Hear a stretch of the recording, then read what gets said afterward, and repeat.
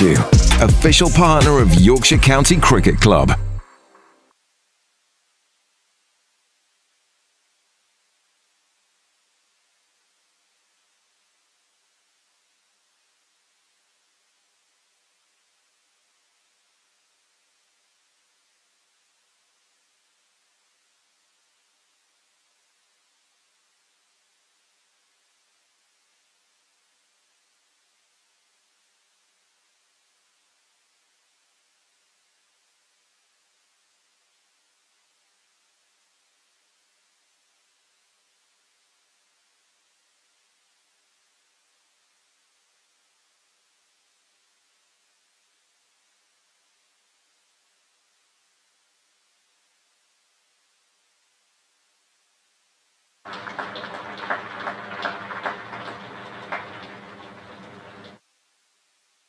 Well, good morning. Very warm welcome from Headingley on day 2 of Yorkshire versus Warwickshire in this County Championship Division 1 match that saw yesterday Yorkshire bowled out for 205, having been put into bat when Alex Davies, Warwickshire captain, won the toss.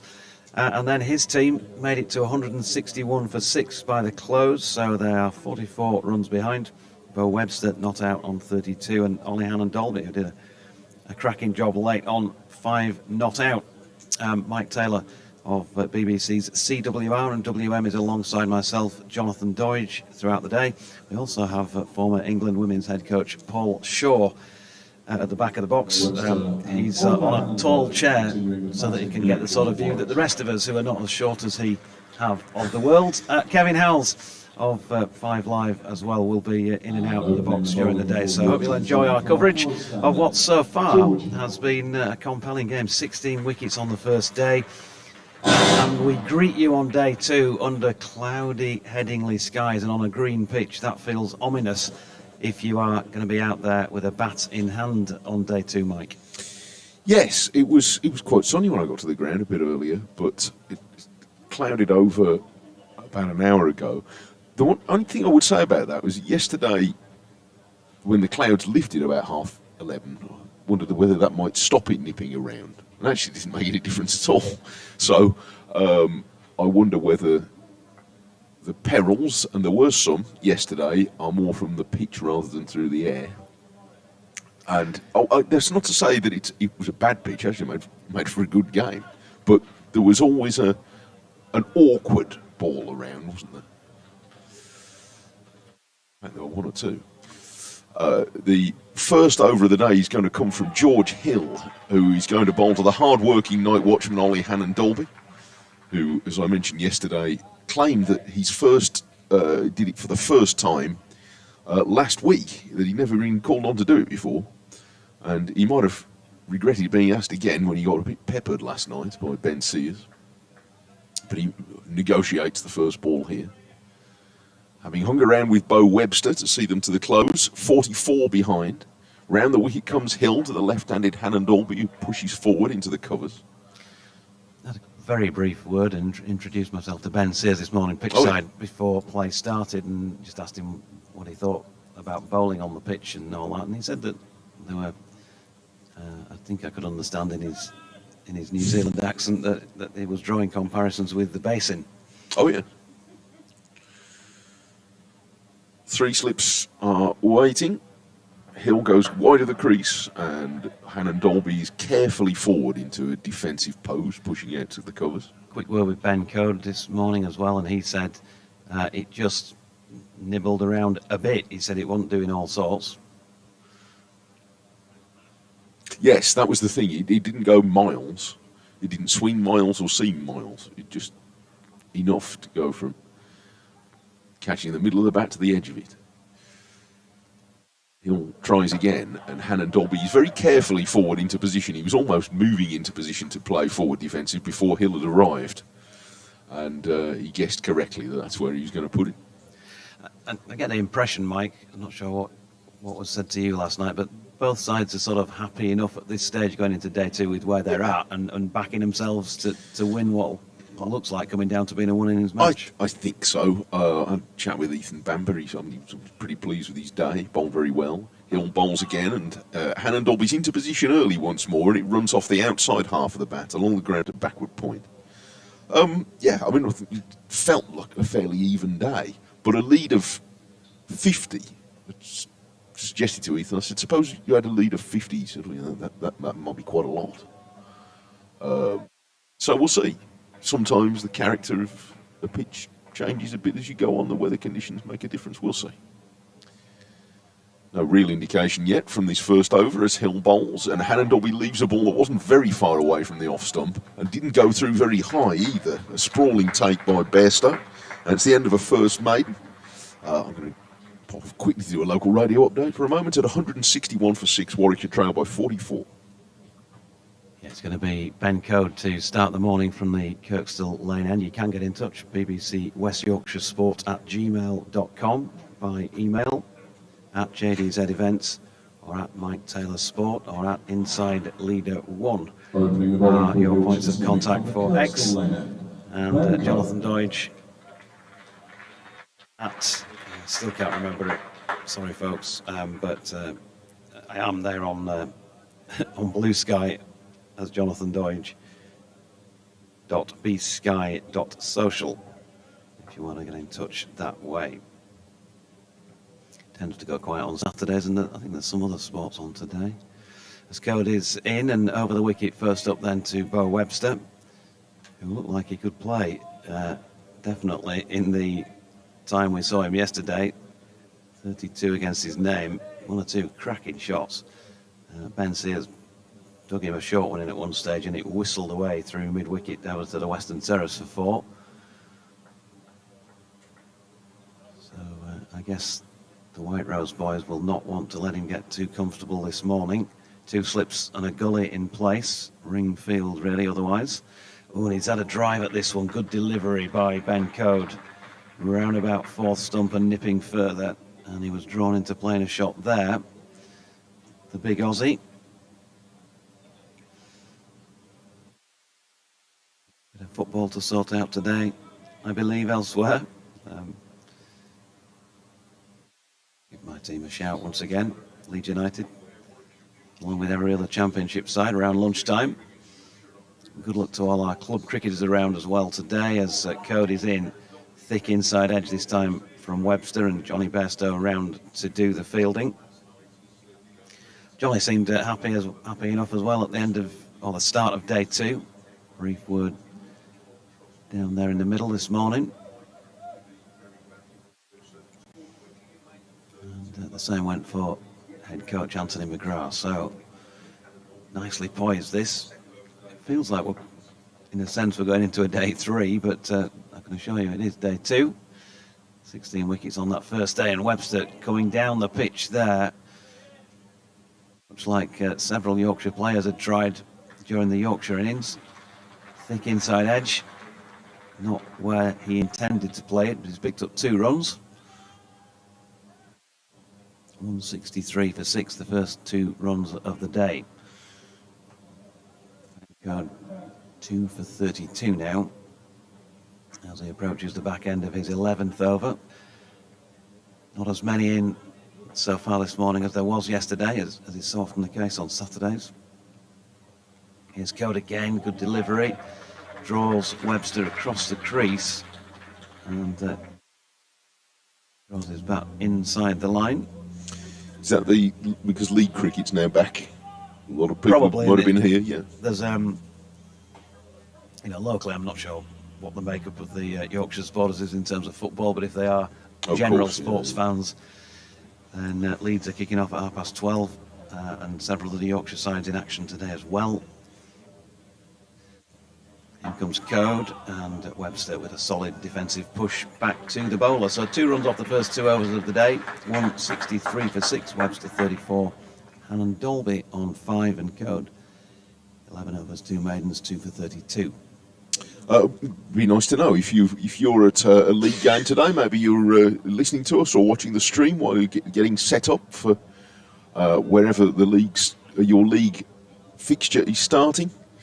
Whether it's here in Yorkshire or back in the West Midlands, in any of the West Midlands leagues, the Warwickshire League or Birmingham League or any of the others, then do let us know. There's various ways you can get in touch. You can tweet me to @Mike Taylor Sport. Jonathan will give you his details in a minute.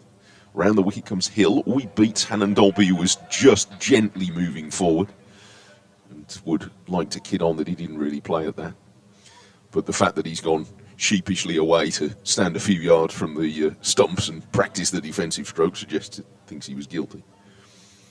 But yes, if you're in a league fixture today, maybe it's the first home game of the season, then do let us know where there's cricket near you to watch today. Hill comes round the wicket and passes the shoulder of the bat quite comfortably. Hannon Dolby missed that by quite a long way. However, the longer he hangs about this morning, the better. There's always that annoyance factor, isn't it, from the man who's been in the night watchman. He's got a job to do on the night he goes in, but then if he can hang around and whack a few the following morning as well, a few, almost feels like free runs if you're the batting side. Well, even if he just hangs around while Bo Webster whacks a few. Hill bowls and a stylish, well-practised, in front of the bedroom mirror lead from Hannon Dolby, who places his front foot and then twirls the bat out of the way. Very proud of his obstinacy as a bat. He was telling me last week, he said, think of all those runs when I'm batting that we've turned down. Those long singles while I've been hoovering up the strike, trying to protect a higher order player. He said, if I had all them, I'd be averaging loads. Now he's chipped over the bowler's head and it falls short of mid-on. That was a miscue from Hannon Dolby. Chipped it directly over Bo Webster, the non-striker, and Code looks very disappointed that he didn't quite arrive in time and got a whack on the shins instead. Yeah, it was almost like a golfer chipping to the pin, and Ben Code being the pin when he was standing still, and he might have run on to drop in the hole actually. Hill goes right to the edge of the crease, and this time he does find the outside edge, and Hannon Dolby is out for his overnight score of 5. Edging low to the wicket keeper. The first wicket falls with the addition of just 2 runs to the Warwickshire total today, 163 for 7. Hannon Dolby caught Bairstow, bowled Hill for 5. Warwickshire 42 behind. Yep, lovely delivery from George. He's bowled a few already this morning that were clearly just angled in from round the wicket there and then holding their line. And Hannon Dolby has been good enough to not get a bat on a few of them. Yes. Obviously there was the little lob just before that. But yeah, this time not good enough to get out of nicking that Hill delivery. Dangerous bowler George, as I keep saying, and as he keeps showing us. And what a turnaround in figures again for him. 9 runs off his first 5 balls, I think I said it yesterday. And he's just about to finish his 11th over. And they've only added 9 further runs off him during that time. And he's now picked up a couple of wickets. Kai Smith at 9, which is artificially low for him, batted 7 in the first 2 games, but obviously there's Webster to accommodate. And they used Hannon Dolby as night watchman. So the young wicketkeeper, just 20, but with a bit of batting talent that we discussed yesterday. His memorable 100 in the One-Day Cup against Worcestershire last year, and helped to win a very tight game at Hove in that competition as well, and twin 50s in at Durham. This will be challenging though. A no ball from Hill coming over the wicket for the first time this morning. Smith are letting it go, but Warwickshire pick up 2 more runs anyway. 20-year-old Smith in Dubai to a family with some South African heritage, but living in England for some years, schooled in Kent. And now with Warwickshire waiting for Hill, who bowls closer to the off stump, and Smith leaves it. And it's the end of a successful over for George Hill. The end of it, Warwickshire 40 runs behind at 165 for 7. Hill now 2 for 20 in 11 overs. Yeah, bowling very well. Yorkshire just wanting to obviously finish off this Warwickshire innings as quickly as they can, try and take a little bit of a lead. But when it's only 40, that can evaporate quickly. We saw some quick runs scored lower down or in the middle order, I should say, the back end of yesterday. Code in. Oh, now then, that's have you got any chalk, sir? That's going to be 4 through long on. But dearie me, Bo Webster was trying to hit that one somewhere down Kirkstall Lane and lofted away over the western terrace, right on the end of the bat. It shows you how powerfully he hit it, because he's picked up a boundary, 38 to him, 169 for 6 now, and that lead 36, or deficit. Threw the shot a bit early. But he is a big man. I haven't had any further offers, by the way. I did float the idea last night that Webster and Hannon Dolby is the tallest available batting partnership currently in county cricket. But if you know better, or want to name the shortest available partnership, let me know. Here's Code. Now then, that one shorter of length and definite nip off the pitch. Where Bairstow took it well across in front of Joe Root at first slip. Is Johnny Bairstow going to come up and stand up to the stumps? He is. Yes, might not be a bad idea. Code you can do that with, not quite as quick as some of the others, but he's such a clever bowler. Not dissimilar to Hannon Dolby in the Warwickshire lineup. Similar sets of skills. Yeah, we saw Kai Smith and we standing up to Ollie, yeah.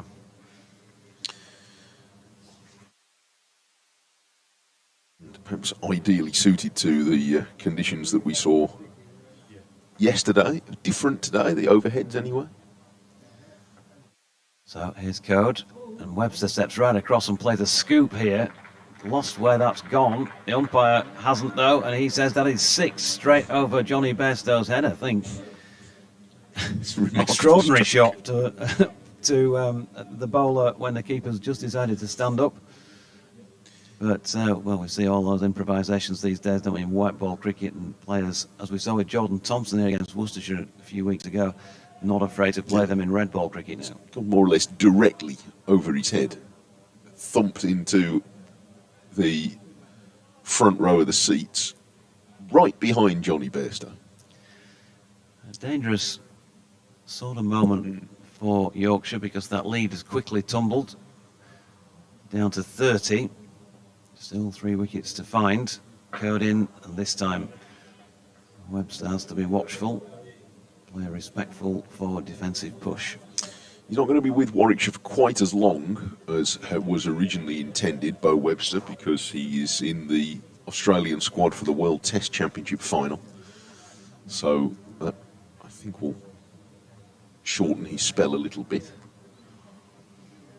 Warwickshire's plan with the 4 overseas signings they've made for different parts of the summer, slightly altered by circumstances. Code in again. Bit of outside contact on this one, but I think he opened the face as well. Webster, to be fair to him, he's run down to third man.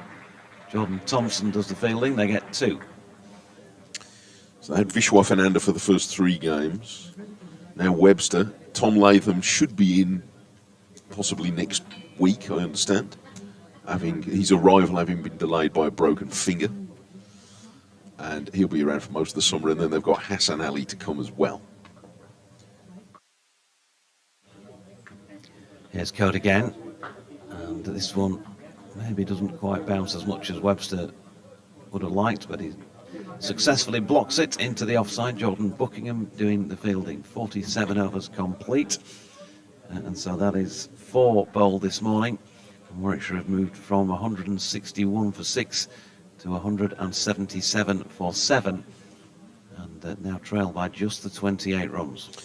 Yes, and it's a close enough game, at least if he carries on in this game, that an hour and a half of explosive batting from any of the qualified candidates to do that in this match, Webster or Brook, who was certainly trying to do it yesterday. All bowls, Smith, who showed a bit of that in the past, although he's very careful here, coming forward and playing and missing at the first ball of Hill's new over. He's been very accurate so far today. It doesn't look as though it's particularly swingy, even though there's cloud cover at the moment. Just nibbling a bit off the surface. Warwickshire felt there was a bit more uneven bounce than they were expecting as well. We saw the odd ball yesterday climb from just short of a length. This is much fuller though from Hill, and Smith is right behind it, pushing it back to the bowler. I think we might be getting a bank holiday off, Mike. Looking that way. You'll be able to go enjoy the West Midlands scenery. I'm sure that there'll be duties.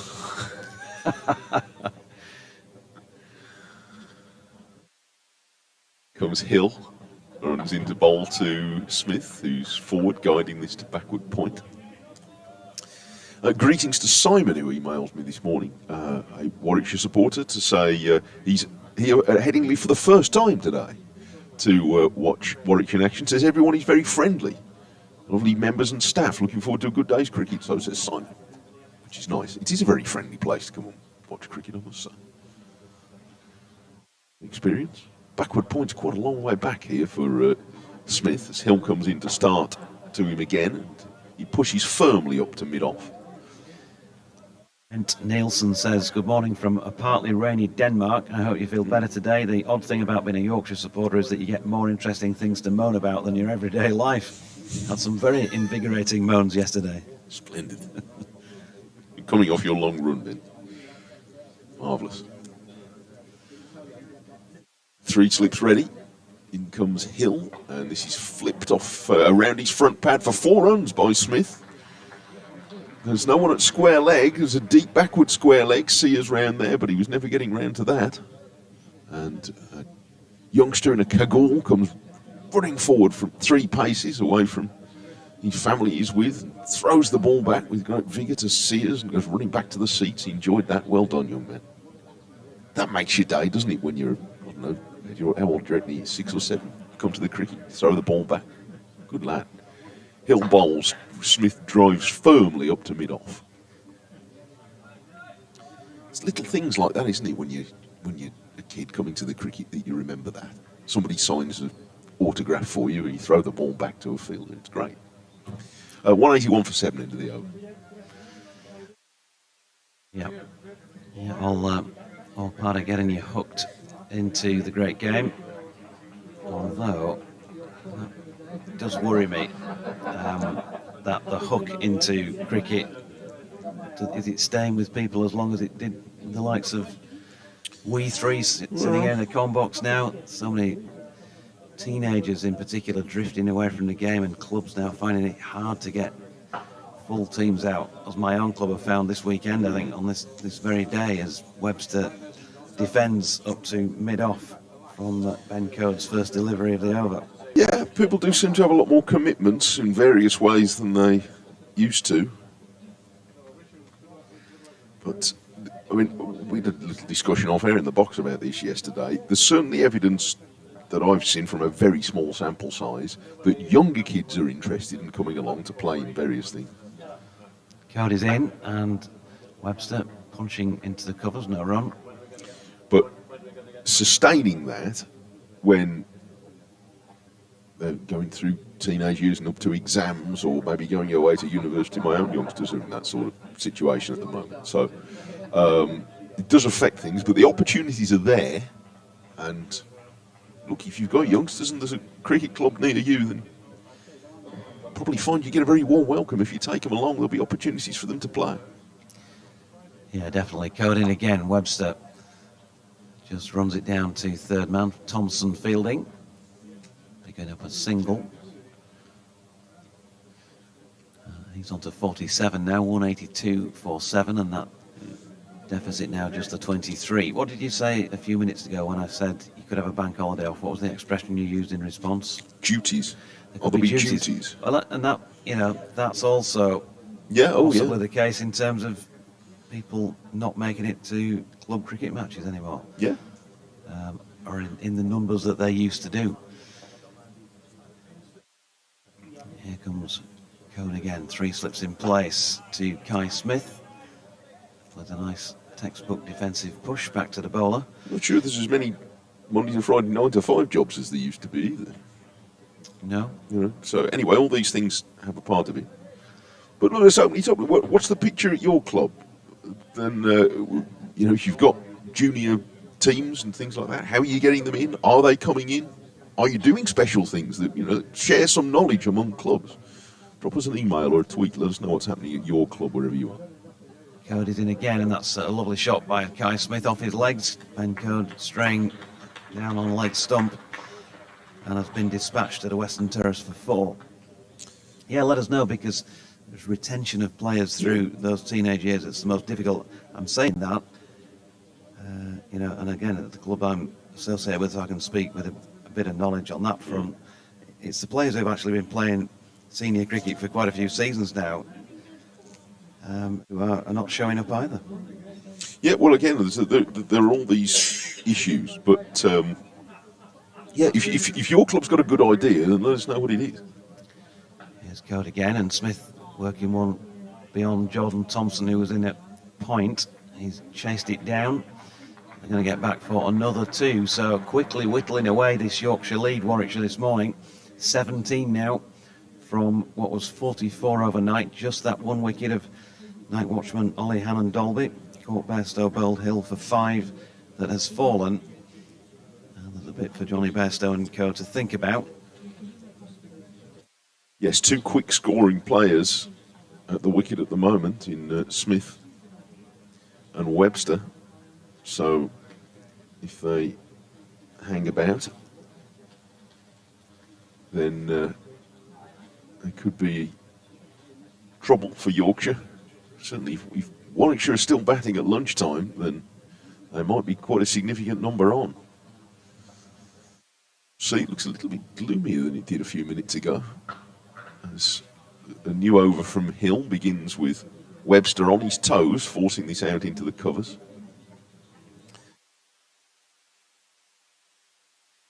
And there isn't a run. Warwickshire's just 17 in arrears now. 47 for 4 yesterday, though things were wobbling a bit.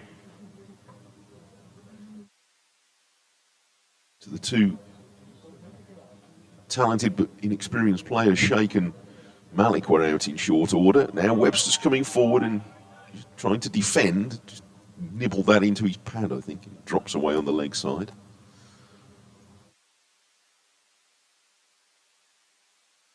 It's an interesting passage of play that yesterday after the 2 openers fell. Sheikh and Malik seemed to settle into their defensive work very well for 20 minutes, half an hour. But as they fell, Warwickshire were wobbling for a while. Mosley and Barnard settled them. Now Webster makes a late adjustment to defend away onto the offside. And there's no run, a flamboyant run around the ball from Dom Bess before Code grabs it. Bess has taken up chief polisher role for the moment, by the look of it. He's got long sleeves, so he's wrapping his hand in the sleeve and trying to work a bit of shine onto the ball, which is in its 50th over now. Hill hurries in, but he doesn't hurry Webster, who's forward defending. So not as big a crowd at the moment as yesterday, but a chatty one. There's rather less flesh on show as there was yesterday when in the sunshine, not surprisingly, only a few in shorts so far. Flesh in Yorkshire? Well, I should say so. Good Lord. Shorts were... I felt quite overdressed in here yesterday. Much to everybody's relief. Hill with 2 slips now, the only close catches, as Webster guiding this to backward point, and they take a short single. The throw at the stumps from Wharton was wide. I think Smith would have made it, but he was scampering a bit. Fortunately, our colleague today doesn't have his shorts on and his hairy legs on show, because that can sometimes blight the commentaries here at Headingley. Does it affect YouTube? It absolutely, really? yeah. I have to tell people not to adjust their sets. It comes to that. 3rd slip going in for Smith, who now also sees that there's a square leg gone back to the boundary. He's already picked a couple of 4s off through square leg. Hill bowls wider of the off stump, and Smith climbs into a square drive, which goes out to Wharton at quite round a bit at 3rd man. And goes straight to him. They take 1. It's the end of the over. 190 for 7 Warwickshire, who have advanced their score by 29 already this morning and now trail by only 15 runs. Incidentally, I didn't see during yesterday the overrate numbers that came up, but it is showing on the scoreboard today that Yorkshire are currently 3 behind, and I imagine Warwickshire must be similar as well, because we have seen all seam in this match so far. Yep, so needing to get on with things in that respect as well. Wouldn't want to lose any unnecessary points. Kirk's to the lane end, bowling here to Smith, who's walking into this and dropping into the offside. No run elsewhere. They're playing at the Utility Bowl at Southampton. Still the first innings of the match there. Durham 344 for 5 after 102 overs, so close to another batting point. Essex 206 all out at Taunton yesterday, where Somerset have resumed their innings this morning and are now 24 for 1 in the 13th. Good bowling to Smith, takes that one on the splice and runs it out to point, no run. In Division 2 at Lords, Kent 129 all out yesterday. Middlesex have a lead of 48 now, 177, but they've lost 5 first innings wickets, so that one's developing. Glamorgan 349 for 7 at Sophia Gardens, having been put in by Derbyshire yesterday. Can be tricky, can't it, taking wickets down at Sophia Gardens? Depends on which end of the square you're on sometimes. At Leicestershire 304 all out, Northants 27 without loss at Grace Road, as Smith plays a lovely little push up to mid-off, where they get through for a single. And Lanks 363 for 6 against Gloucestershire at Old Trafford. Running quite well at the moment, these two. Picked up a couple of good sharp singles in the last 5 minutes.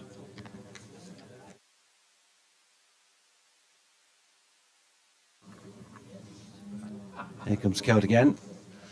Ooh, that goes under for 4. Keeps very, very low. Grubs past any grasp that Johnny Bairstow can get on it, and you can hear the dull thud into the advertising board at the Howard Stand end.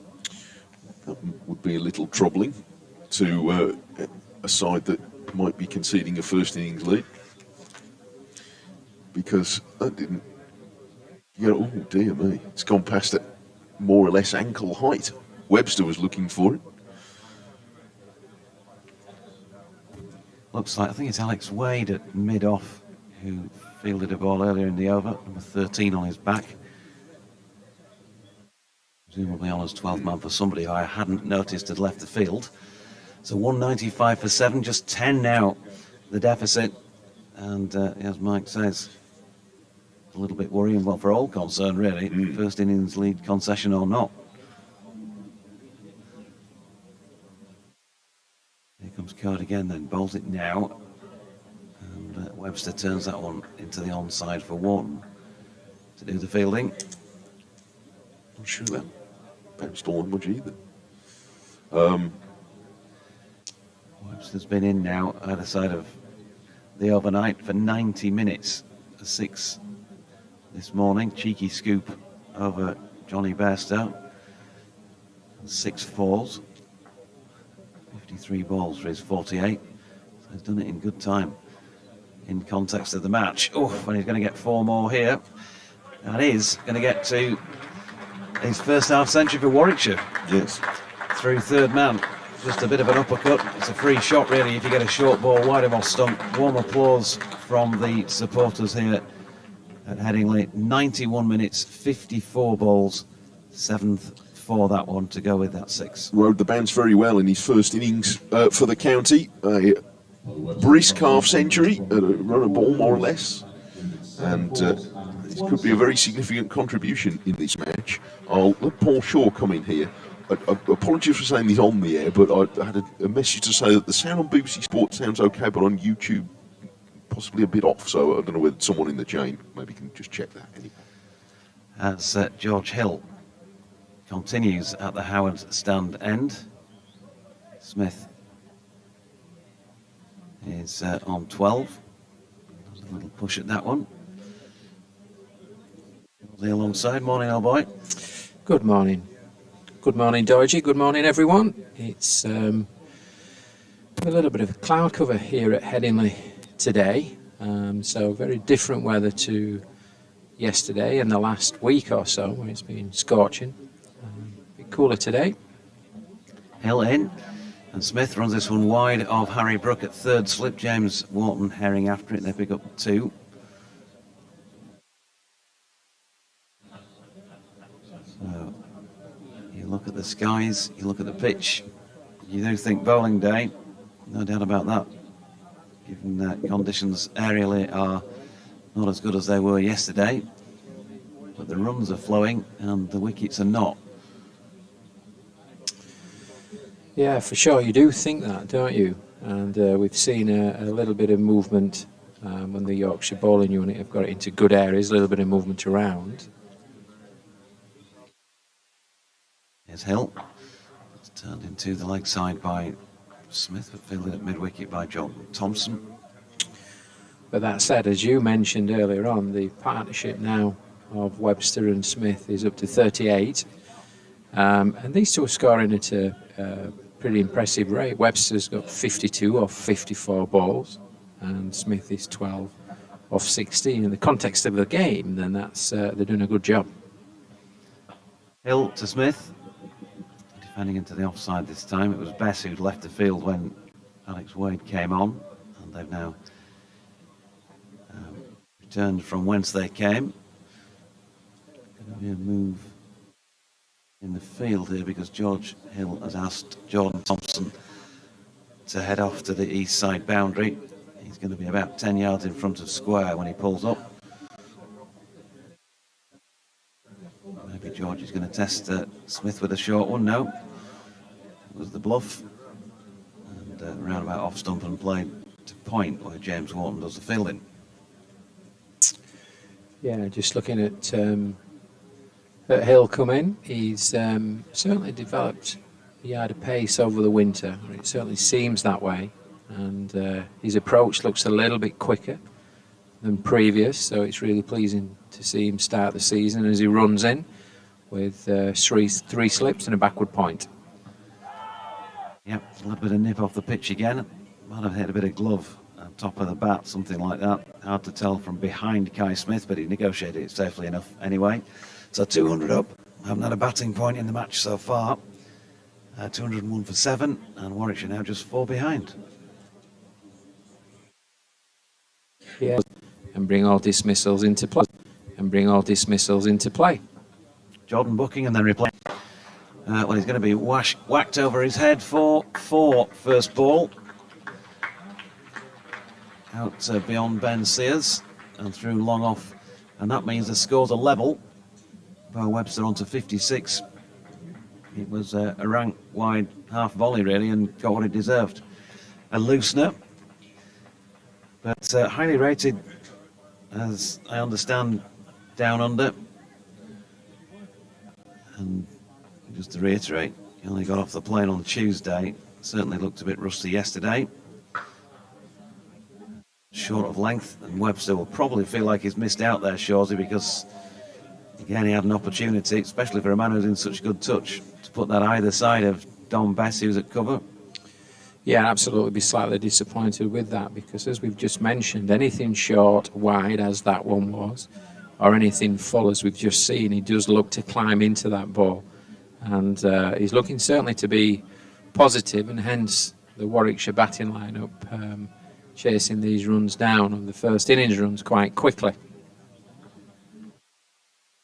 Here's Buckingham again, and this time he is hammered away. Dear me, he's really put some power into that one, as Bo Webster, dismissive, and gets it away beyond the left hand of Don Bess, who didn't even try and dive for it because probably couldn't react quickly enough to get your hand on that. He really did give it a thump. Absolutely, that's short and it's wide. And I think what you've said there, dismissive, the word you've used, I think is absolutely accurate. And he's pounced on that ball and hit that with real power across towards the east stand boundary. And as he moves on, Webster moves on to 60, the score 209 for 7. So a lead of 4 for Warwickshire, and that's going to be another 4 because he's played pretty much the same shot. So Buckingham, he's not learning here, is he? And that's disappointing. We've all got to get loose and all those sorts of things. But it's not a good over so far. And 3 boundaries from some pretty loose stuff. Yeah, he's just struggling for his lines, really, isn't he? It's the width that's enabling Webster just to free his hands and get his hands through the ball and generate the power that way. And I'm sure he'll be looking to dial in up his lines and his lengths. That's a bit better, and he gets Webster on the front foot this time, pushes it to Bess. Yeah, it'll be interesting to see if he can find the range, Jordan Buckingham, because there's definitely something there. But doesn't matter what form of cricket you're playing, if you're throwing it wide of off stump and halfway down the track, you're going to get punished. And certainly against quality players. I mean, Webster is a good. I think he's a very good player coming through, and he's pounced on everything. Interestingly enough, the run rate's gone up to 4.03 this morning. Yeah, Buckingham in again. This time Webster opens the face. They put a sweeper out square. Jordan Thompson fields and keeps them 2-1. So Webster will keep the strike. Jordan Buckingham just having a scratch at the point where he's putting his front foot down at the end of the over. Johnny Bairstow is making a point of going over for a word with him. Looks like we've got a Leeds fan just enjoying a refreshment, a liquid refreshment, as the two of them sit and enjoy the first 40 minutes of play today. I'm not sure he'll need any sun cream, certainly not this morning. And in that first 40 minutes of play, Warwickshire have added 51 runs for the loss of just the 1 wicket. George Hill, I hasten to add, barely responsible for any of those. 2 for 28 off his 14.1, his first ball of this over to Webster. Was pushed to Don Bess in the covers.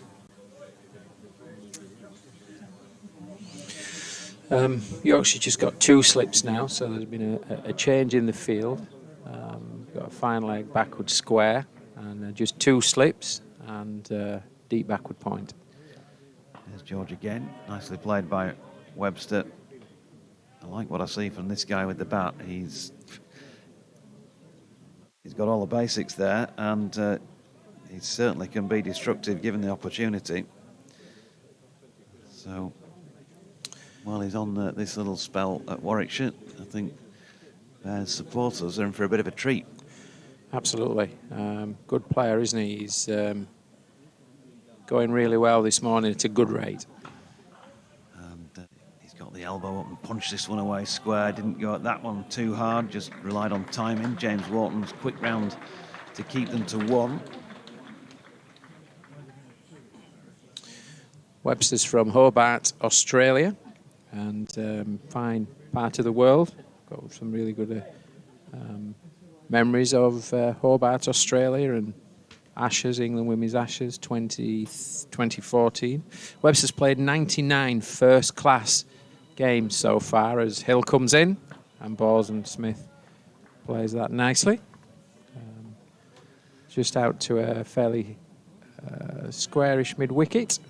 The score's 215 for 7, and this partnership it's really accelerated since they've come together. Now 52, and both Webster on 66 and Smith and 14 are playing beautifully as Hill starts his approach.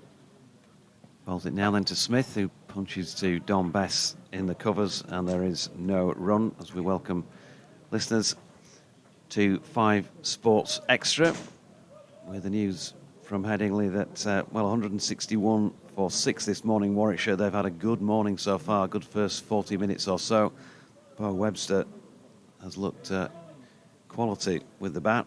He was 32 not out from 31 overnight. He's made it to half century and beyond. 66 on the board for him now as Smith has a drive at this latest Hill delivery, which was on the rise and clearly nibbled a little bit off the pitch just couldn't get the player to get a nick on it. George Hill has bowled well, 2 for 29 of 15 overs, 5 of which have been maidens, and he's taken the sole wicket to have fallen, that of night watchman Ollie Hannon Dolby, who he got to nick one through to Johnny Bairstow's gloves for 5. That was just 2 overs and 5 balls into the day's play.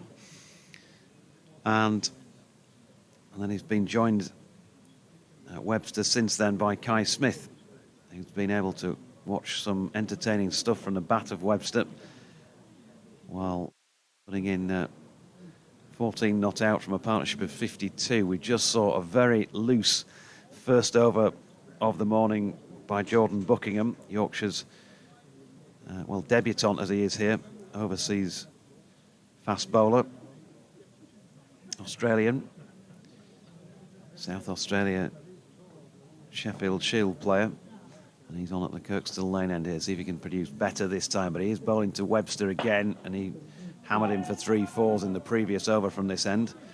He's just played a very firm defensive push back past the bowler, fielded by Code, who was tidy himself, Ben Code, starting as usual from the Kirkstall Lane end this morning, 2 for 56 from 14 overs against his name. But Buckingham at the moment from 9 overs going at 7.11, and in a low-scoring game, you can't afford too much of that, can you? Warwickshire had gone in front by 10 runs here at 215 for 7, and here comes Buckingham again. That's better, and Webster just feeling for that a little more uncertain in how he played it. Yeah, that's a better line, isn't it? Much better line, and decent length. It's much straighter, so it doesn't allow Webster to free his arms and access that power that he has. And he looked a little uncomfortable there. But also that type of line and length, if there's any deviation, as we mentioned earlier, or that little bit of extra bounce, which is in this pitch, it brings you back into the game as a frontline bowler in a bowling unit. Buckingham making his way in again. It's wide of off stump and loose once more, and he's got away with that. It was so wide, Webster straining to play it, and he's pretty much stabbed it straight to cover, where it looks like Harry Brooks moved out and slipped to go and field. So they're having to ring it more and make it less attacking now, just the 2 slips in. That's what happens when runs are scored in these, manner, quick runs. Forces those changes. And the feeling of the game has changed to some extent. It's still only a 10-run lead. Buckingham in. Webster pushes up to Sears at mid-off, who tries to throw down the stumps at the bowler's end. Bess makes a half stop with his backing up effort, and they decide to stay put. So 1 run the result. But I think every Yorkshire player out there will want to see the back of Bo Webster as soon as possible, because he, at the moment, is threatening to make life very, very difficult for them. If a 50-run plus lead, you feel he's going to be worth notionally a fair few more. Yeah, absolutely, and he's not just looking to be positive with boundaries. I mean, he picked up a lovely quick single there with Smith, who supported him well for quick singles, so I want to dismiss him as soon as possible. Yeah, meanwhile, it's Kai Smith. Ben Code with a dive to his left at mid-on to try and take the catch, but couldn't reel it in. Goalkeeper-style dive, and Kai Smith, gets away with one. And when it's not going your way, Jordan Buckingham, it just isn't, is it? On another day, that would have dollied up, wouldn't it? Straight to mid-on, simple catch. But on this day, he's doing it tough in these first couple of overs. And he would have loved a little bit of luck on his side. He's picked up 1 wicket so far. First of the lot, Alex Davies. Webster turning this latest delivery out to square leg for a single. So 218 for 7. 13-run lead. Yeah, we're very fortunate up here because we've obviously got a pretty good view of the middle from his position in the commentary box, but we also have a big screen in the commentary box, which gives us, if you like, real-time replays. And I've just been looking at that one and looking at the chance that Smith gave. he just got slightly ahead of the ball, so he allowed the blade to get in front of the hands. It was a little bit early, hence the ball going up into the air to create the opportunities we've just seen there on the replay. So unfortunate for the Yorkshire bowling unit, but Hill comes into ball to Webster, who was looking for the quick single, but Bess was around quickly in the covers to pick that ball up and stifle any opportunity of a quick run. Yeah, just looking at the context of the game, it is changing. It's changed certainly in the last 40 minutes or so with these two coming together. Partnership now 55 as Hill comes into ball to Webster. Yeah, he was slightly turned, isn't he? Yeah, he's just replayed the shot to try and get it to the leg side, and it ends up going out to Don Bess at cover. So, again, that's just evidence that there's something happening when George is bowling it here on this grassy surface. Two different lengths of grass, 14 millimetres and 12 millimetres. I think it's fair to say that whichever it is, there's a fair bit on. As Hill bowls again and Webster shoulders arms. I can be even more accurate, even more specific than 12 to 14. It's actually 12.5 millimetres of grass on the pitch. Richard Robinson, the grounds manager, the wonderful grounds manager here with a fantastic team, hasn't he, supporting him and producing, good conditions to play. Is that the same Richard Robinson that told me it was 14 the day before the match? Yeah, well, it could well be. So these things, it depends on I guess it depends on the levels, don't they? The tape measure you use at the time.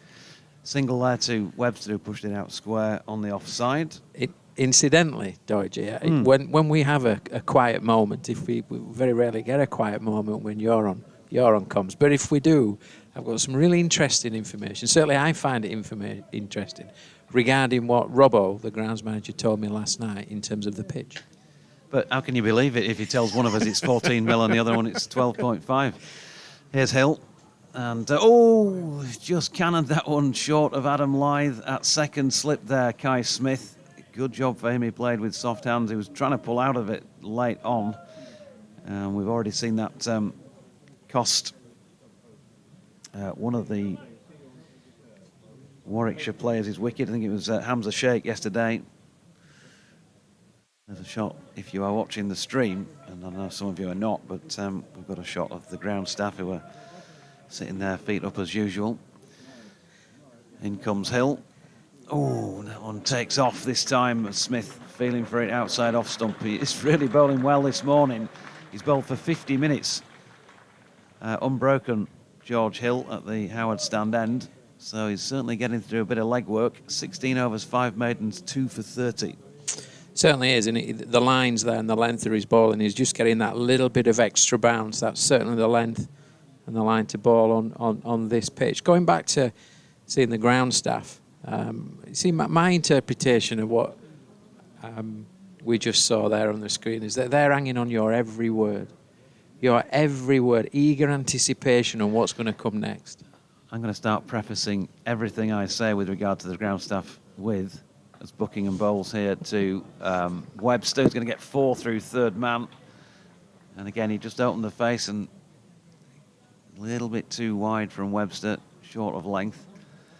From Buckingham, I should say. I'm going to start prefacing everything I say with, if they are to be believed, the ground staff think that this is. I'm sure that if you're kind to them, the next time they're aware that they're on the big screen, they might just give you a little wave. They'll certainly not be coming on air any time in the future, giving them airtime. After these mixed messages. Here's Buckingham, good delivery this time. That's much better. He's got a no ball out of it though, dear me. Would you believe it? Nothing's really going right for him so far. Because for the first time, lengthwise, that had Webster. Look, he's in two minds. He's pushing at a ball away from his body. It's nipped off the pitch. And it carried through well enough. But he's overstepped.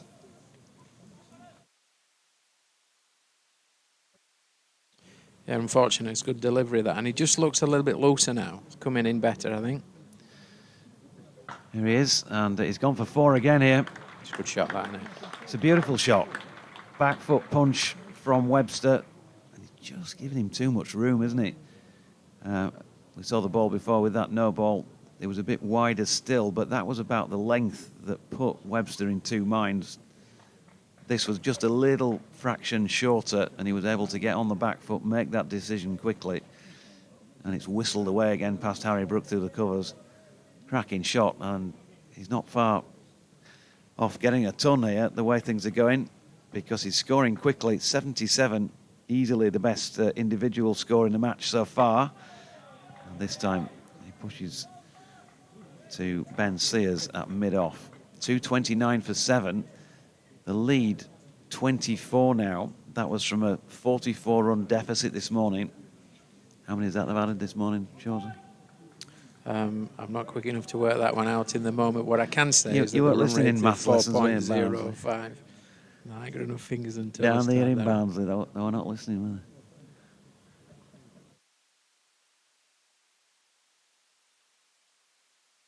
Jordan Buckingham, has he got a comeback?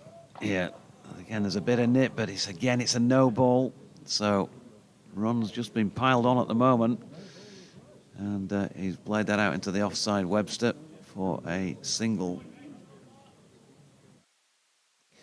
So 27 now the lead, 2:32 for 7. 27 doesn't sound like much. But at 106 for 5, not dissimilar to what Yorkshire were at one stage. They've gone well in the back half of their innings so far. Have the Bears. And Kai Smith is on strike. This time Buckingham drags it down the leg side. Bairstow has to get across to make the take. 69 this partnership worth. Yeah, and one of the key players in this partnership is Bo Webster, the Australian all-round. And just having a little look at his stats. He's already played 3 test matches for Australia, scoring 150 runs. High score of 57, average of 50.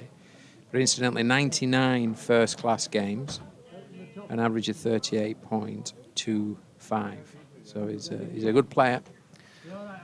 Oh, he's had a go at this one, as Smith. It takes off wide of off stump again.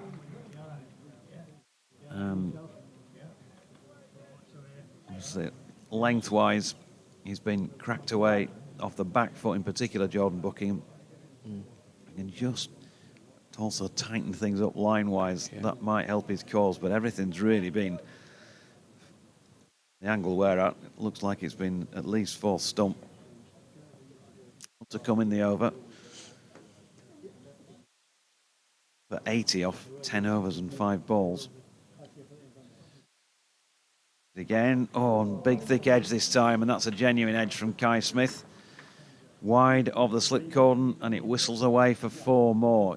How long can you keep the experiment going? You've got to bowl him in the sense that you need him to try and find a rhythm. But 31 quickly accumulated in front, 1 for 84 off 11. It's a costly experiment at the moment. 73-run partnership. And so since the wicket fell, 11:08 this morning, 45 overs and 5 balls in, I make that 11 overs and 1 ball, Shawsey, and they've added 73. Yeah, they're going at a really good rate this morning. And as you say, this partnership's already 73, with Smith on 19 and Webster on 78. So from a Warwickshire coaching perspective, they'll be really happy with how they've applied themselves, their skills, their attitude, the mindset this morning, because they've looked to be positive and pounce on any loose balls, whether that be full, short or wide. But what they've also looked to do is negotiate the little bit of movement that's still out there and still available within the pitch. So Yorkshire will be frustrated and just not worried, but concerned around the lead that the Warwickshire team are beginning to build. And obviously Warwickshire will be delighted with the start that they've made this morning, certainly in the first hour. It's been all Warwickshire other than 1 wicket that Yorkshire have taken. George Hill is going to continue at the Howard Stand end of the ground. Our colleague Mike Taylor has come up with the stats of the morning. Thanks to Mike for doing so. He's just written down on a piece of paper. George Hill bowling here to Webster, who for the first time really this morning plays a false shot. Inside edge, but clearly nowhere near cannoning onto his stumps. It's been fielded by Sears at long leg, 1 run. So George Hill, prior to that delivery, 7 overs, 1 maiden, 1 for 12 this morning. Ben Code, 4 overs for 26. I thought he was tidier than that, actually, but Jordan Buckingham, 3 overs for 33. So all the runs have been coming from the Kirkstall Lane end. 7 overs at this end for 59 compares to 7.1 overs for 13 from George at the other end. What a massive difference. Thanks, Mike, for that. As George is in again. Good delivery. He's got him. That's a beautiful delivery from George Hill. Just the finest of nicks from Kai Smith and the simplest of catches from Johnny Bairstow. Partnership of 74, a superb partnership of 74 comes to an end. And although Smith didn't score that many of them, he was hanging around there and doing his little bit to just help Bo Webster take things away from Yorkshire for the moment at least. 19 from a 48-minute stay at the crease. 31 deliveries and 3 fours there for Kai Smith, and Warwickshire 237 for 8. And Smith has done a really good job there for the Warwickshire team, but this is a good delivery from Hill. We're going to see if we see the replay again as he comes in tight to the stumps. It's the lines, the length, and then that little bit of bounce gives the almost the shoulder of the bat as it goes through to Bairstow. Hill's bowled really well yesterday and today. And, he's played a number of games now for Yorkshire, 50-odd games I think he's played, and certainly he's coming into his own both with bat and ball, but he'll be delighted with that, as will the Yorkshire faithful. And the Yorkshire team at the moment, they needed that breakthrough. The partnership was 74, as Doige has just shared. So big breakthrough for Yorkshire here at Headingley. The score moves on to 237 for 8. And Webster, 79 not out. He's now joined at the crease by Booth. We still have a fair bit of cloud cover. And whenever Yorkshire bowlers have got the ball in the good areas, the tight areas, we've seen a little bit of deviation off the pitch. And we've also seen a little bit of variation in bounce. There's certainly some good bounce in this pitch. If the Yorkshire bowlers bend their back. And we saw in that instance, Hill, good areas, for a little bit of extra bounce. Caught the outside edge of Smith's bat. He went through to Bairstow for the breakthrough to break that very good partnership from Warwickshire. So George Hill then to Booth, who's pushing out to Wharton. Backward point, first ball. And there is no run. Extra slip pulled into play now for the new batter, Booth. Right-hander. Let's have a look at his career stats. Harare-born Michael Booth, 24 years of age, and playing just his 8th first-class match, averaging 25. That one just takes off a little, and played it well enough with soft hands to drop it out square on the offside. He has got a first-class half-century to his name, 58 not out of a total return of 152 runs. What a picture that is, the plane just about to fly over Headingley Stadium. What a great sight that is, as Hill comes in. Yep, and driven down the ground. Lovely shot. I think I'm right in saying first boundary of the day off George's bowling. And so Booth on to 4. Lead moves on to 36. We're going to make a change in the comm box as well when Mike's done his next update. Yeah, good shot that from Booth, wasn't it? A little bit full from Hill, just full enough. That's a great shot. Head in line with the hands, head over the ball, strikes the ball down the ground, gets full value for that for 4 runs as Hill comes in again to bowl to Booth. Yeah, this time gets a delivery about off stump and defends it. So end of a wicket taking over for George Hill. 3 for 35 off 17 overs, 5 of which have been maidens. He's bowled for the full first 61 minutes here. That's 8 overs now this morning. And I think I'm right in saying they got 5 off that over. So it'll be 8 overs, 1 maiden, 1 for 17. As the plane just flies by, it's just flown over Headingley. We can see as it continues on its journey in the grey skies, just hovering above Headingley. And we've got a change of bowling here. Ben Sayers is coming into the attack from the Kirkstall Lane end. And yeah, we just had a little look round the ground. It's time for a snack, I think, Doige. We've got one or two having a little nibble in the stadium. Oh, it might be a ham sandwich, that. It's a ham sandwich, bacon butty, perhaps. What have you ordered for your lunch? I've ordered a jacket potato with beans and cheese. Oh, okay. But I had a battle in my head about the cheese, because there's a lot of calories in cheese and things like that. You know, I like to keep myself in trim. Yep, you've got to look after that. That blender figure. 241 for 8 then. Ben Sears into the attack at the Kirkstall Lane end, and he's going to get deposited out deep into the onside first ball there. Webster falling over it slightly. Good piece of fielding by James Wharton, who had to be quick across the ground. And he saved Sears 3 runs because they only got the single. Yeah, good bit of fielding that, wasn't it? As you say, cover the ground quite quickly. He's on the practice area there, so it's quite a abrasive area of the ground when you go to ground. So cover the ground well, picked up the ball quickly, got the ball in, and as you rightly say, saved a few runs. Oh dear. There.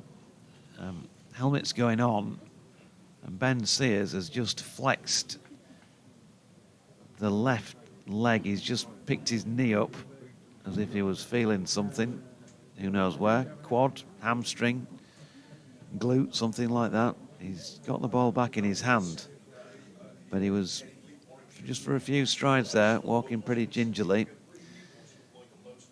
Comes in now, and that's a good delivery at Booth, which nips slightly. Bairstow moves across first slip to take it. Seems to be moving okay now. Good morning to, or good afternoon as it is now, to Mark Falkingham, who's at Harden Cricket Club, watching them play against Kirkstall Educational, who are actually just around the corner, literally from the ground here, quarter of a mile or so. But they're on their travels over to Harden, which is just up in the hills above Bingley.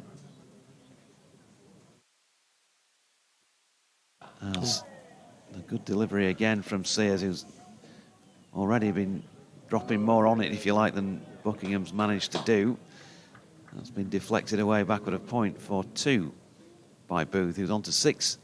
244 for 8, but the lead 39.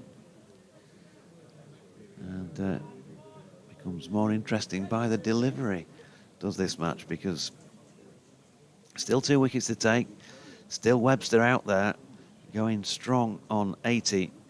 And he's really having a big impact on the way this match is going. At the moment, Booth on strike. Sears comes in, and there's a bit of pace about that one. It was on Booth more quickly than I think he thought it might be.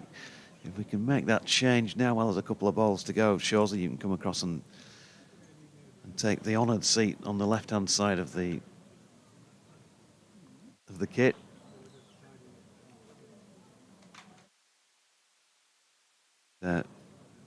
We've been sitting in the honoured seat, obviously, with award-winning commentator Mike Taylor to my right. See, this happens at home. I'm not allowed anywhere near the controls. Very important. Same happens with our telly remote.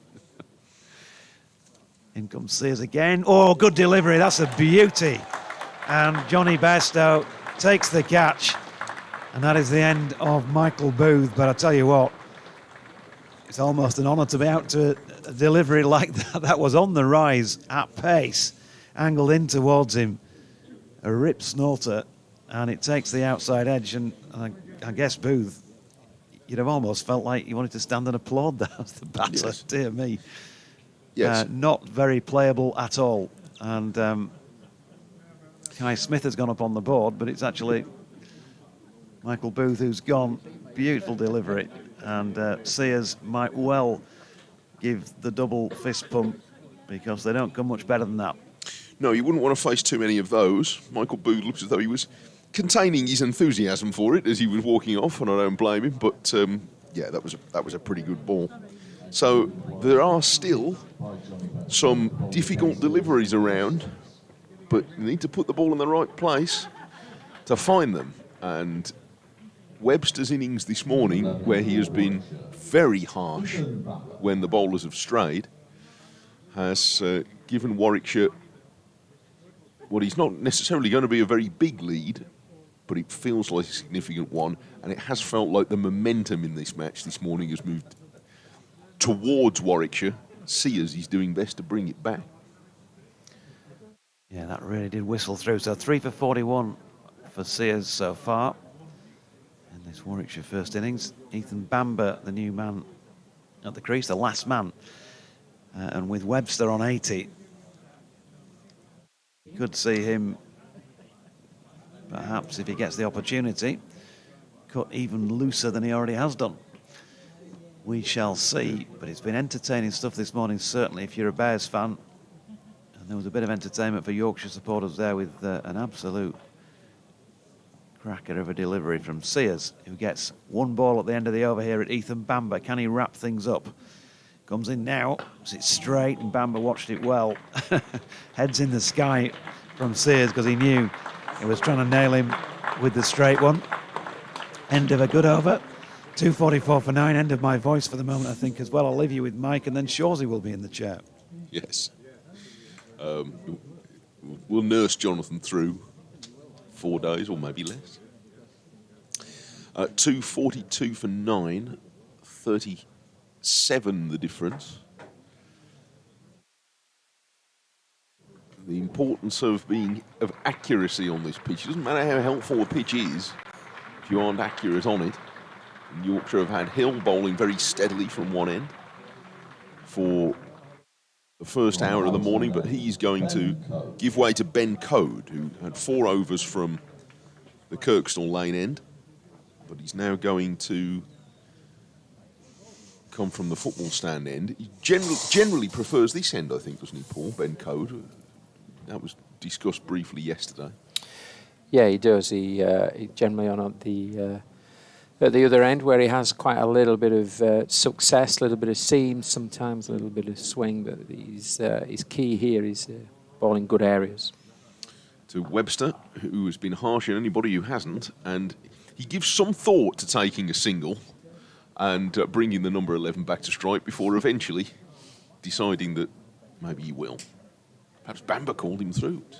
Come on, you might be 81 not out, but look at this.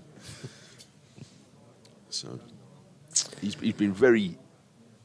It's about taking opportunities, isn't it? All sport is that, and Webster well and truly took his this morning when he was offered them. Yeah, absolutely. And look at this score now, 245 for 9. They've had a really good hour in terms of runs, the Bears, haven't they? From coming in first thing this morning, and Yorkshire looking for early wickets, and Bears have scored at a really good rate this morning. They have. We've had 16 overs so far today. They've had 84. And Bamber gets a good one that bounces a bit from Code, and he does well to keep the shoulder of the bat out of the way of that. Yeah, this is a good delivery. The key is that the length that Code bowls, and he gets the extra bounce that we know is in this pitch. It's a very hard pitch, very, very firm pitch, and he got both bounce and pace and a little bit of movement too. Yeah, there were a few yesterday, more particularly from this end than from the football stand end, that when it was a fraction short of a length, it did look as though they popped just a fraction. That one is fuller, and Bamber doesn't have anything to do with it as it goes through low to Bairstow. Code 257 at the moment in his 15th over. He's been such a dependable part of the Yorkshire attack now for quite a while. He has. He does a really good job for Yorkshire. He's got 300 plus wickets in County Championship, and he's, as you rightly said, it's his consistency over a period of time. It's a good haul in the modern era. Now he has Bamber coming forward and just guiding the ball away on the offside to backward point. 2:45 for 9. It's not as nice a day as it was yesterday. The sky's filled in a bit. Yeah, it's a few degrees cooler as well, isn't it? Yeah. We've had temperatures in the mid-20s up here in Yorkshire, in Leeds, and I'm not sure what it is today. It might be about 14 degrees, 15 degrees, something like that. Concerned about what he's going to be tomorrow. Here's Bamber easing his way forward and pushing away into the offside. There's a green light in the little section that's on the end of the new football stand that may have been on all day yesterday, but just as an indication of how much cast it is today, that's really catching the eye. I can see properly now. I had the wrong glasses on earlier when it started for the first over. I don't know how long you and Jonathan have worn glasses. I'm relatively new back in the glasses wearing for, I'm making a right mess of it. Here's Code running into bowl to Bamber, who turns this away backward of square leg and declines the single, or Webster declines it on his behalf. And it's 2:45 for 9. So I didn't have glasses for years since I was a teenager. And then about 18 months ago, I had to have glasses for reading. And then I said to my wife, I can't see I can't see in the distance anymore. I'm doing a football commentary at night. And she said, "Does anybody notice?" Oh, thanks very much. So went back to the opticians again and said, it's not bad, but if you want some, we can have some. But they look the same. Yeah. So, and now I had one in a different coloured case, which I've now, he's somewhere in the house, but I've mislaid it, because that's the other thing when you have glasses and you can't find them. And now, so I've got two pairs here, one for reading, one for looking, and they're in the same colour box. So I sat here in the first over, and Jonathan's describing it wonderfully, and I'm going, I can't see any of this. So nobody knows what we go through in this box, honestly, Paul. No, absolutely not. I'll touch on that after this delivery. Makes sense of it. Sears bowls and Webster's declining a single, hitting it out to one of several boundary riders now on the leg side, and we might be in for a bit of this. So I initially started wearing glasses when I was pretty young at school for reading, and then as I was going to say I got older, but as I matured, I found that my eyes needed a bit more support, so I wore contact lenses. Then I got to the point where actually I needed glasses for distance, similar to you, and for reading. So now I'm sporting a pair of varifocals. Oh, yes. Which I have to say takes some getting used to as such. Yes, so I gather. So my wife said she said you're going to need the varifocals. No, I'll just keep losing one. It was Webster. This time he goes halfway down the pitch and then changes his mind and turns his way into the leg side. So did you play with contact lenses or with glasses? Because you occasionally see cricketers with glasses, don't you? But not very often. The way I batted, some would say I didn't wear glasses or contact lenses at all, that I probably needed those. But I did contact lenses most of the time. And they can take some getting used to as well. But and coaching in latter years, coaching with contact lenses. It's very seldom these days you see cricketers with playing with glasses on. Sears bowls just outside off stump and Webster crashes into a square drive. But again, he's hit one of the 8 fielders now on the boundary at backward point. So for the third time already in this over, he declines a run. Going to have to go over them, Bo, I think. The only 3 people from a Yorkshire perspective in the square is the bowler, the wicket keeper, and first slip. It's every now and then towards the back end of an innings when you've got someone in batting with the tail. You sometimes get this in county cricket. Yes, it's a funny game, this, isn't it, for newcomers?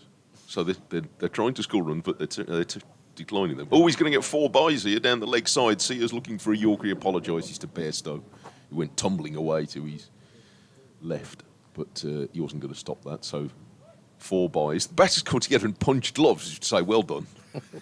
4 byes. Oh well. Which moves Warwickshire's lead on to 44 runs, doesn't it? Yeah. Well, they all help, don't they? Yeah. And you're right there, Mike. He's just searching for that. Or striving for that Yorker, isn't he? And he's gone as full as he can, and then he's just got his line slightly wrong and pushed the ball down the leg side, which had Johnny Bairstow scrambling across, trying to catch the ball. But unfortunately for him, it went through for 4 runs. 249 for 9. Now, 2 to come in the over. Webster's looking around at all the fielders who to see if any of them move. Bairstow's thinking about calling some of them in. Here we go. This will do wonders for your over, Ray, trying to work this out. So all the ones on the offside are coming in. Oh, and mid-wicket's coming in, and long on is coming in too. So they're all now what you would call inside the circle if it was a limited overs game. And deep square leg is coming up as well. So the only ones back now are third man and long leg. And Sears he's going to bowl again. Webster's down the pitch, and he's edged and dropped. A very difficult chance indeed for Root at first slip, diving towards the wicketkeeper, but it was a flyer, and it's away for 4 runs off his fingers. That did go quick, didn't it? And Root's really gone for that. He's gone to the top left. In football terms, he's gone to the top corner as such. A good attempt at that, as you rightly say, Matt. That ball did fly through. Thickest edge, gone pretty quick, reaction catch. Root got a good hand on that, but wasn't able to. It didn't quite stick, did it? But that moves Webster on to 85, and the score 253 for 9. That'll be a sore one. That went very, very fast. As if he was tipping it around the post for Sheffield United, his Root's team, isn't it? I think it is. Yeah. Sears bowls up a short ball, and he's caught at mid-wicket, trying to heave it over the leg side, but on this time he didn't quite get all of it, and he picks out George Hill at mid-wicket, and Warwickshire are all out for 253. Webster last out for 85, an innings which may not have decided this match, but it has certainly changed the flow of it and given Warwickshire a first innings lead of 48. Yeah, absolutely. I think Webster's batted really well. Back end of yesterday and certainly this morning. He scored 85 in 86 deliveries, 13 fours and 1 6, strike rate of 98.84. I think he's done a tremendous job for the Bears, and let's not forget he's batted with the tail for much of that innings. I think he's played beautifully with real intent to score, put the bad ball away, and enabled the Warwickshire team to get to 253 and a significant lead that they've posted. And it won't be an easy task for the Yorkshire top order as they come out. There's cloud cover. The pitch has still got a lot of bounce in the pitch, a little bit of movement. Let's not forget the Bears will be coming out with the new ball. With the seam will be more protruded, be harder balls, so they would expect to get a little bit more bounce and movement. So it could be a stiff task in that next half hour, that first half hour of Yorkshire's second innings batting. Yes, it's going to be a very significant spell in the game now up until lunch, so they'll have about 35 minutes of batting up to lunch. Warwickshire all out for 253, Webster 85, Barnard 41, and the bowling figures in brief: Code 15 overs, 2 maidens, 2 for 57. Buckingham never found a rhythm at all yesterday or today. 11 overs, no maiden, 1 for 84. George Hill 17 overs, 5 maidens, 3 for 34. Did a good job this morning. Sears 12 overs, 3 maidens, 4 for 43. And Thompson 6 overs, no maiden, none for 22. There were 28 extras, making up a total of 253. So Warwickshire with a first innings lead of 48. Already Ollie Hannon-Dolby's out there getting himself set, and it'll be another 5 or 6 minutes while they finish the rolling. The big team and ground staff are out there doing their stuff. Oh, no, you never say anything bad about the ground staff. Dorothy wants to watch it. With I bet with that roller they'll know where he's parked his car. So anyway, we'll take a brief pause for about 5 minutes while on YouTubers you can hear the highlights and the ground stuff doing their stuff, and then we'll pick up the commentary shortly. And Yorkshire go out again, trailing by 48.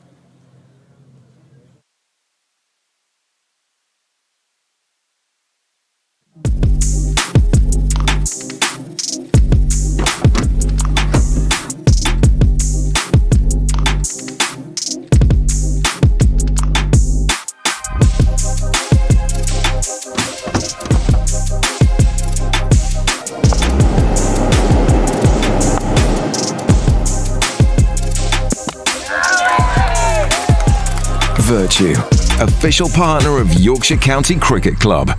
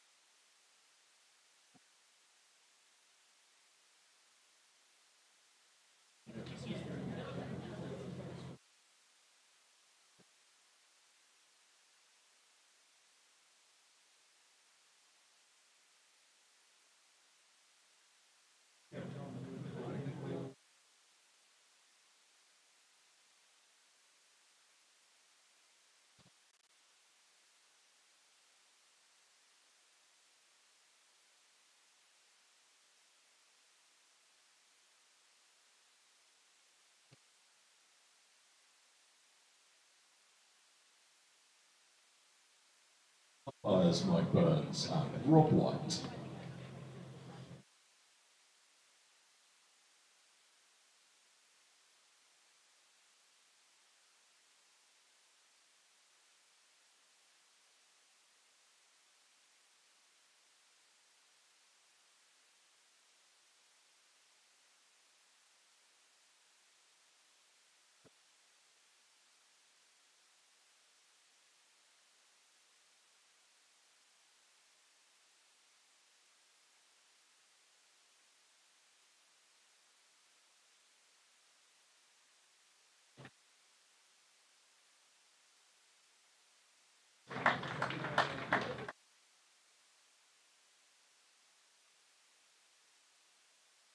Davis leading out Warwickshire. Tom Bess opening the batting for Yorkshire.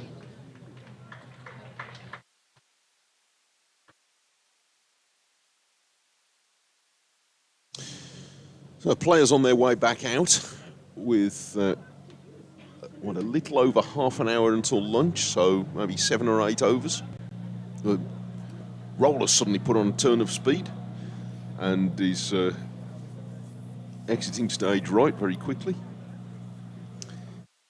And the umpires, Rob White and Michael Burns, are on their way to the centre with Adam Lythe and Dom Bess again to open. It's just a little bit brighter in the last 5 minutes. So I don't know whether the sun is going to break through and whether that's actually going to make any difference. Paul Shaw, if it does, because it didn't strike me as though it was necessarily swinging a long way today. No, it's not. I don't think it swung a long way at all, even with that cloud cover as you mentioned. But I think for the Warwickshire bowling unit, they'll be looking to get that little bit of seam movement off the pitch and really challenge the outside edge and the stumps of both Lythe and Bess.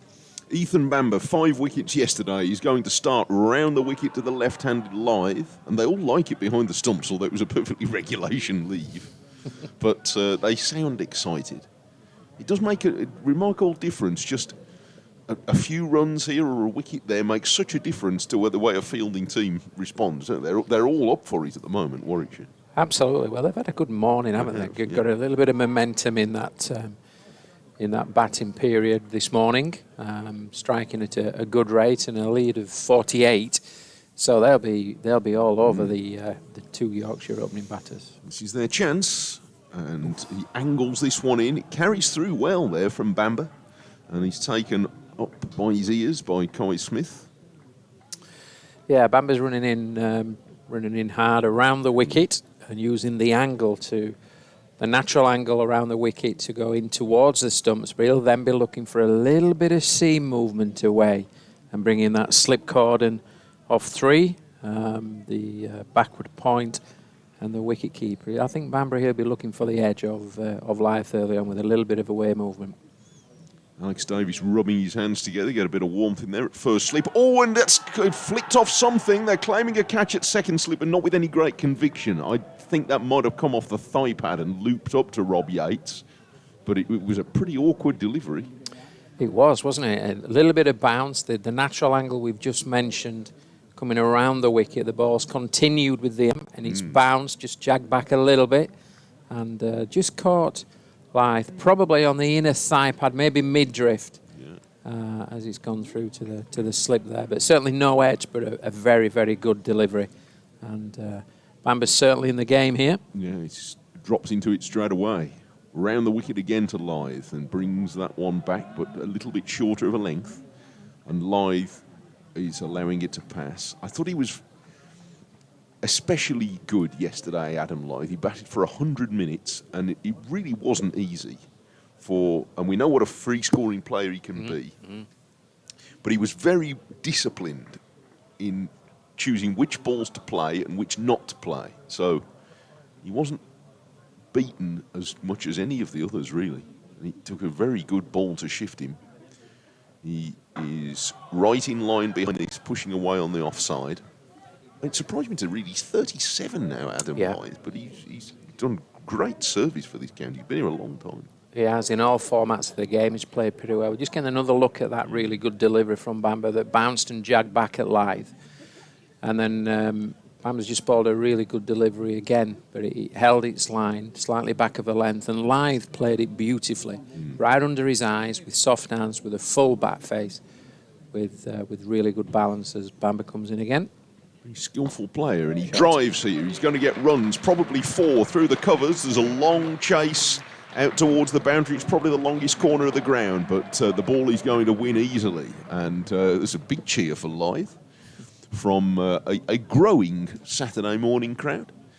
And he erases 4 from the deficit. Yorkshire 44 behind after a very settling shot from Lythe.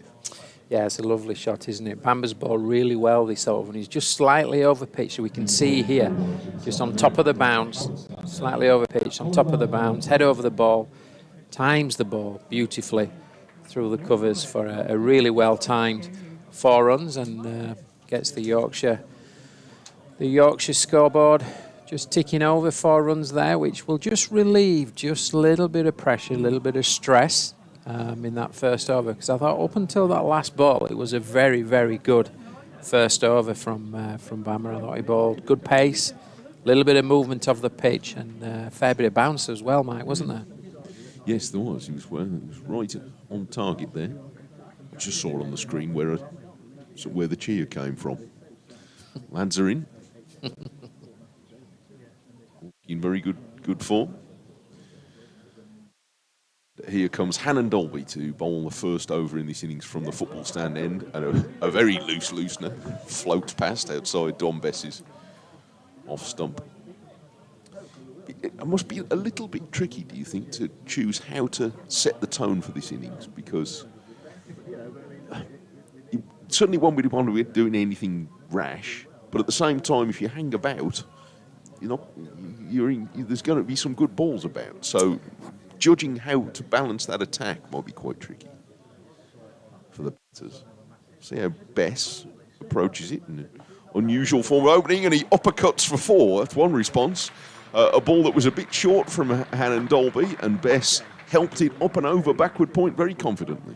He did. As you rightly say, it's just a little bit short, and with the height and then bounce of the pitch, the ball's bounced, and Bess has really pounced on this ball. He's got his hands through the ball and got the ball over backward point, just over the leap from backward point, and he's gone away for 4 runs. Yeah, I think you raise a really good point. I think it's one of those where anything there or thereabouts that look to leave and play straight, but anything full or short, I think they will look to score runs. Hannon Dolby with the sun coming out. Bowling to Bess, who is pushing away on the offside. I wonder if they can take their lead from Webster's approach this morning in that. Yeah, I think Webster played beautifully, didn't he? He was certainly looking to score. I think that's the important thing. When we have intent to score as a batting unit, we get ourselves into really good positions, front foot and back foot. If we look to defend, we don't quite commit to that ball. So I think looking to score like Webster did, anything short, anything full, pounce on that. Good deliveries, play with respect, but in a really good position. Hannon Dolby bowls, and Bess is defending away on the offside. Because you can sort of, if this doesn't sound a contradiction in terms, you can defend positively, can't you? And Webster was very definite in his movements. Here I am defending, and everything's behind it. Yeah, and I think if the mindset is looking to score, we actually get into really good positive positions, and then we're able to defend. So you can positively defend. Yeah. If you're thinking, I'm going to defend this ball, often you're just slightly off the ball. Yeah. So I think if you look to score, then you can get there. So that there isn't one there, then defend it solidly. So you end up poking at it, really, if you're not positive. That's right, yeah. This is Fuller from Hannon Dolby, and searching for the pads of Bess, and he probably hits them, but it's going well down the leg side. Bess is practising a flick off one leg. Should be a more flamboyant response. This is an interesting challenge for him. Yeah, for sure. A fairly new challenge. Don Bess at the top of the order, and notice Lythe playing the senior role. Already had a couple of chats with him this over, just to try and help him just settle his nerves and get through this period. 8 for none. Here's Hannon Dolby sweatbands on both wrists, and it's down the leg side. Bess is guiding this down to long leg. Ooh, I've enjoyed that routine piece of fielding. And this is going to be a noisy afternoon down there. And they've taken 1. 5 to Bess, 4 to Lythe, 9 for no wicket, and Yorkshire 39 behind. That's a good start for Bess.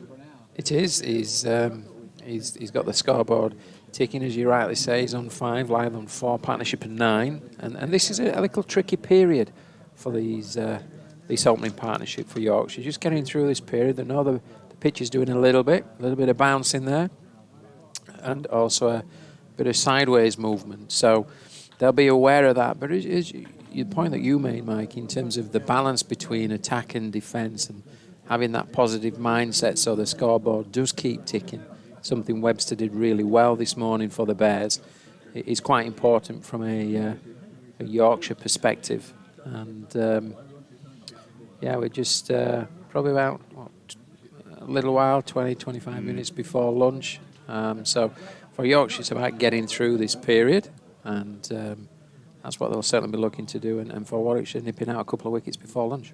5 or 6 more overs maybe. Bamber coming over the wicket for the first time to the right-handed Bess, who pushes forward, and this comes off the inner half of the bat to Malik at mid-wicket. An orthodox attacking field, if you like, with 3 slips, a backward point. Hannon Dolby's off signing autographs at third man. Mid-off, mid-on, mid-wicket. And there's a long leg who's the only man now in the shadows of the football stand, and it's nice that we have got shadows now. To the sun coming out, see if it changes it. Some darker cloud in the distance, but I think that's receding. Bamber hustles in again to bowl to Bess, not very wide of the off stump, and quite well left in the end by Bess, but Bamber wondered for a moment where that was going. Yeah, Bess leaves that pretty well, doesn't he? And we can see through this delivery there's a good bit of bounce in the pitch, good pace. Bamber's certainly finding that, and he'll be looking to target just the top of that off stump. And any bounce at all or any deviation might just get the nick of the right-handed Bess's outside edge of the bat. Webster at third slip, rubbing his hands expectantly as Bamber bowls, and Bess is back in the crease but defending firmly out into the covers. Davis is at first slip, kept wicket for a lot of the time last season, in his first season as captain, especially in the white ball cricket where he first took up the captaincy. So he's at first, Yates at second, who's been as reliable a slip fielder as Warwickshire have had in recent years over the last little while, and Webster at third slip, covering a huge wingspan. And this is angled into towards the hip of Bess, who plays it a bit stiffly, but along the ground out to the leg side, and he's come to prod the pitch. He's just a little bit discomforted by that. Yeah, he just looked a little bit uncomfortable, didn't he? And I think it was that angle in and maybe a little bit of deviation off the seam back into the right-handed Bess. And he just looked uncomfortable and played it slightly awkwardly. He managed to get the ball to the floor, but didn't look comfortable at that stage. It goes Bamber. And he brings that one back late, and Bess left it, but it was fading down the leg side, so much so that Smith had to throw himself to his left. So it wasn't all that far away from the off stump. Beautiful delivery this. The ball just nips back off the seam, just bounces over off stump. Really good delivery. So already Bess is beginning to wonder what balls he can play on, because they've seen a little bit of movement away and bounce, and he's now got Bamber just angling the ball into him as well. So he's just not sure where he can and can't leave. Yeah, that's might put doubt in his mind now. And he's knocked out the off stump this time. Bess played, but he was a little bit late on it. And a really excellent over from Bamber has had the result with Bess bowled off stump by Bamber for 5 and Yorkshire 9 for 1. And that was really an expert bit of setting up by Bamber. It was. He did a tremendous job, and he set him up beautifully, then finished with this delivery that just nips back in between bat and pad. It's a great delivery again, and it's just seam movement off the pitch. and just goes through that little gap, as we said, between Bess's bat and pad. He didn't quite get quite forward enough for this delivery. It's a good delivery. It's a great delivery, isn't it, by Bamber? And as you've rightly said, he set him up beautifully, Yes. where doubt's in his mind, and there we go. What a delivery just to finish that over as such. Well, that was exactly the point, as you were just saying there, isn't it? The previous two, the one that came awkwardly into his hip, and then the one that swung very late, and you were saying, is it putting doubt in his mind? He's not really forward there for that. He's sort of coming forward, but he's poking at it a bit, and he's bowled through the gate. Absolutely that. So what you've got in that over, you've got pace and you've got bounce. So he's experienced that as best. He's also seen the movement away and the movement back in. So he's not sure whether to go forward, whether to go back, and actually, am I going to leave this ball? What am I going to do? And he's, I think Bamber's there bowled a beautiful delivery that's caught the seam, nipped back, and bowled him through the gates. Great bit of cricket from the Warwickshire bowler. That's 6 in the match now for Ethan Bamber and 15 for the season. He's made a very good start to a new county. He looks a good bowler to me. he's I've not handy. really seen that much of him, but I tell you what, he's bowling good areas, good pace, and getting good movement. Yes, a really excellent move. Chatted to him before the start of the season. He was very excited. They did the deal the middle of last year. He finished the season with Middlesex, but he's off on the right foot to lead Warwickshire seamers. Hannon Dolby starts a new over, and Lythe is pushing this away into the leg side. James Wharton is the new player who's come to join him at the non-strikers end for the moment. But a very handy pickup. Ethan Bamber is starting to look. Very quietly spoken chap. I spoke to him last night. I said, "There's 5 good wickets you had there." He said, "Wow." He's very sort of modest chap, but he looks as though he's enjoying his work at the moment. And these two could form a really good bowling partnership. Yeah. You know, the accuracy of Hannon Dolby, and then the pace and movement of Bamber. Hannon Dolby bowls, and Lythe is right in behind this, defending up the pitch. Warwickshire is still without the services of Chris Rushworth at the moment, who's started the season with an injury. So, Bamber has sort of filled that gap. But if they were all fit, he's quite a battery of seam bowlers. That's been the problem Warwickshire have had in the last few seasons. So often, various members of that group haven't been fit. Rushworth missed quite a lot of last season too. Hugely experienced bowler, of course. Hannon Dolby bowls right arm over the wicket to the left-handed Lythe, who defends. But they've got Hassan Ali to come a bit later in the summer, who has a bit of pace, the Pakistan international. And of course, the arrested attack for this game. And Booth is quite sharp. He's probably the quicker of these bowlers. A bit of a different style. They're all slightly different styles, which is quite useful. Yeah, I think that's the key as well. He just gives you great balance and options, doesn't it?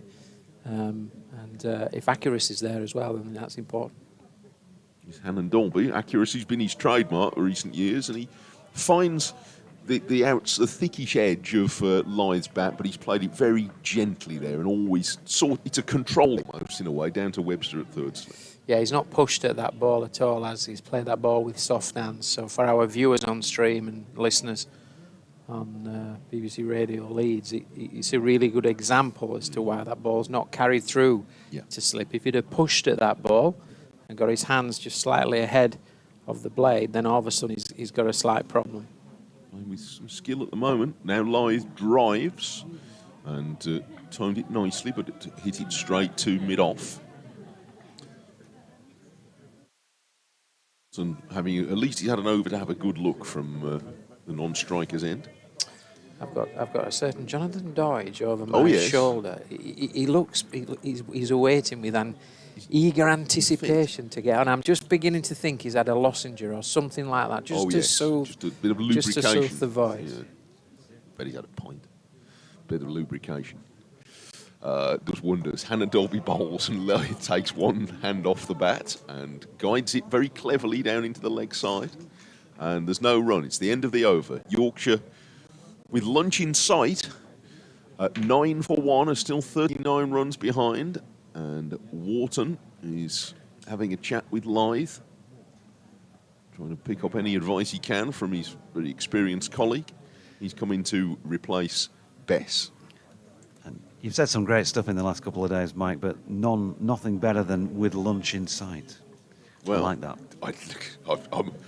I'm a man who always responds when his lunch is in sight. Who wouldn't? Had a very nice bit of lunch yesterday. Enjoyed it. Right, Bamba's putting a challenge in here, isn't he? Yeah, he is. I'm not sure what I've ordered for lunch. I can't remember. That's the thrill of it. You order 4 days in a row. I've no idea. No. So it's the excitement when he comes. Yeah. I must have fancied it a few days ago. Bamba then. Kirkstall Lane end to try and wreak further havoc. He's wide of off stump and left by James Wharton. First up, James. The Yorkshire players, obviously. On the low-scoring end of things, or the no-scoring end of things, as far as he was concerned. First up, caught behind by Kai Smith off Ethan Bamba. Just the fourth delivery he faced. He's managed to survive for 5 minutes and 1 ball so far. Yorkshire 39 behind, and he's walking into this next Bamba delivery and dropping it into the offside. There's no run. It's a pretty ticklish time to come in when you're on a pair, isn't it? Against a bowler who's right in form with a new ball. You give it everything up until lunch. This is awkward. Yeah, he's just waved up in the direction of the balcony, Ethan Bamba. It looked like he was suggesting somebody should bring a helmet out. Might want to put a fielder close in. There he is again, and Wharton wants to walk into that one. It's a bit fuller, and he ends up having a jab down on it and turn it into the leg side. Everybody's up at the you'd expect. Any team with a little bit of a lead in these conditions, and with a wicket already to their credit in the second innings, they're going to be buoyant out there. Feels a little bit better batting-wise with the sun out here. Always does. What can Yorkshire do in response? Because it's been Warwickshire's session, no doubt about that. Here's Bamba with a ball short of length this time, and James Wharton so tall that climbed on him, but because of his height, not able to sort of get the hands underneath it. And the Devil's own job of getting the hands out of the way, trying to go over the top. Yeah, that's that spot yesterday, just a fraction short of a length that just the odd one popped a bit, and that's gone past Wharton at chest height. And there were a few occasions yesterday when we saw batters trying to leave, and they ended up either knocking the ball down short of the slips, or one of the Warwickshire players was caught off the glove, wasn't he, in exactly that circumstance. So he did well to get out of the way of that, and they are going to have a close catcher now by the look of it. I think this is Dan Mosley who's put his hand up. He's got the sunglasses on, and now he's fitting the helmet over them, but they can't fit, so he's taking the glasses off. Where's he going? It doesn't look as though he's going very close in, though, does he? No, just he's in there really for more of a loopy sort of catch, isn't he, than anything else. He's just also asked mid-on to go a little bit 5 yards or so to his right as the bowler. 3 slips in place and a short leg now as well, and this time he bowls it round about off stump, and that is much more comfortably defended by James Wharton, who's now faced more deliveries than he did first time around. There was a ball in the previous over for that Bess played a little bit awkwardly off his hip that would have ended up close to where that fieldsman is now, Mosley. He's about 2 strips away. 9 for 1. Final ball of the 5th over this Yorkshire second innings. Ooh, and again, That's the one. Yep, there's a little bit of extra kick off the pitch. There's a bit of nip as well. And almost playing it like a rodeo rider would when that horse is kicking and flicking its legs around. James Wharton there. 5 overs gone, 9 for 1. Lyth on 4, Wharton yet to score. I think that was exactly the ball, wasn't it, that he's got that fieldsman there for? Because that nipped back a bit and it took Wharton's glove and then into his thigh pad. Fortunately for him, it dropped down, but that's what they're looking for. Two interesting sights in the crowd. Now the sun. What's what happens when the sun comes out? I think. I don't know whether can you get a tan in Leeds in the first week in May? There's a few going to try and find out this afternoon. Steady on. 20's plenty, somebody says. Very good. And Dolby starts a new over. And Lythe is pushing this down on the leg side. It's nice now, actually. The heavier cloud from earlier on has moved away towards the south side of the city. That's the direction we're looking, roughly, isn't it? Here from the Kirksall Lane, we're looking south towards the football stand. Yep. You can see quite a long way beyond. The stands on the other side are the north stand, which is backing onto us, and the south stand, which is the far Oh, one. I see. Yep. Right, of the rugby ground. Lythe, he's forward here, defending in front of his front pad, away into the offside. Yeah. There's no run. It stays 9 for 1. You can see quite a long way away towards. There's a couple of like TV towers in the distance. You just see to either side of the floodlight from our position here. Yeah, you'd certainly be able to see if it was in view. Emily Moore TV mast from here, but you can't see that one at the moment. It might be behind the south stand, actually. Yeah, I think probably is now. Alan Dolby bowls and Lythe drives neatly up to extra cover. Yeah, the compass says we're just to the west of south. So, okay. Looking towards the. Do they call that south by west? It's that way. You get the. Shaw's he'll know. He went to school during his geography lessons, I think. Which reminded me, by the way, since when do we go sufficiently metric here for Yorkshire ground staff to be talking 12.5 millimetres, which I'm pretty confident is half an inch. Yeah, that's about half an inch of grass on it. Here's Hannon Dolby bowls wide of the off stump, and Lythe allows that to pass. You two arguing the toss over half a mil of grass earlier on, which it had grown by the time you've removed the roller off. It had grown half an inch. It's 12.5 mil. That's half an inch there. Look, before you start having a pop at us Yorkshiremen, get your bins sorted out down your way, lad. Get them sorted out. Don't start. Dear, oh dear. You refuse to collect it down there, don't you? I tell you, we've heard them all. Here comes Hannon Dolby, right arm over the wicket. And this is turned away from his pad by Lythe up to mid-off. Leeds is looking resplendent. Not a dropped crisp bag inside.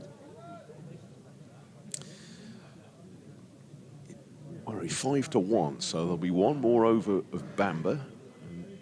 They might sneak another one in if they're quick. The rats wear dinner jackets round here, mate. Oh, is that right?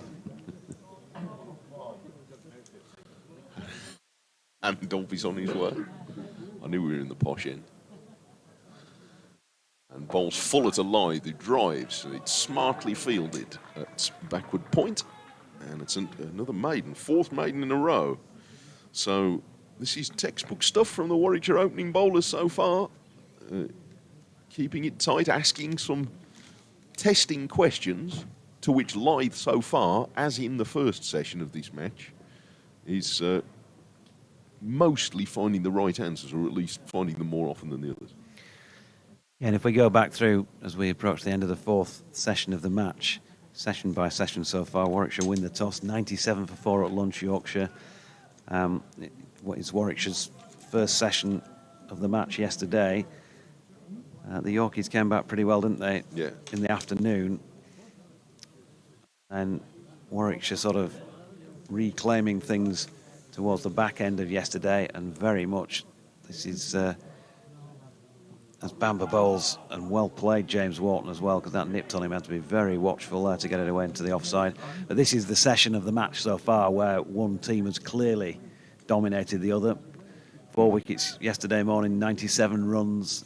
You know, there's a little bit of something in that for both sides, but having won the toss and stuck the opposition in to pick up your 4, you still feel like you've got a hold of something in the game there. Yeah, well, especially given who some of them are. By the first over after lunch yesterday, Warwickshire had got Root and Brook out, which, you know, and Lythe, so that's pretty good. Bamber's in again, and this time Wharton slightly tentatively pulls the bat. Just a little bit late, out of the way. This is where Bess got into trouble a few minutes ago when Bamber started bringing it back late. And it put some doubt in the batter's mind as to when he's able to play and when he isn't. It's been a good spell from Bamber. It really has. It's been a good match for him so far. 5 for first up. In again and bowling to Wharton, who this time is more comfortable in defence, but he can't get off the mark. He's now seen off 9 deliveries. 15 minutes since that wicket fell. I do think in the 4 sessions so far, the pitch has made it a pretty competitive game. I see batters seriously prodding it all the time. I can understand why they might have a dispute as to how good a pitch it is or isn't. But from a spectator's point of view, it's certainly made for a lively game so far.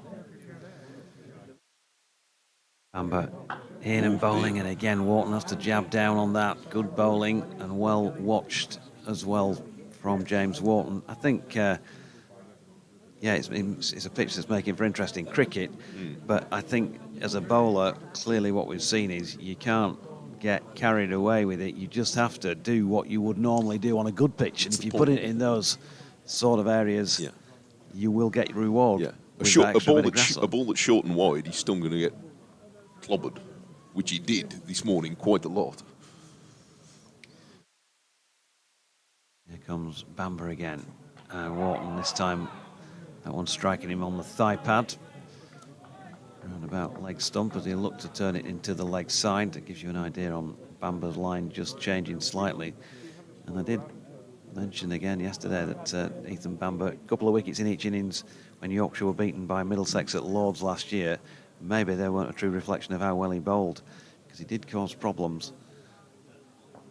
And when he pulled out yesterday to bowl that first over, those sort of things stick in the mind. If they stick in my mind, then you'd think they'd stick in the mind of the players who faced him, as Wharton turns that one into the leg side to complete the over. 9 for 1 off at 7 overs so far. We will just get time. Mike calls another one before the lunch break.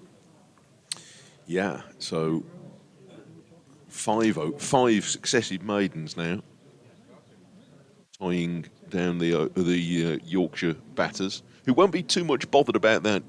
Time is not the issue in this game. It might be forecast to be, to say the least, distinctly fresher tomorrow, but there isn't really any rain in the forecast, so you can bat as long as you want. But it's going to need some skill to do it. Hannon Dolby Bowl starts the final over before lunch and draws Lythe forward, pushing this into the covers, where Sheikh is working hard on the ball. Webster is practicing a few defensive pushes to Alex Davies. See all that many defensive pushes from him this morning. No. Played the most significant innings of the game so far to make 85, the only half century of the match to date. Hannon Dolby bowls again, and this is knocked into the ground just in front of short leg by Lythe. So Hannon Dolby now has the short leg fieldsman as well, although he's not really close.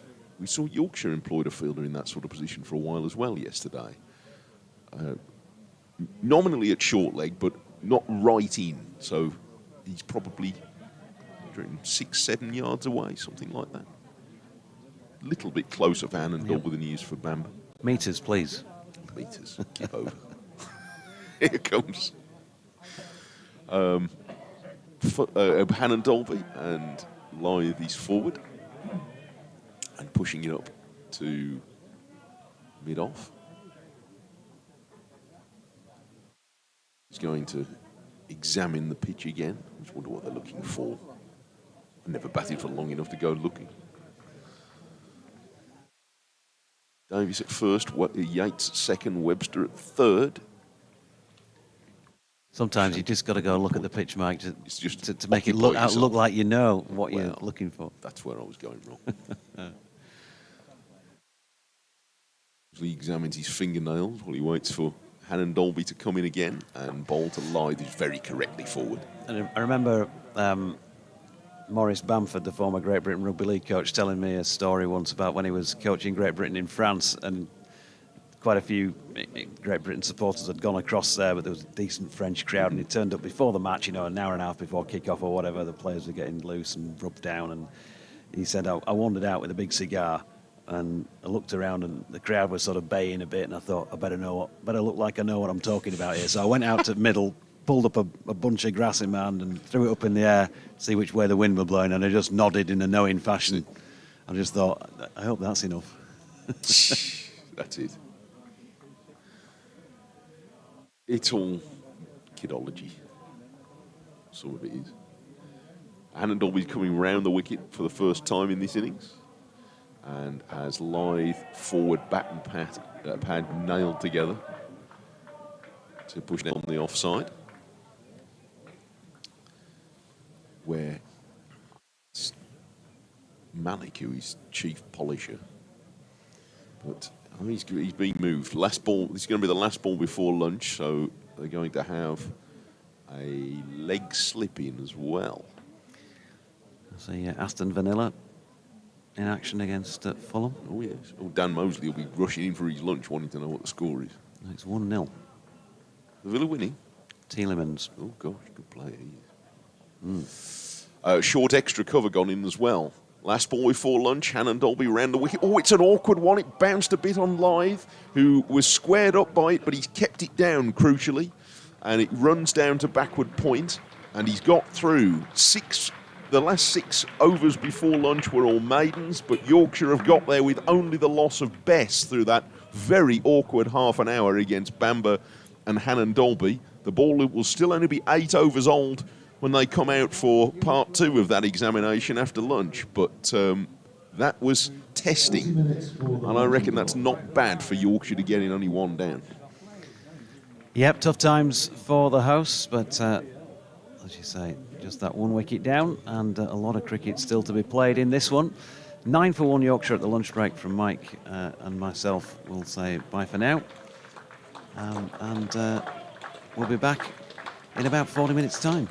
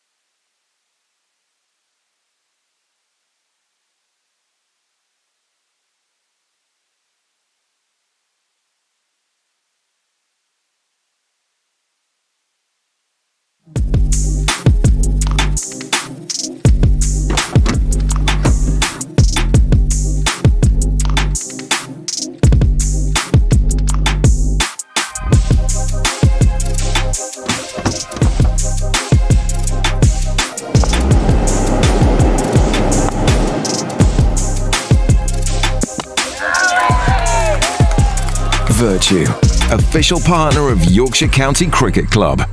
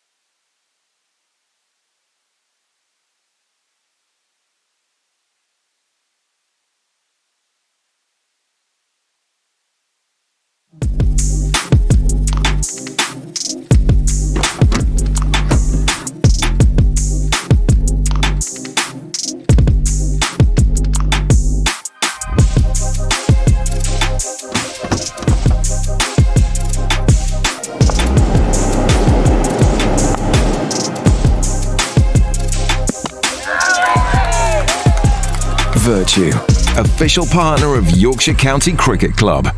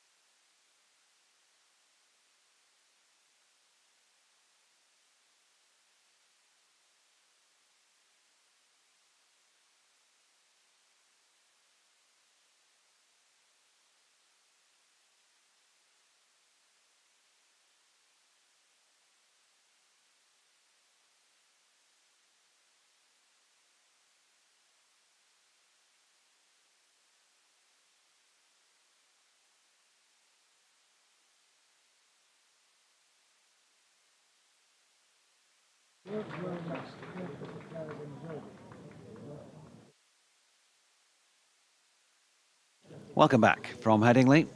Paul Shaw and myself, Jonathan Doidge, with you for this first spell of commentary in the afternoon session on day 2, which sees Warwickshire in a good position because they've already picked up the wicket of Don Bess in Yorkshire's second innings and have only conceded 9 runs in 8 overs, so they lead by 39 runs at the moment.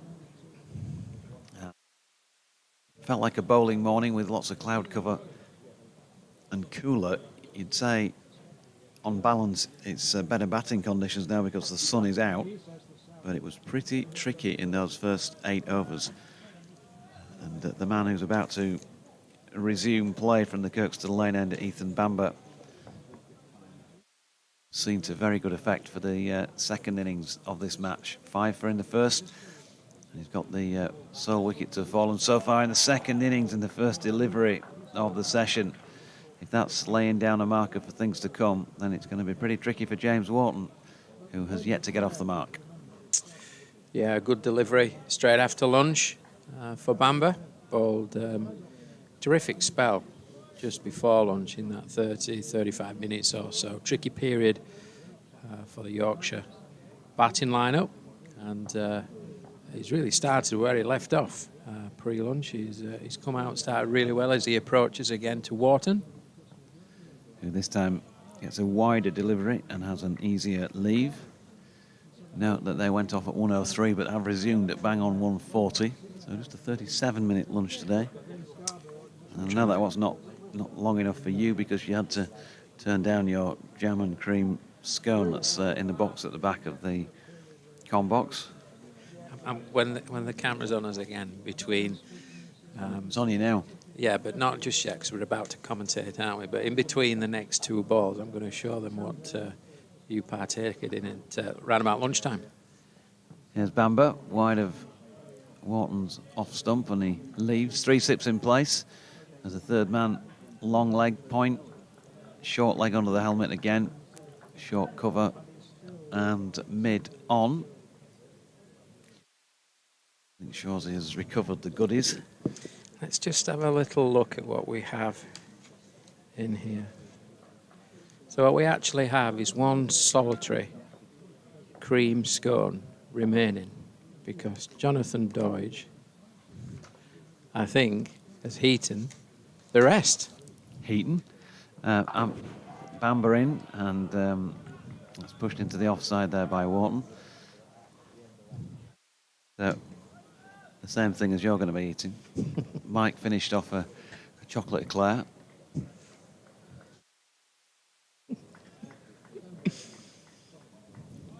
Very kind of Mandy to give us what was left over in the box. Although I did just notice that it's got a reduced price sticker on there. Has it really? Yeah.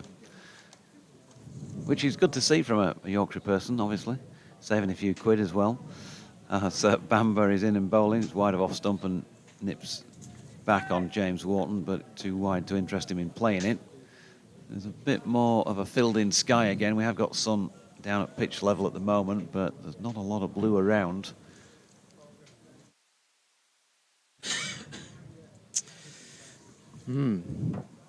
So was the Was there? I don't know. Well, the cream cake's nice, don't you? It was lovely, thank you. In comes Bamber, edged and drops short of second slip. Good piece of fielding. Kept his eye on it well. Wharton didn't. He's not gone hugely hard at the ball, has he? He's got his bat angle down, which helped him. Yeah, he's actually done okay there, hasn't he? Played it with relatively soft hands. Where you sometimes see players get a problem is when the blade just gets slightly ahead of the hands, and therefore they push at that ball and you get the nick, and he carries, but he's done okay there. But again, Bamber's started well just after lunch, and there's no doubt he's a good bowler. He's got decent pace, bounce, and again a little bit of movement off this Headingley pitch, just off the seam. 3 slips and a point in place.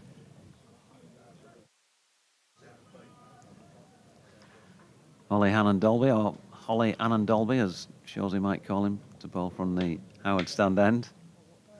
And he's bowling to Adam Lyth from round the wicket here, and that's dropped into the pitch, and there is no run. You may have noticed, I've been working on my H's. Well, I was taught at school that you didn't actually say H, you said H, A-I-T-C-H. When you say it standalone, but then you say it as a H on the front end of words that begin with an H. Many years ago, that dodgy though, isn't it? Like Halifax or Halifax. Halifax. Here's Hannon-Dolby bowling to Adam Lyth, who leaves wide of off stump. Adam Lyth watchful. We've seen him have to do that already on several occasions this season, most notably during that ton that he scored at Southampton in the first match, when he was basically trying to work his way into some form out there in the middle, and did a pretty good job of it as well. 2 minutes he's batted either side of lunch, 1 boundary, 26 balls for his 4. Hannon-Dolby to bowl the 27th to him, which is wide of his off stump, and again good discipline from him, and he leaves.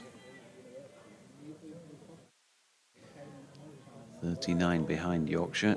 Wouldn't want to lose, I would say, any more before they get in front in the contest. Yeah, and this first half hour after lunch, it's pretty important, isn't it, that they get through that and start accumulating singles and putting the bad ball away and clawing back this score. Hannon-Dolby in again, and Lyth once more leaving.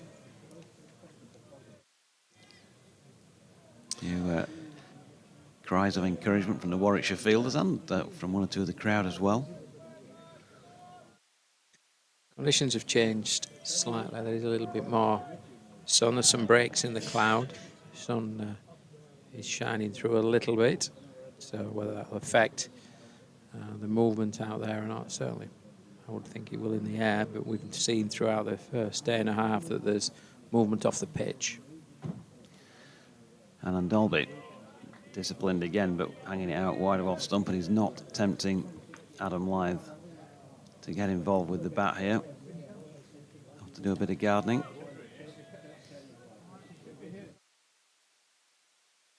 Like the suits down below us have emerged from their luncheon. We have 10 overs complete after this Hannon-Dolby delivery from the Howard stand end. White bands on both his wrists, and this time he strays leg stump, and then he's turned backward of square on the leg side to some ironic cheers, I think, from the crowd. Lyth picks up a single, moves on to 5. It's 10 for 1 after 10 overs. I just works that one nicely off his hips there for 1 run just behind square on the leg side. And as you say, there was some cheering from members of the crowd that may have had a rather nice lunch with some liquid refreshment, perhaps. But the score moves on to 10 for 1, Blythe on 5, and Wharton yet to score as Barber decides to go around the wicket and use the angle. He'll be looking just to angle it in and nip it away off the pitch as he bowls to Blythe. Who drives through the covers. Able to get on the front foot this time. He's not gone at the ball hard, and it is going to pull up just inside the ropes. With 3 runs to his name.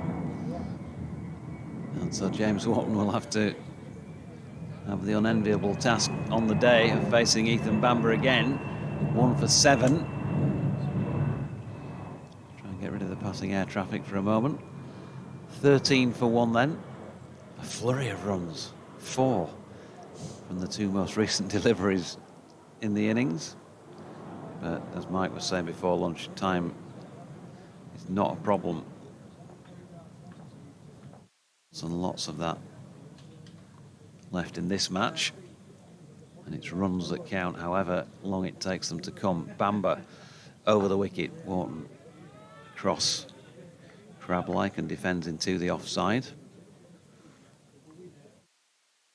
A bit of correspondence before the break that I didn't manage to get round to, so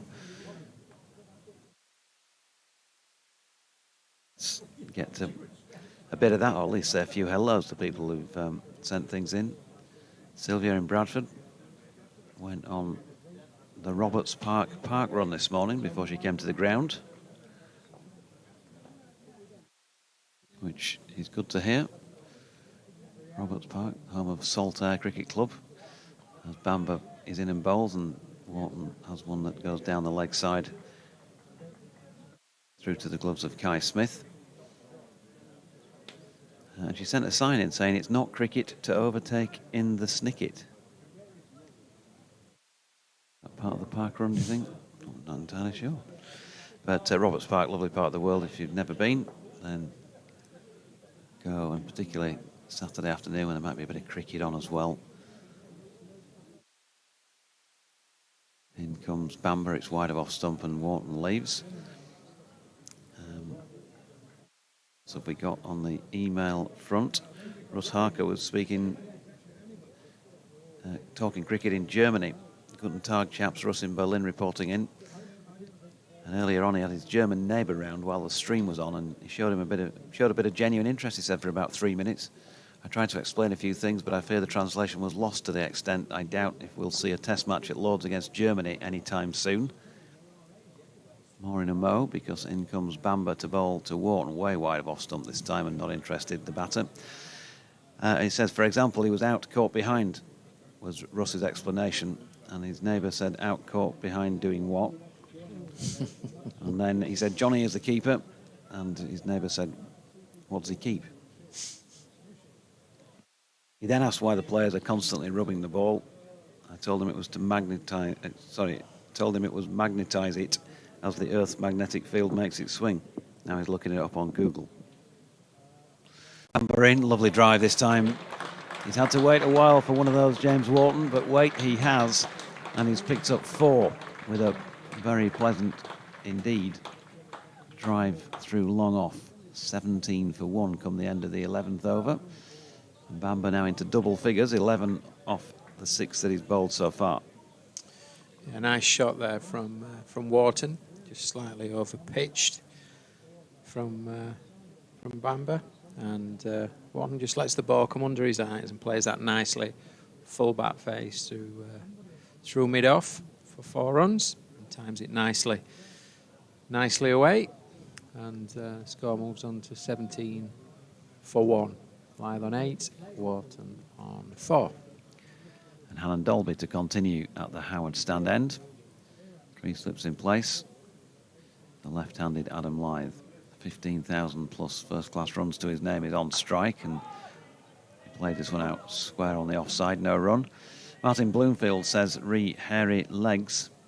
In response to Deutsch's disparaging remark about Paul's hairy legs, I can reassure him that the quote-unquote Barnsley beau looks distinctly debonair in his designer jeans and cashmere jumper. That's very kind of you to say. I think he means in comparison to your wardrobe today. Thank you very much for the compliment. 17 for 1. Alan Dolby in, and Lyth leaving one wide of off stump. Malcolm Palmer, well, he wasn't happy with Jordan Buckingham, I think it's fair to say, in a couple of his earlier messages. And we are up to date on that front. And news has come in as well. South African fast bowler Kagiso Rabada has confirmed he's tested positive for using a recreational drug and is currently serving a provisional suspension. Returned home from his spell with the Gujarat Titans at the IPL last month, citing personal reasons.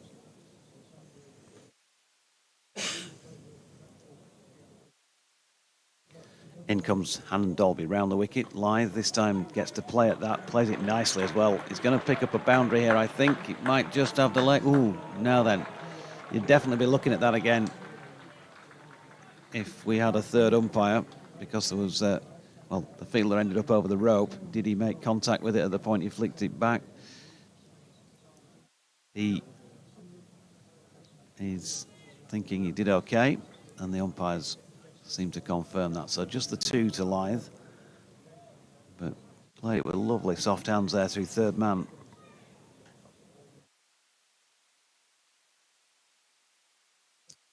Yeah, nicely played, wasn't it?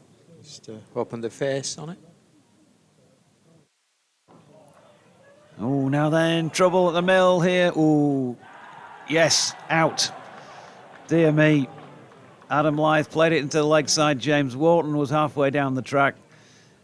Lyth sends him back, and despite the fact that the throw looked like it might end up bouncing and taking too long to get to the fielder's hands behind the stumps, James Wharton is run out for just the 4. A miserable match for him with the bat, unfortunately. 19 for 2. Gets an apology from Lyth as he walks by. And Yorkshire 19 for 2 in big trouble here, still behind in the match, and just the 8 wickets remaining. Yeah, that's a huge blow, isn't it? And just a complete mix-up. There's been a call, and Wharton's looking for the quick single. He's halfway down, gets turned back, turns round.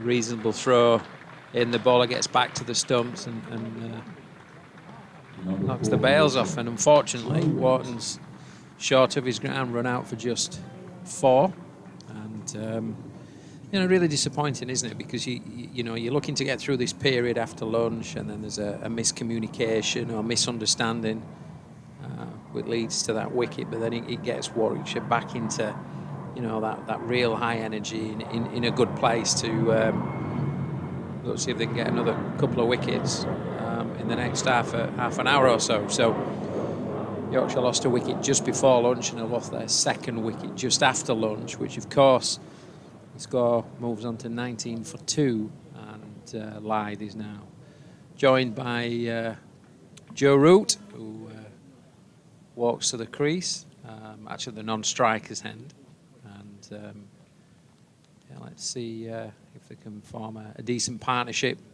as the ball comes into ball to Lyth. Ooh, good delivery as well. Passes off stump, and look where Kai Smith took that. He was about leg slip by the time it came to rest in his hand.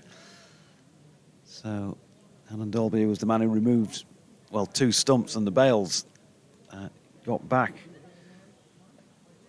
to complete that wicket. It was Ed Barnard, by the way, with the throw, and he did really sort of bounce it into the turf, and it felt like that might save James Wharton, and long, rangy figure as he is, he'd have had a fair bit of extension with his arm and the bat to try and get in, but it still came up short. Hannon Dolby, Warwickshire with their tails up. That's a beautiful shot by Adam Lyth. He'll feel, well, just a little bit better about life now. Half volley just outside off stump, and no second invitation needed to a player of Lyth's abilities. 4 runs there through extra cover, 23 for 2 after 12. Yeah. Around the wicket, angled in, and just slightly over pitched, and Lyth just leans into that. Hits it beautifully under the eyes and just times it away with a full back face. for 4 runs through the covers. Delightful to watch. I think one of his best shots, his off drive, his cover drive, plays that beautifully well and really identifies length quite quickly. So when it is full, he gets into a good position and just times the ball away. Bamber then from the Kirkstall lane end, bowling here to Root 6-6, who's played the first ball he received out into the offside. And there is no run. Joe Root, well, he was rusty, there's no doubt about that in the first innings. Made just the one. Hasn't played, obviously, any cricket for some time. I think the England players, Joe, Harry, and the rest are due to go into a camp soon to get their preparations sorted for the summer. This one wide of off stump from Bamber and Joe Root leaves. Doesn't tend to be the sort of player who's too scratchy too often, does he? No, he's a wonderful player, and when he's in full flow, he's really pleasant on the eye. And you know, when you've been away from the game a little bit of time, it just takes that time to actually get into rhythm, balance, alignment. We know is important for batters, so it might take him just a couple of games. Here's Bamber, and this time Joe runs one down to third man wide of the slip cordon to get off the mark. And we'll know soon enough, won't we, with Joe? They'll be just nudge, push, pick up the bad ball and get things ticking. He's an accumulator of runs, isn't he? He accumulates runs before you know it. He's got 25, 30. Think how did that happen? Another player similar to that, a left-handed version, was the late great Graham Thorpe. I know Thorpe worked a lot with Root, but actually how Thorpe accumulated runs is very similar to the way that Root does.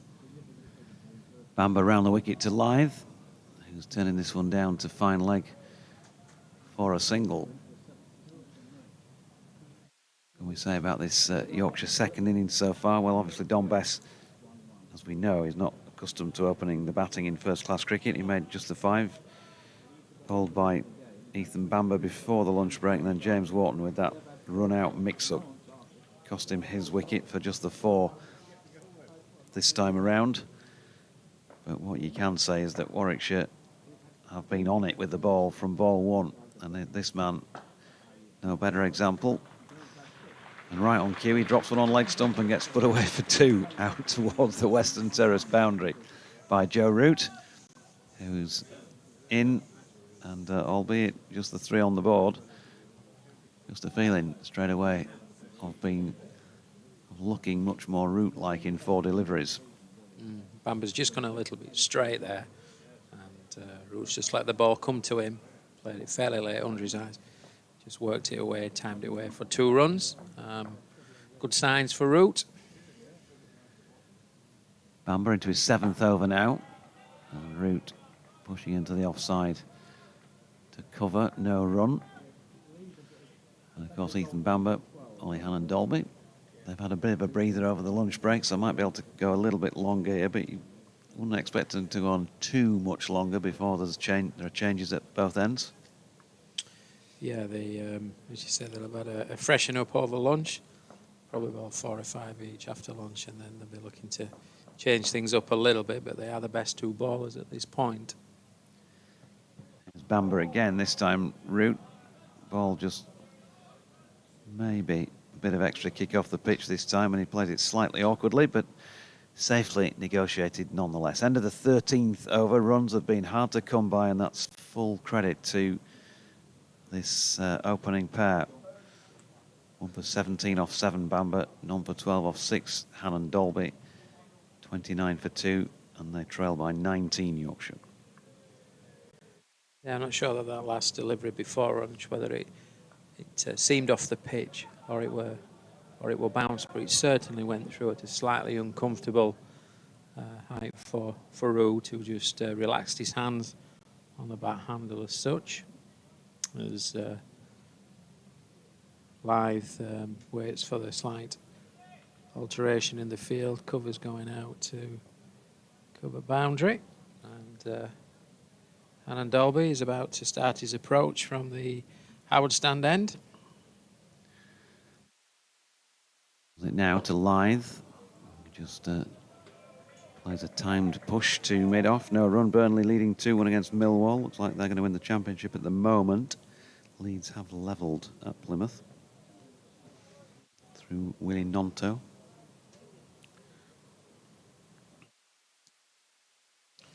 Still 3 slips in place for the Warwickshire outfit. Alex Davies, of course, former Lancashire player from over the hill, now captain in Warwickshire as Alan Dolby comes in. This one wide of off stump and left by Adam Lythe, who's already 300 plus runs in the season. So he started well again, so often the case with the man from Whitby. But the way this season has felt so far, it's a different feel to how he's scored them. Be very patient. Often see him race away to a rapid start before things settle down. Alan Dolby is in and Lythe leaves. Discipline. Good disciplines, isn't it? That's a really good leave, especially with Alan Dolby coming around the wicket with the angle in. Gives you a really good sign that Lythe knows exactly where his off stump is to be able to leave the ball so comfortably like that. And when you see Lythe get set to play, you see him here. He's just outside leg stump, and then he'll just make a nice little trigger across. Yeah, shot. a beautiful shot. Through extra cover, there is a man out sweeping who's going to cut this off, and in fact gets round quickly, and they only get the one. Felt like at least a 2 did that. Brings Joe Root onto strike with a couple left in Alan Dolby's over. A lot of work to do, a lot of runs to be scored, but there are few pairings, I guess, around the county scene who you'd rather have there when you're in a tough situation than Adam Lythe and Joe Root. Yeah, for sure. Well, you've got experience, haven't you? You know, you've got the experience of both those. Great batsmanship. You've got the left-hand batter, you've got the right-hand batter. And you've got 2 quality players at the crease. And certainly Yorkshire faithful will be wanting this period of play, this passage of play with both these two to last some time. So they can build a partnership. Alan Dolby over the wicket to Root, solidly behind him defending. Yeah, there have been a couple of good signs for Ruth, the way he's clicked a couple off his legs, where he's got his feet apart, and actually where he's got forward a couple of times. He's showed a very strong, solid forward defensive shot, getting into a really good position. So hopefully he can, from a Yorkshire perspective, bat for some time this afternoon. Final ball then of the 14th over of this Yorkshire second innings sees Alan Dolby bowling to Root, who opens the face and runs it out towards point, but can't make any addition to his score. 30-2. Quick flick around the grounds elsewhere in the early part of the afternoon session on day 2. In Division 1, Durham still batting for the first time in the match there. How different to this? That's at Southampton. They're 446 for 7 from 131 overs. 157 not out at the moment. Graham Clark up there. Effort from him. Mexican wave going on downstairs. For the moment, at least, I've appeared to have lost the rest of those scores, but we'll back to them in a mo.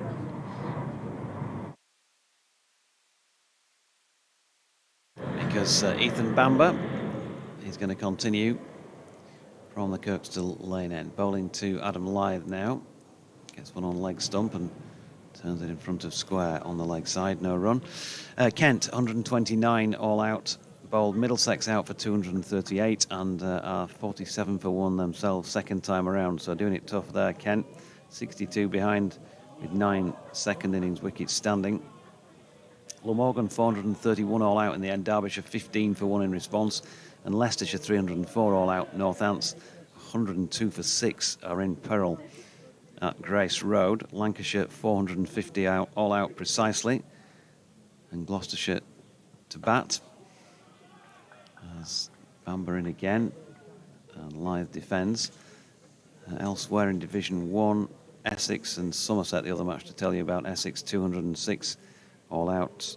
And on an interesting pitch at Taunton, Somerset find themselves 126 for 8 in reply.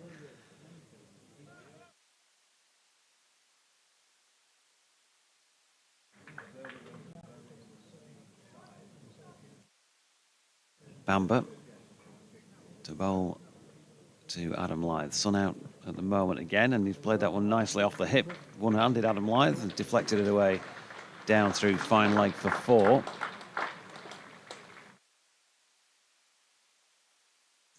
Yeah, Bamber's just gone a little bit too straight here and veered onto the top of the leg stump really, and Lyth's got inside that ball and just clipped it away nicely.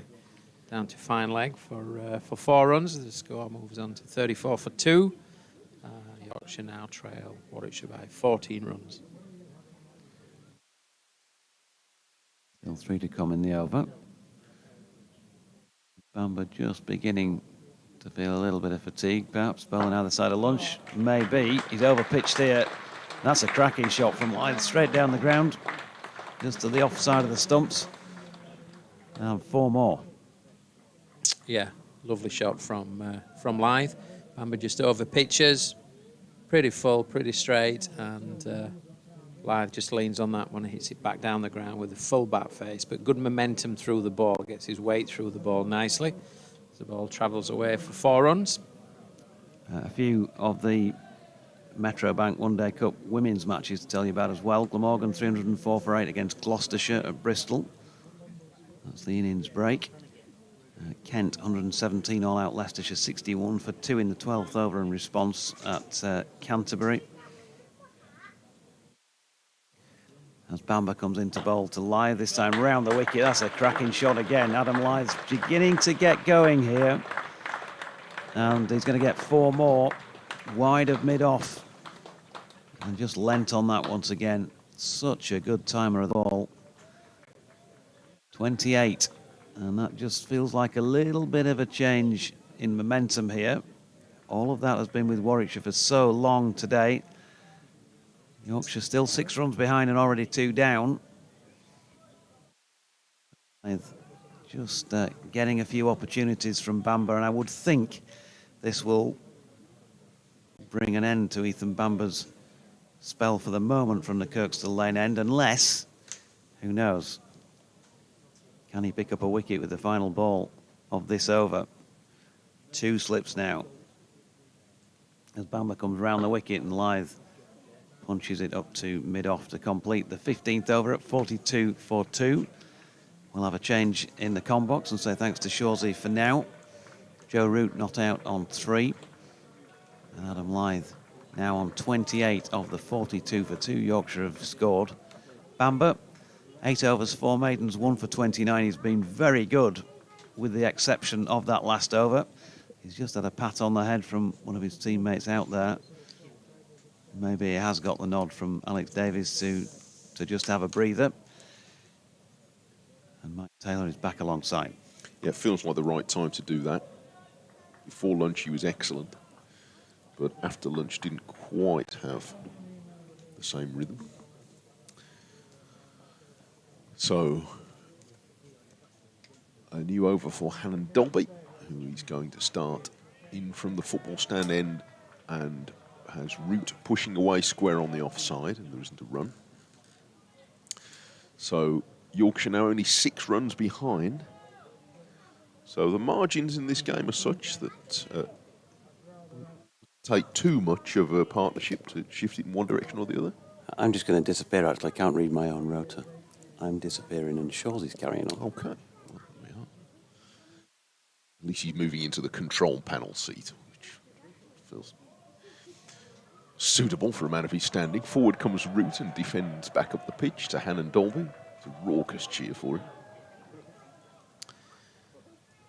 From a crowd which is not as big as yesterday's crowd for reasons we discussed earlier, but it is nevertheless an enthusiastic one. It's a nice enough day to be at the cricket. There's a bit of cloud about. Where else would you be? Well, I'll probably be watching my eldest lad play cricket for Elsica Cricket Club. Not sure where they are today, but that's where I would be if I wasn't here. And pleasant conditions at the moment. Hannon Dolby is running in to bowl to Root on his pads, and he's going to turn this through mid-wicket. It would be 4 runs probably. A terrific chase around the boundary coming, but it's away to mid-wicket for 4. So 4 boundaries in the last couple of overs. And it won't take long to change the flow of this game. Yeah, we're certainly seeing if the ball's not in exactly the right area. Both Lythe and Root are beginning one to rotate strike, but put that ball away for boundaries as well. And nice to see from a Yorkshire perspective and England perspective the way that Root's just beginning to time the ball away nicely. This is much more settled than his first innings. Hannon Dolby bowls and Root is defending on the leg side. Root's first boundary of the English season.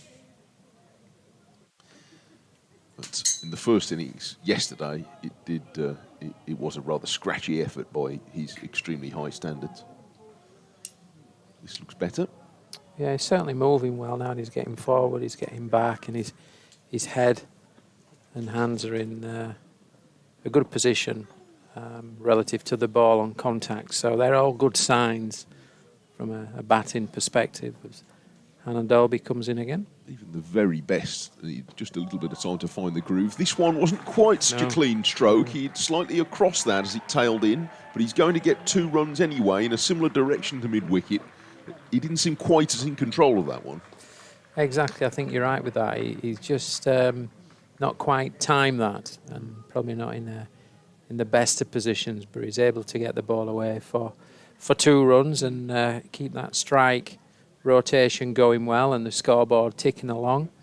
And that's really important actually in a relatively low scoring game, is that you've got to pick up as much as you possibly can. When things are good, when things are difficult, you're still looking to pick up what you can. As we've seen a change in the field, Alex Davis has come out of the slip position.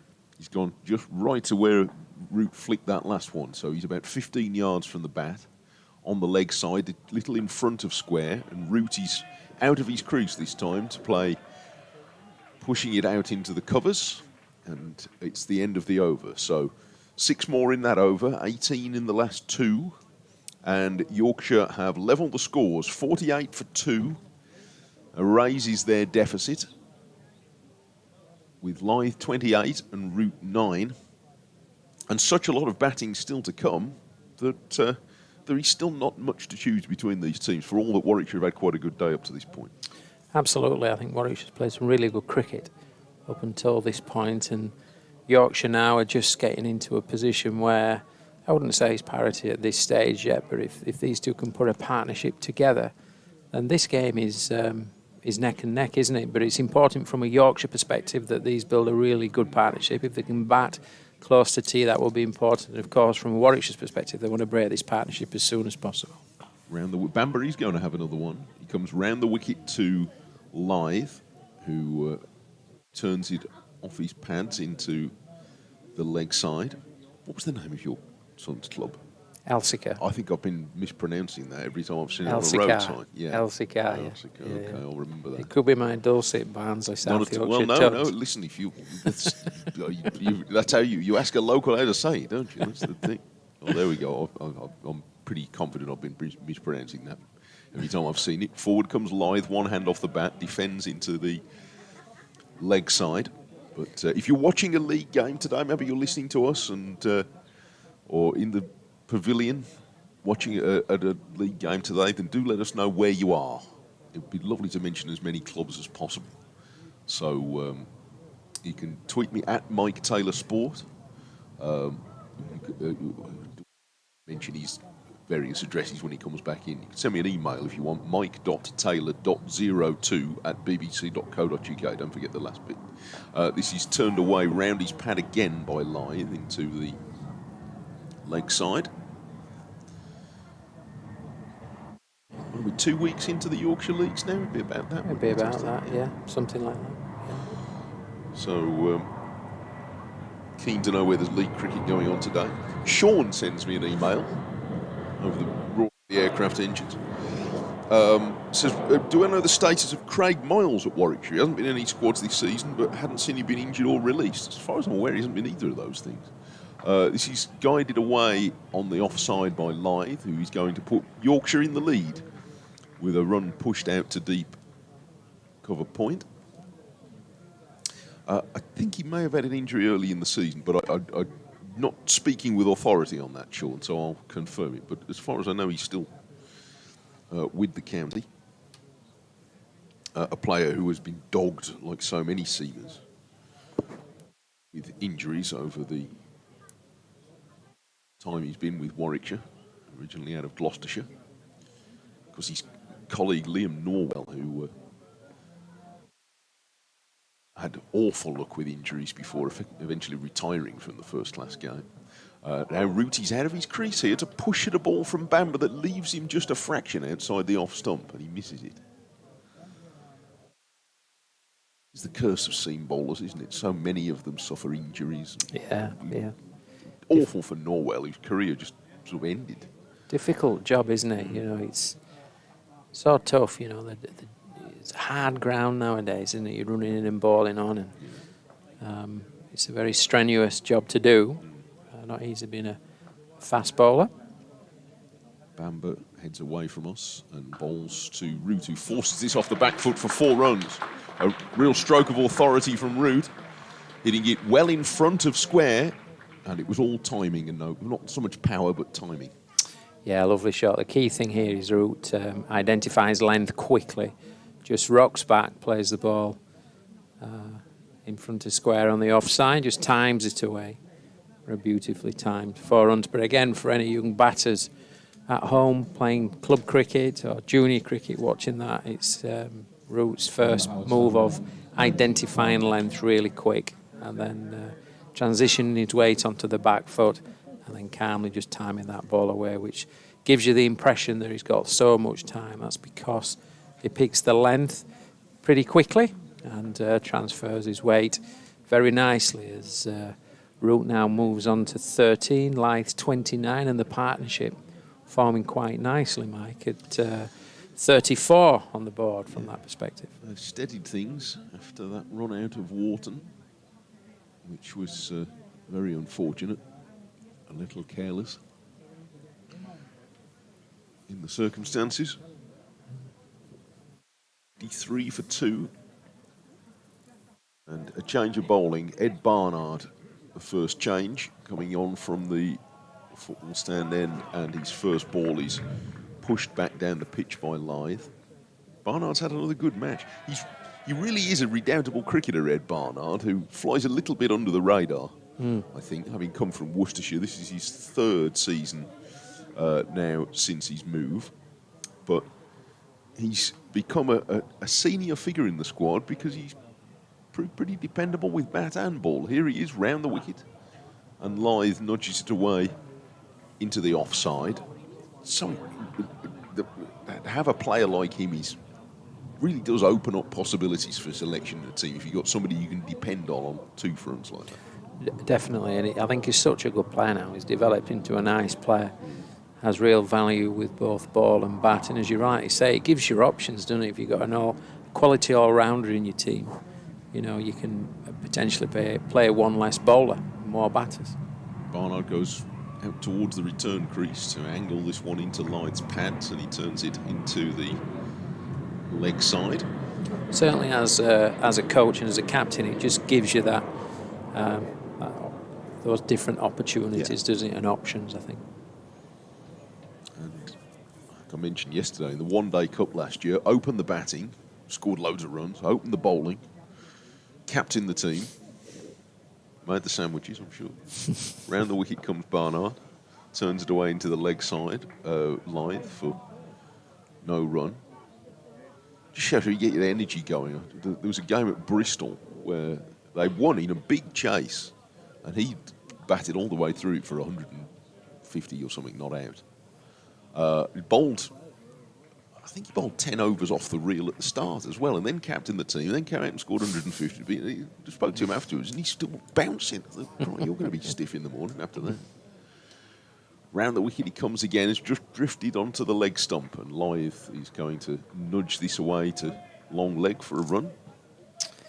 Yeah, Lythe is just timing the ball nicely now and just looking for the ball. It's slightly offline, off or off length, which he'll look to pounce on. If not, he'll just look to rotate and play within himself to a large degree and look to build this partnership with Root. As a partnership creeps on to 35, score on 54 for 2, Root on 13, Lythe on 30. Just in the last 15 minutes, it's felt like the game is settling down. It's been a rather skittish game, and the nature of the pitch has made it that. But feels like the batters are on top at the moment, and with a very Root-like stroke here, just easing his way backwards this time and guiding the ball between second slip and gully, fully in control, down to third man for 1. Trademark stroke. Yeah, one of, as you rightly say, one of Root's trademark shots there, isn't it? Just, again, sees the length, sees the line, just rocks back, plays it late, just manoeuvres the ball down to third man quite nicely, something that he does really, really well now at the highest level. And often the ball that lots of people can't score off, not necessarily that one, but the ones previous, Root finds a way just to run it down to third man or and just rotate strike and keep accumulating runs. 55 for 2. Tony emails me, watching from the United States on YouTube. Good to be with you for is this a late breakfast? Are you having with us, Tony? Says the Villa are on TV. Sadly, they're winning. Keep right on, says Tony. Oh, Tony, quite end of the season. Come on, champ.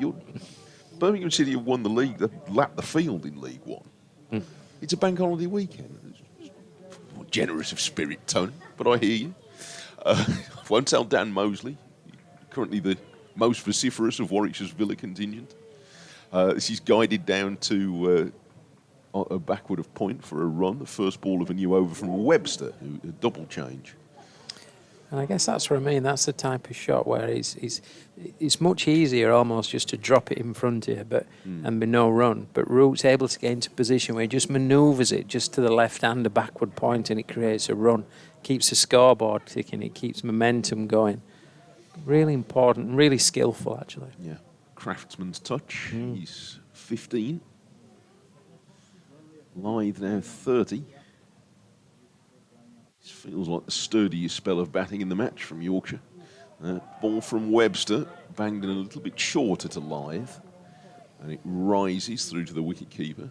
Webster's come on rather earlier than he did yesterday when he bowled only 2 overs, and a bit like Buckingham, actually, given that I'm given to believe they both came off the plane within the last 3 or 4 days. It was a very stiff couple of overs indeed from Webster. And Buckingham looked as though he was searching for rhythm, which you can entirely understand. But now he's into the attack a bit earlier. He's got the sun on his back. Got the juices going with 85 this morning, and now he bowls a ball that flies through heavily to Smith, and he takes it up by his ear. And he just looks immediately in a little bit more rhythm than yesterday. Yeah, he does, and it just takes a little bit of time, doesn't it, as you just shared there. But he's got some pace. He knows his bounce in this pitch. He's got good carry, initial couple of deliveries. So this might be a good battle between Lythe and Webster. Bowls again, Fuller, and Lythe turns his off his pads, and a sprightly piece of fielding by Malik at square leg prevents a run. He's as tall as Han and Dolby, more or less, but he's a rather different build, Webster. He's much more broad of beam. Across the shoulders, you can see the strength there. Here he is now. It's another gentle approach for the big man, but power comes from the shoulder as he pitches this up. Outside Lythe's off stump, and Lythe drives up to mid-off. Didn't quite time that one, Lythe, did he? I'll get it where he wanted. He just wanted to beat. He wanted to go probably to the right hand of mid-off and just slightly close the face, which meant it ran on to mid-off. But there are other batters in this game who, when they've mistimed a stroke or played and missed, which has happened a lot, have started to look skittish as a result. And Lythe doesn't look like that. He's well beaten here by a no ball from Webster, but nevertheless, if a no ball can be a good ball, then that was, because that had Lythe playing down the wrong line altogether. It did. It looked a good delivery, that, didn't it? It looked as though he's. See if we see the replay where it just looked to nip away. Yeah. There might be a sign that's just a little bit of seed movement still exists within the pitch, and of course Webster batted superbly well earlier on today. Did indeed, for that 85 that made the difference on first innings. He's fuller here, and Lythe, he's very carefully forward, running this off the thick outside edge on the ground to backward point, and it's the end of the over.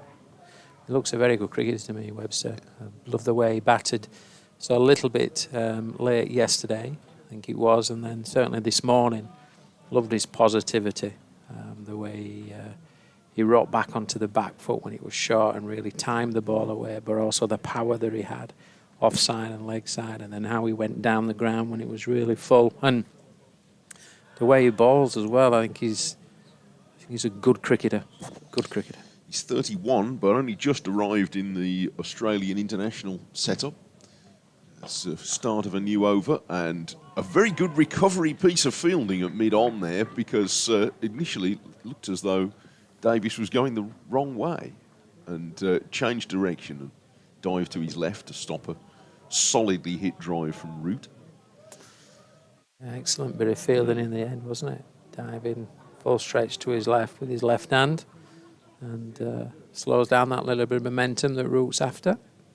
Barnard bowls again, and Root is carefully forward, defending on the offside. Yeah, played his first 3 test matches in the winter.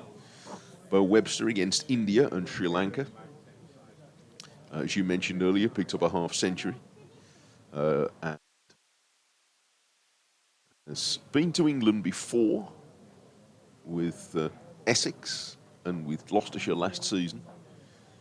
But he's having a spell with Warwickshire, which is in the end going to take him into the Test Championship. He was going to be here for longer, but he's been selected for that Test Championship final against India.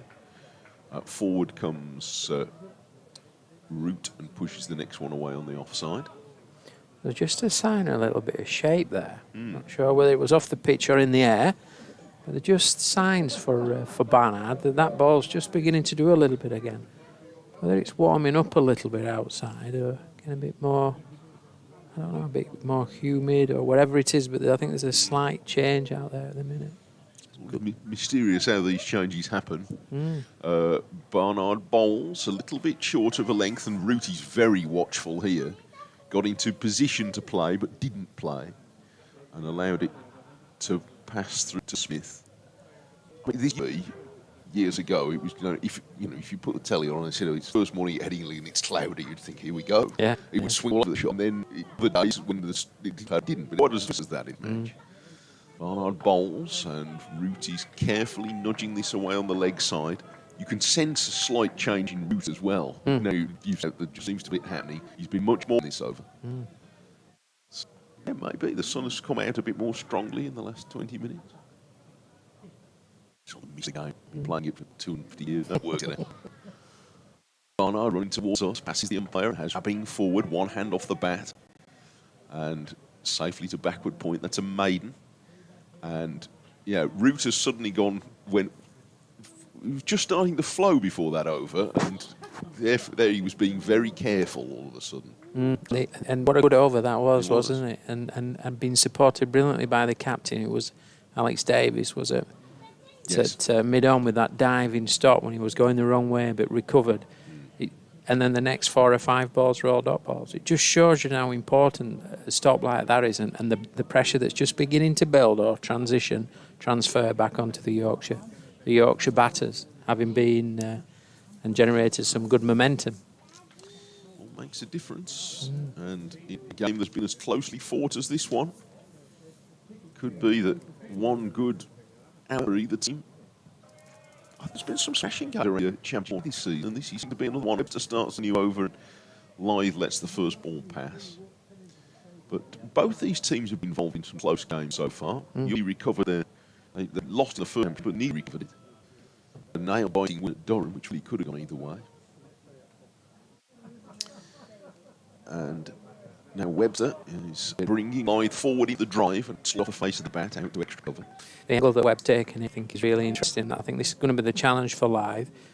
Lythe, the experienced left-handed batter, just come a wicket, and he's looking at that natural for the ball to drift in when he pitches and nip it away off, bring the court behind and the slip, and try and bring Lythe forward. Yeah, Lythe's being cautious here, defence from the crease, put to extra cover. This is a really interesting passage of play, as that is becoming a little bit more difficult. Last 6, maybe 8 balls or so, maybe 2 overs, and Webster's quite clearly here got a plan to try and nick off Lythe, and both Root and Lythe has got a battle through this period. Webster is that one's rising, but in wider position through to Smith, who takes it neatly. And he's been very efficient so far in this innings, Smith. He had an interesting time yesterday when the ball started swinging very late, often after passing the stumps, and a few went through. He probably missed one chance, sparred one and took it away from first slip, and then there was another that would due to go through, but he ended up with 5 catches.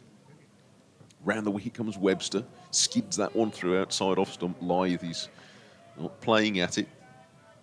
But it feels like they've got maximum concentration back from the batters now as well, doesn't it? It's a good spell, this. Just watching a couple of the replays, and his line's probably just an inch, maybe 9 inches too wide.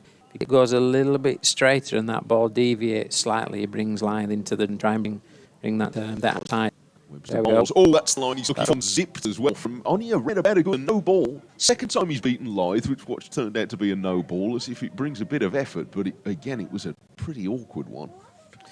Yeah, and that line's just that little bit straighter, so it just pulls Lythe in.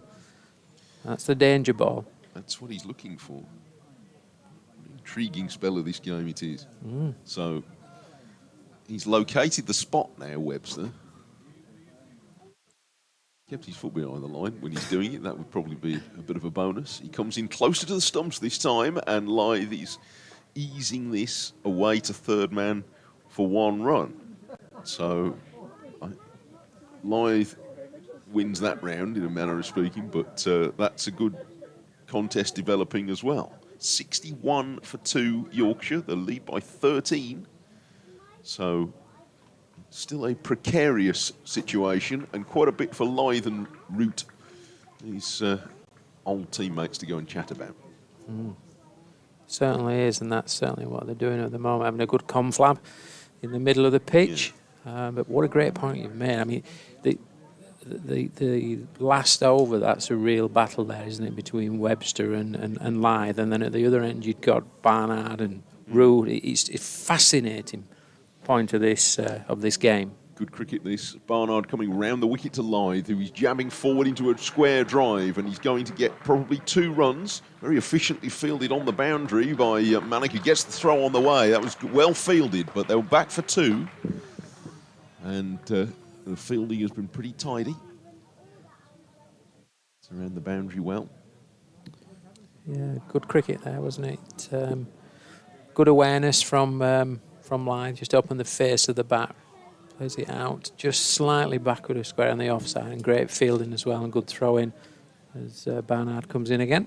Yeah, cover point stays on the boundary. This one he's fielded at a diving stop at backward point. So no run this time for Lythe, who is 33. He's had a couple of very watchful spells, but he's experienced enough to be patient. Can it really be 10 years since he had that spell in the England team? Seems remarkable it's as long as that. But he's stuck around to give first-class service to Yorkshire. Around the wicket comes Barnard, and Lythe is pushing this away on the offside. Nicely played, that, wasn't it? Very straight delivery, slightly back of the length, and Lythe's got everything behind that ball, full back face, and plays it nicely. No shortage of good cricket brains around the Yorkshire squad, is there? With the route around now, Brook's got the one-day captaincy, Lythe's been the captain, of course. Round the wicket comes Barnard, and has Lythe pushing this away for a well-judged single to mid-off. And he's after another careful spell, he had those 3 fours off Bamber, then settled quietly for a bit. And now he's starting to push the ball into gaps again. Fascinating, isn't it? The ebbs and flow of the game, and you've got two very good bowlers bowling at the moment, 2 very good batters with lots of experience. Fascinating. Our momentum's just gradually shifting again, only slightly, but it is. Barnard bowls and angles that one in to Root, who's very early into position to play it. Back to the bowler. Yeah, well bowled, well played. And I think that's it. If the Warwickshire bowlers and the bowling unit just keep striving for those lines and lengths, there's enough variation in the pitch just to get them those little nicks and bring in a slightly differing bounce into play as well as Barnard comes into Root. Oh, yeah, he rolls in again, and Root is turning up to mid-on. It's the end of the over, 64 for 2, leading by 16 now. Yeah, I mean, we've discussed the pitch quite a bit, but what it is rewarding, I would suggest, is discipline for both the batters and the bowlers. If the batters who've done best are those who've made good choices whether to attack and defend and when, and the bowlers who've done best. Yeah. Bearing in mind we've seen no spin at all. We've seen seam for the entire day and a half so far. But the bowlers who've done best are the ones who've had the discipline to put the ball in the right spot all the time.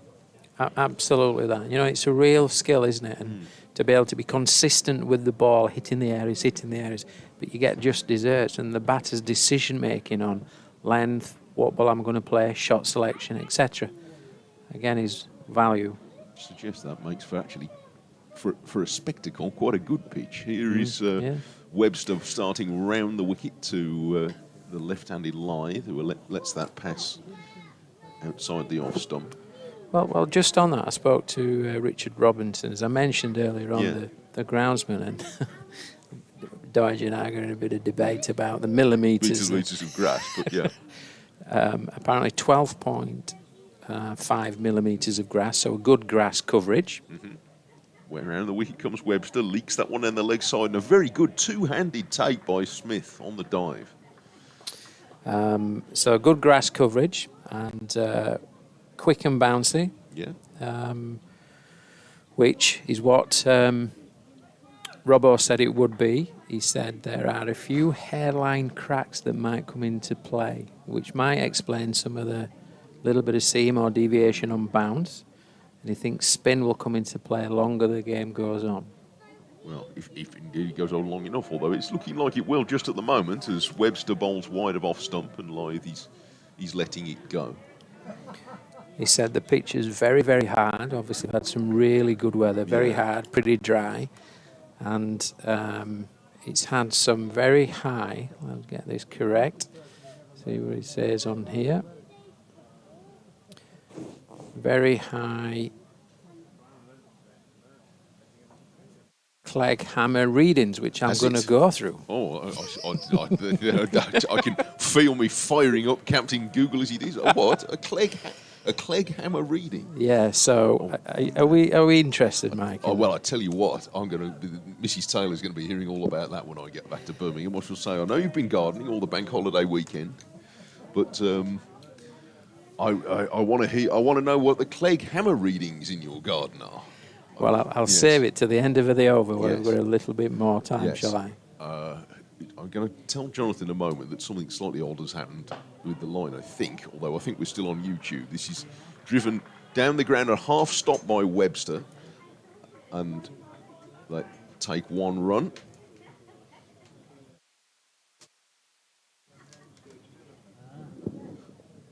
So I think we are probably still with you on YouTube all the time, and hopefully we're back with you on through BBC Sport now. One run to Webster. Am I carrying on, or is Paul staying here, Jonathan? Paul's coming in here. Yeah, he's going to come in and going to hear all about Clegg hammer readings, which is definitely new learning. That's it. But yes, I want to know what Clegg hammer readings been up after Mrs. Taylor spent the bank holiday weekend in the garden. Anyway, Webster's bowling wide of the off stump. There's been no stroke offered by Root, and I'm going to bring in Jonathan Deutsch with the question of when we talk about what a good cricket pitch is. There's what batters would call a good pitch. But I'm going to suggest that in terms of a cricket match, for you and I and everybody watching and listening to this is actually quite a good cricket pitch, even if it doesn't fit necessarily the batter's definition of that. If you can guarantee that none of the ground staff are listening at this stage, I'd say yes to that, because otherwise there'll be a few people getting big-headed down there. And we couldn't have that. Yeah, it just makes for interesting cricket, doesn't it? You've got to bat well. You've still got to bowl well on it as well. It's not just a gimme. It's not the sort of pitch where you just land the ball and you're going to get wickets. You have to still bowl with discipline, but it will help you if you do. Barnard with a short ball that is being wided there through to the gloves of Kai Smith. Interesting. So Go on, you're gonna bore us with the details of something to do with groundspersonship. I get a strong sense that you're beginning to wonder Why I bothered to invite you on this broadcast today. Correct. what the Clegg impact tester is, which I'm about to share with you, Jonathan. Barnard to Lythe. Unfortunately, nothing exciting happened from that delivery, so we'll have to listen to this now. So initially developed for engineering purposes, named after Dr. Baden Clegg. Okay, the Clegg hammer test is a method used to measure the hardness and shock absorption properties of surfaces like turf, pavement and soil. It involves dropping a hammer of specific weight from a fixed height. Hold on to that, we'll let this ball go through. Sorry, I'll just just woke up. The alarm just gone off again as Lythe pushes one out into the covers for a single. From a fixed height and measuring the resultant impact deceleration. The test is commonly used in sports fields, roads and other applications where surfaces, firmness and shock absorbent are important. Now the context to this, speaking to Robbo last night on message, is that this has got high Clegg hammer readings, hence the firmness of the pitch. There you go.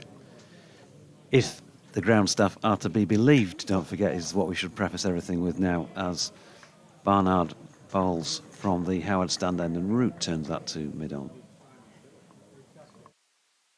I'm not sure I believe anything anymore now after 15 mil, 12 mil, 12 and a half, 18.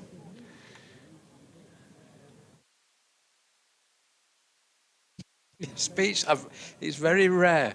Mike's in the back of the box looking as quizzically as I am. It's very rare that with either of you seen you speechless, or, you remain speechless. Have I taken your breath away? Constantly, Paul. Constantly, darling. As Root pushes that one out to point, and there is no run. Has Robbo messaged you yet? Says Shaw's has got all that wrong. It's a matter of time. I now tell Shawsy that. He'll say, here's Barnard over the wicket. Root drives. Can't get it past cover, though. We have further passing air traffic to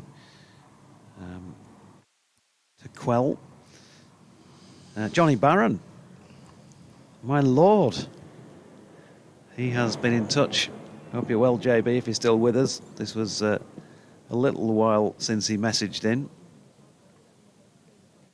Says Jonathan Hope, all well, Germany were 3 wins away from qualifying for the 2021 T20 World Cup, one of the fastest growing regions in ICC Europe. That's a lovely shot by Root, just laid his bat on that one and timed it impeccably backward of point for 4. Just a bit too much width from Barnard on this occasion. Yorkshire, well, they're having to work hard for every run by which they lead, which is currently 23. A 3rd wicket partnership now worth 52, and my, how Yorkshire needed that. Yeah, nice shot from Root there, just backward of square, uses the pace, opens the face, and strikes that ball nicely. And Root moves on to 19. Partnership of 52 now between Lyth and Root. Good to know you were listening. 78 balls it's took him to get there. And, yeah, 71 for 2. He went on, did Mr. Barron, hosted one of the men's European qualifiers last year. And good to hear that you're enjoying what we have to offer, JB. Hope you're well. As Adam Lyth has just waved in the general direction of the pavilion. Looks as though drinks are now coming on. Still, we have 20 overs remaining before the tea break. And it's 10 to 3 already. Going to take quite a while to get to that point, you feel, with seam all the way on this green pitch of somewhere between 12 and 14 millimetres. Depends upon which bit you pitch it. Have you got any more pearls of ground personship wisdom? I've exhausted all my sources, Dorji. You'll be pleased to know. So I'm going to go on to the weather, as the clouds have cleared somewhat, and it's a little warmer, sun shining over Headingley, and players have just earned a nice little break, little drinks break. The Warwickshire players have got together, having a conversation around what lies ahead and the next passage of play whilst they take on some fluids, and the experienced Yorkshire batting pair of Lyth and Root, again having a similar discussion, reflecting on what's just happened and what lay ahead and how they're going to play the next half an hour's play, because as we know, the experienced batters often break the game down into small sections, small segments as such, and these two are as experienced as there is in the game, and we've got Yorkshire now to 71 for 2 with a small lead at this stage of just 23 runs. Just like to congratulate the championship winners, Leeds United, on achieving a late winner through Manor Solomon, having been behind for much of the match against Plymouth Argyle. There'll be celebrations aplenty. I know a few people who were on coaches very early this morning to head down to Home Park, because that was a 12:30 kickoff. And for those of you from the Midlands, not sure of what persuasion you are, but West Bromwich Albion 5, Luton 3 was the result. Did Aston Villa win? They were certainly winning for long enough.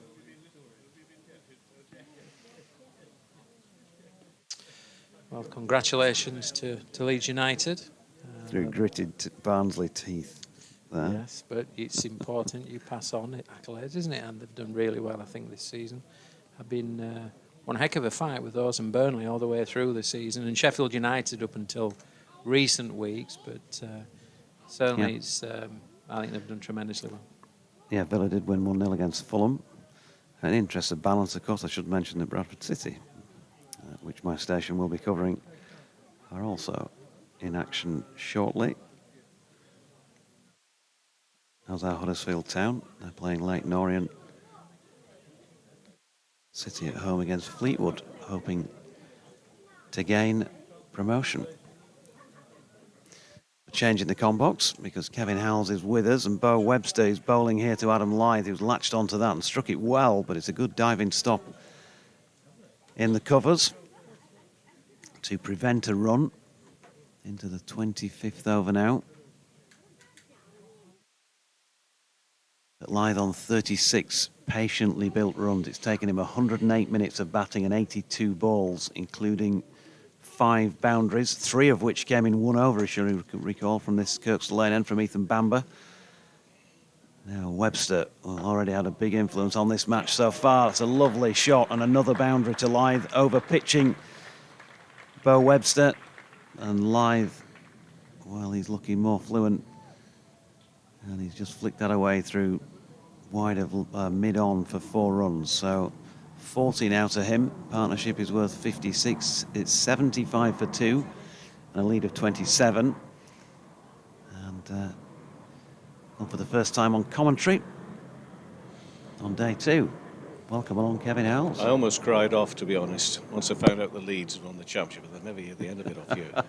I've mentioned it once. Webster in, it's wide of off stump, and Lythe leaves.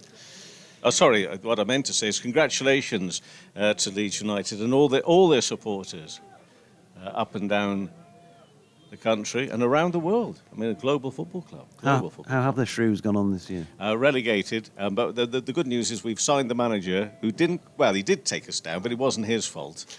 You signed the manager who took you down? Well, he was there at the end. It wasn't his fault. We'd had 2 or 3 before him.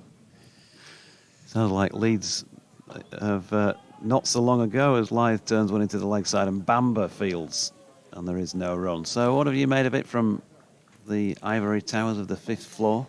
What I've made of it is I love the fact that, you think you've got a certain narrative, and the narrative that has played out is, a pitch with a lot of grass on it, and therefore you've got lots of wickets falling. It's a nightmare for the batters. And then you get Bo Webster doing his thing, changes the mood and the pace of the game, and then you've got the quality of Lythe and Root out there now as well, and that changes it all again. Yeah, Webster in. Feels like he's letting this one go within himself, really, as if it could be quicker. Medium pace feel to it, and Lythe just plays that into the leg side. There's no run. It's just developing into a cracking game of cricket. Another wicket falls now, effectively 27 for 3. And Warwickshire, well, if they're not already in control of it, then they certainly would feel like they are at that point. Yorkshire just having to be patient, wait for opportunities to try and score some runs. Lythe not entertaining playing at one that was well wide of off stump. Webster finishes his 4th over with 11 runs against his name. And Yorkshire still 75 for 2 then. So we had Gavin Hamilton, General Manager of Yorkshire, up with us at lunchtime. And I said, what would the Yorkshire batters take from that Bo Webster performance this morning? And his view would be, well, it's still not that easy. In fact, it's really difficult. But once you've got yourself in, it does show that there's something there, and you've got yourself in. Now, you're quite right about the score and the match situation, but for Lythe and Roots, they've been out there for some time now. So how confident are they feeling about it all? Roots on 19, and he's facing at the moment. This next delivery pushes straight back up past Ed Barnard, who's doing the bowling from the far end, the Howard Stand end. The weather and the conditions are quite interesting, because you look at yesterday and what we had up above. It was absolutely glorious. And yet it was a case to look down on that strip and look down at all that grass. And then this morning you think, well, that cloud make a massive amount of difference. Well, I'm not too sure it did make that much difference in the end. And now it's glorious again here this afternoon. It is a lot cooler today. Well, I say a lot, a little bit cooler than yesterday. Defended again. Route into the offside. And of course the thing that batters of huge experience will be well aware of is the fact that this is still only coming up to 3 o'clock. It's the afternoon session on just the 2nd day of the game as well. So this is a chance really to get your head down, feel good about things if you can. I mean, the surface still obviously offers plenty for the bowlers. So it's a great contest between bowlers and batters, and let's see who's going to come out on top at the end of today, and how close we'll be to a result maybe at the end of today. I thought that one is just steered down to 3rd off the batter route for a single, and he moves to 20, and Yorkshire up to 76 for 2, and they lead by 28 runs. Arriving here this morning, I had very clear thoughts of this one really rushing through today, and it's been very little left. I'm just uncertain as to where we'll be at stumps here tonight. Really, yeah, and you can't call that one, I don't think. No, you can't. Lythe's on 40, and he's facing 2 slips going down, and defended by Adam Lythe. We spoke about Lythe a couple of weeks ago. Jonathan up at Durham, terrific performer. He's 40, and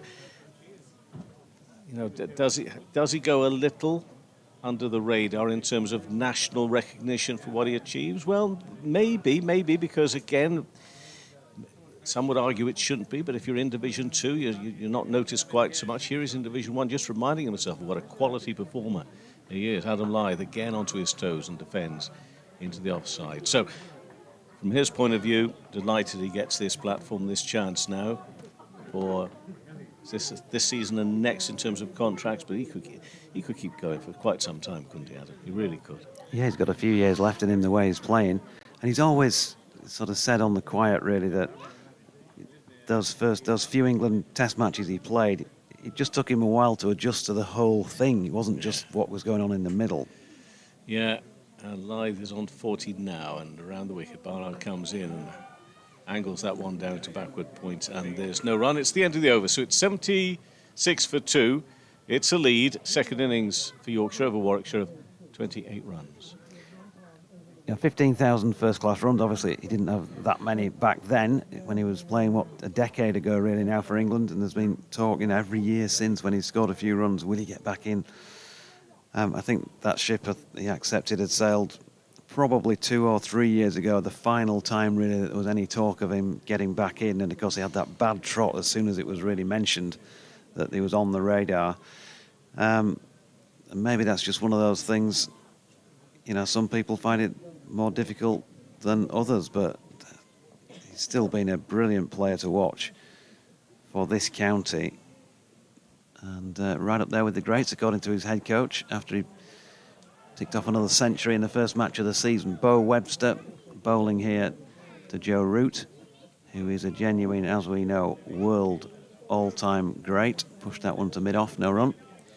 I suppose a mark of it will be the celebrations, not just because he's an opener, but if a team get him out, they know they got rid of a really important, massive wicket every time. And that's a mark of his quality, isn't it? And the danger he possesses.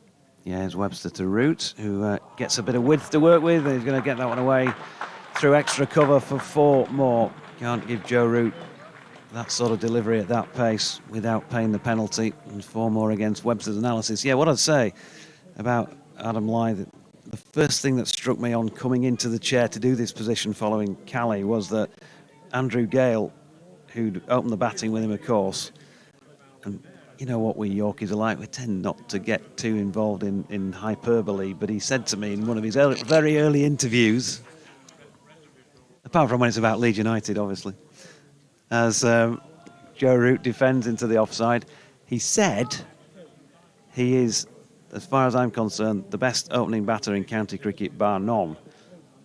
And that was just one of those opening gambits that he came up with. And I, obviously when you're not watching it all the time like I was unable to do before I got the job, I knew I'd seen a good player when I'd seen him on occasions. But when somebody like Andrew Gale made that statement, you think, yeah, this, that's fairly big, fairly hefty. And he's lived up to it. As Joe Root gets a thickish outside edge, I think you'd probably have to say. He's opened the face, but it was on its way towards second slip and dropped short of him and has gone through and made it for 4 through third man. Well, he and Alex Lees were quite the force, weren't they, at one point. And then, of course, Alex moves off up to Durham. And things, I think, had sort of dipped, and there was a reason why perhaps that partnership came to an end, but they were formidable. 84 for 2, Webster to Root. Beautiful shot. That's the best he's played so far, Joe Root. Just stands tall. He's overpitched Bo Webster. And Root takes full toll with a cracking shot along the carpet for 4. I'm sorry. See, you need to be careful. Why do you need to be careful? Because people get cross with commentators if you get too ahead of yourself. I mean, for me, they've got the look here of this could be well, Yorkies don't like the hyperbole if it doesn't work for you. Webster in, that's flicked off the legs by Root. And he's going to pick up 2. Here's Joe. To further applause from our contingent of a dozen chaps down to our left who have created a bit of atmosphere, to be fair, today. So Root on 32, the partnership now worth 69 at 88 for 2, and the lead now 42. Just getting the feeling that the bowlers are trying a little bit too hard now. They look as if they've got a little bit of concern about them as to the fact that I mean, they know too. I mean, obviously it's 1 week at a time, but you've got Lythe and Root out there who look as if they're getting a real good field. Harry Brook only made 33, but in the context of that first innings, and he looked good straight away, didn't he? I mean, that 33 another time quite easily, I reckon, could have been 50 plus and more towards 100. Yeah, Brilliant, outstanding. I mean, just awesome. so they know he's amazing. coming. Yeah, very good. They know he's coming. They know that Johnny Bairstow is coming as well. That's got to be in their minds a little. One thing at a time. Next wicket. Let's get the next wicket. But in the back of their minds, they know they're up against it here, possibly. I think you're going to lapse into some Lena Martell there, aren't you? One day at a time, one sweet wicket Jesus. at a time. Yeah. Me You- again. With you, yeah. Lythe and defended back up past Ed Barnard, who's bowling his 6th over now. He's been very economical from that end. I noticed, was it Mike with his stats this morning? That has it been throughout that the runs really have been coming thick and fast from one end and not from t'other? I mean, was it George Hill who's keeping it? It was purely this morning, Oh, right, that he okay. gave me his stats when 7 overs had been bowled at each end. So we've got Barnard from what's supposed to be the economical end, just the Howard Stand end, and defended by Lythe into the offside against. This partnership is worth 71 runs. In the context of what we've seen so far, that is very special indeed. Very special for these two teams who, both of them, have reason to be okay-ish. A pretty good feel about the start they've made. It could have been better, but it could have been an awful lot worse for both of them. So this is where they want to move into another gear if they can. Oh, does he get an edge? Yes, he does. And he's been caught by the keeper. Followed that one, Lythe. So Barnard gets rid of Lythe. He's gone for 40. It's 3 down now. So Yorkshire are 90 for 3. That's 42 for 3, as Jonathan Wright-Lee would point out in terms of the match itself. And he looks so frustrated. I'm not too sure. He had a little lapse in concentration, was it, on that one? Why did he follow that one? Well, Barnard kept at it, and that's exactly what Warwickshire needed to do. They didn't need to be getting too worried about what was to come, but they've got rid of Lythe, and he gets a good round of applause. As I say, that partnership could be worth still an awful lot in terms of the game, but they've a long way to go here. So Lythe has gone 120 minutes, 93 balls, 6 fours for that 40, and he's on his way. A little bit of extra lift and bounce, movement away. Yeah, just he'll know that he didn't have to play at that. It's wide about. It's not hitting any of the stumps, but it's just one of those attractive sort of heights that a batter wants to push at, and that's really what's served Ed Barnard well. And it did nip off the pitch, to be fair. Did, as well. yeah. Just feels like it swung a little bit and then continued off the seam in that same direction away from the bat. So there was more movement than I realised. Yeah, I'm just looking at the replay. yeah, and he's in, he's set, he's faced 92 deliveries before that delivery, and you've got to give credit to Ed Barnard for being able to find a delivery good enough to take his wicket. Yes. So Harry Brook comes out to replace Adam Lythe. Lovely little buzz around the ground. I know in commentary you've been mentioning the fact that in terms of numbers, yesterday was 2,300. We're not going to be getting up to that number, I wouldn't think, today. But in terms of atmosphere, I'm not saying it's better than yesterday, because obviously we've got one group of lads down there who are set out this morning, probably very early, to enjoy themselves, by the sounds of it. They create their own atmosphere, but just generally, it's a lovely little buzz around. You can hear lots of young voices out there as well, can't you? Real good atmosphere around the ground today. It is. It's improved in the com box as well since you arrived, Kev. No, I won't have been that. miserable with Barney Rubble out at the back. No. He's not been able to get his legs out today. I beg your pardon? He's feeling a little bit sore about life. Oh dear. I mean, I was going to say you're going to have to fill me in on that, but maybe it's best you don't. Maybe you don't. 2 slips then. For Harry Brook to face his first delivery of this second innings. Just over 30 in that first knock. What can he do today? It's the 2 England men out there, Root and Brook. Their only game ahead of the Test Summit. Starting with Zimbabwe at the end of this month. And that one, first delivery from Barnard, comes back into Brook. And defended out into the offside. Yes, that was a good ball from Barnard in the end. There was some movement which caught Adam Lythe unawares. So Barnard has his first wicket of this innings. Partnership of 71 there, Kev, which has served Yorkshire well, but they're going to need a couple more of reasonable substance here to feel anything like any comfort. Totally agree with you. Brook is facing second ball. Gets back on that and angles down towards the third area for a single. And immediately applause from a crowd that perhaps not only know their cricket, but know they've got some big names on show as well for this game. Both of them out there just doing a little bit of tapping away on the surface. There's still green to be seen there, but nowhere near the depth of green and the colour we saw on the first day. But I'm not too sure as it's disappearing that quickly. Today it's still some to be seen out there. And once again, a long run up from Barnard, coming from the far end from our commentary position. In and bowls. That keeps low, out of the grasp of the keeper. Did he get a bottom edge on that? He threw himself at it, the keeper. It's going to run for byes. No, it's byes. It's down to the rope and over down here. So that's 4 more for Yorkshire, though. And they move to 95 for 3, which is 47 runs in front. Been 11 extras so far in this innings. But the big and important wicket of Adam Lyth, he's gone. Court Smith, bowled Barnard for 40. Yeah, and having worked so hard, he's now got to reflect on that. But, well, this pair, we know what they've produced during the winter. Outstanding partnership in Test match cricket.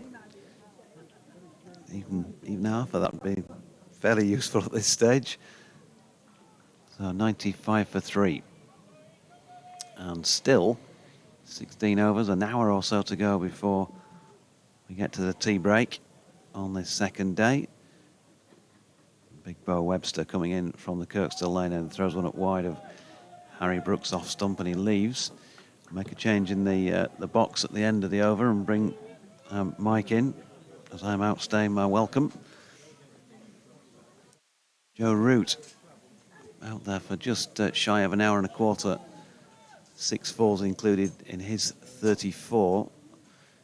Harry Brook, well, it was an interesting knock, I think you'd have to say, from Harry yesterday. Never a dull moment. And he's watching one go wide of off stump this time, but he charged 1 or 2, gave it the bugle, and wasn't seen to best effect when he did. But then when he played orthodox shots, he looked just like Harry. And then obviously things went awry, shall we say, second ball of the afternoon session, when he was caught a third man. I think he's the second or third player this season for Yorkshire to get caught in that position.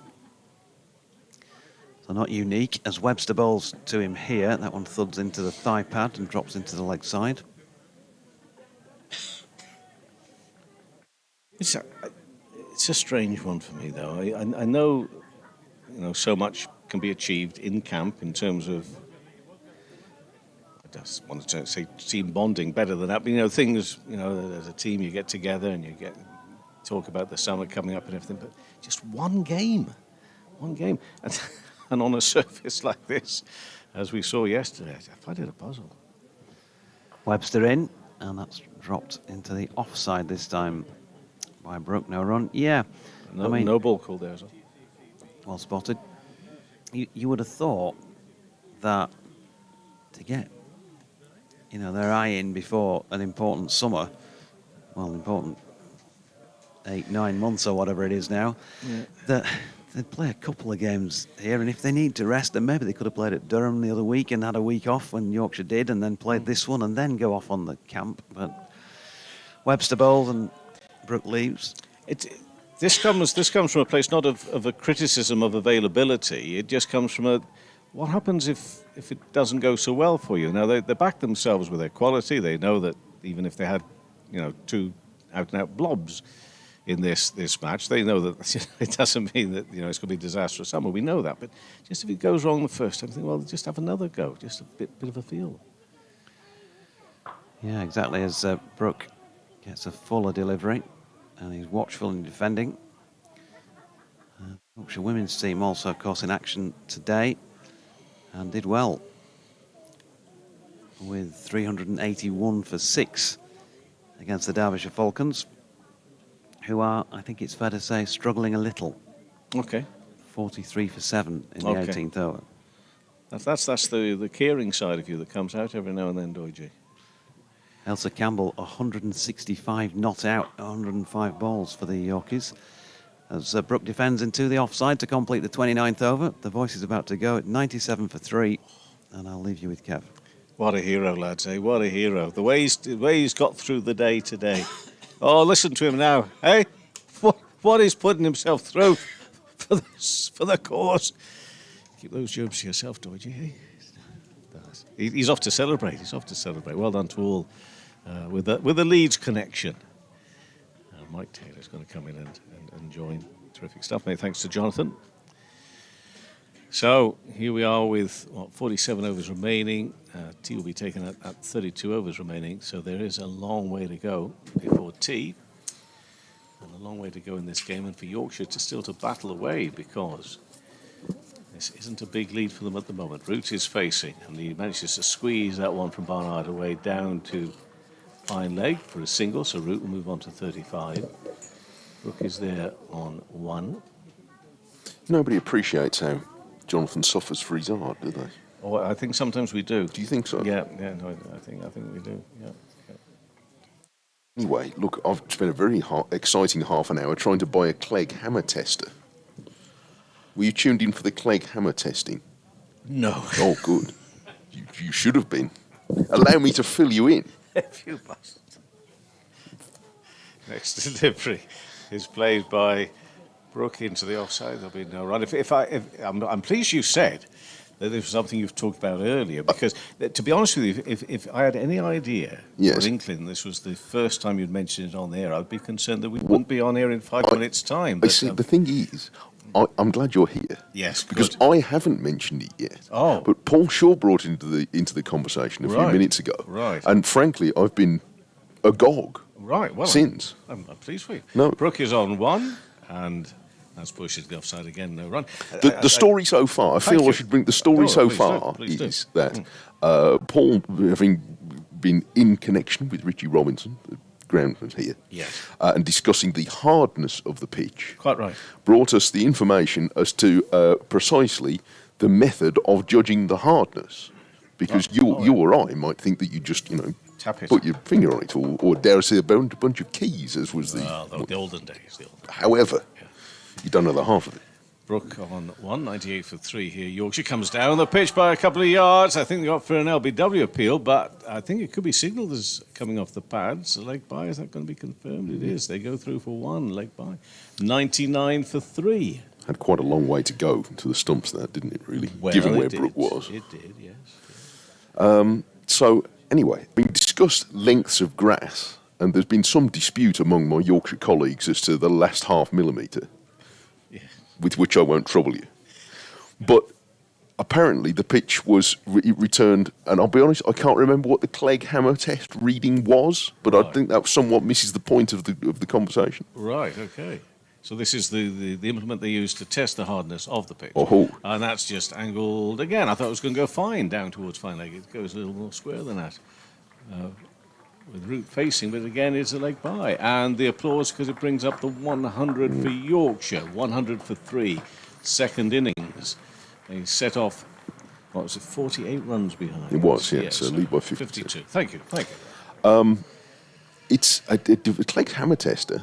And it was a Mr. Clegg, not a Mr. Hammer, or indeed a Mr. Clegg hammer. Yes. Or two blokes. Yeah. But it tests the hardness of cricket pitches and roads. Brook is on 1 width. He doesn't get past the field there in the offside, so no run. The bit I want you to get onto in a minute is you looking to buy one? Well, I mean, who could resist? Everybody, Mike. Everybody could resist. You see, I'm not of the same sort of stock as folks around here. End of the over, 100 for 3. It's a Yorkshire lead of 52 runs. Root on 35, Brook on 1. How big is this thing? I don't know how big. I haven't looked at the scale of it. So you've ordered it without even seeing how big it is? Look, I don't know. It'll come either in a little cardboard box or a truck. Who knows? And how are you going to use this? Well, look, I looked it up, and I quailed at the price, I'm sorry to say. I was there, my finger was poised. Oh, you haven't ordered it, right. Because it's been expensive. 3,000. Just for something you could go... £3,000, yeah. To do, right. So I will never know what is a good or a bad or a hard or a soft Clegg hammer test reading. 4, 3, minus 12, a million. Could be anything. I don't know. It's the sort of thing you hire, isn't it, from your... Do you think so? Yeah.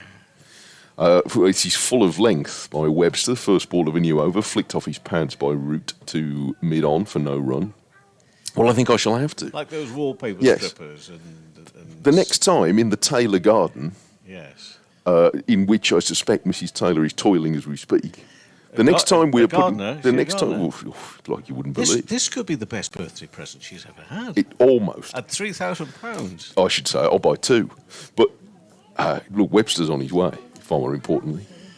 And he knows where he keeps his Clegg hammer tester, I'll bet. And this is turned into the leg side for one run by Root to deep mid-wicket, 101 for 3. So the next time she says, we must have either a cricket pitch or a road on our property, then we shall have to hire one. Because Sounds 3,000 quid. That sounds very expensive. So there we go. Anyway. So excitement was dashed. I wanted to share that pain with you. So Richard had his Clegg hammer out this Apparently morning, he did he? Yeah. Right. So look out for that next time they bring the roller out. Here comes Webster turned away into the leg side by Brook, and he gets one run out to deep mid-wicket for 102 for 3. The story was good, but it was slightly spoiled after you said you didn't press the buy button. Look, I didn't think I could get it through on X's. Well, I think if we all shared it. Look, I'd like what well-qualified cricket commentator? Do you not think Agnew's probably got a wheelbarrow full of them? I know. In comes Webster for a shortish delivery that's pulled hard for 4 runs by Brook. It was a stroke of real power without any great flourish, but he managed to bisect the two fielders on quite a long boundary at deep square leg and long leg for 4 runs. Anyway, a good tale, but... You were let down by the ending, weren't you, I really? was really, yeah. I thought Well, get on to young Mountford. He'll get you one. It could be the thing to start every sports extra broadcast now. After the shipping forecast. I tell you we would buy The one. Clegg hammer test. Emerson would buy one. I'll bet he's already got one. Yeah. This is full of length on the pads. How was that, says Webster, but it's going down the leg side. That for him will come up on his website page, having bought that light meter that he's got, when he talks about 200 lux and 300 lux. Oh, I see. Yeah, so down, what would it be? Other customers also bought Oh, yes. the Clegg hammer. That'll be what it'll be. So you'll see that. You'll be tempted. But it's been a very interesting pitch, and as I say, get yourself in on it. There's something to be had.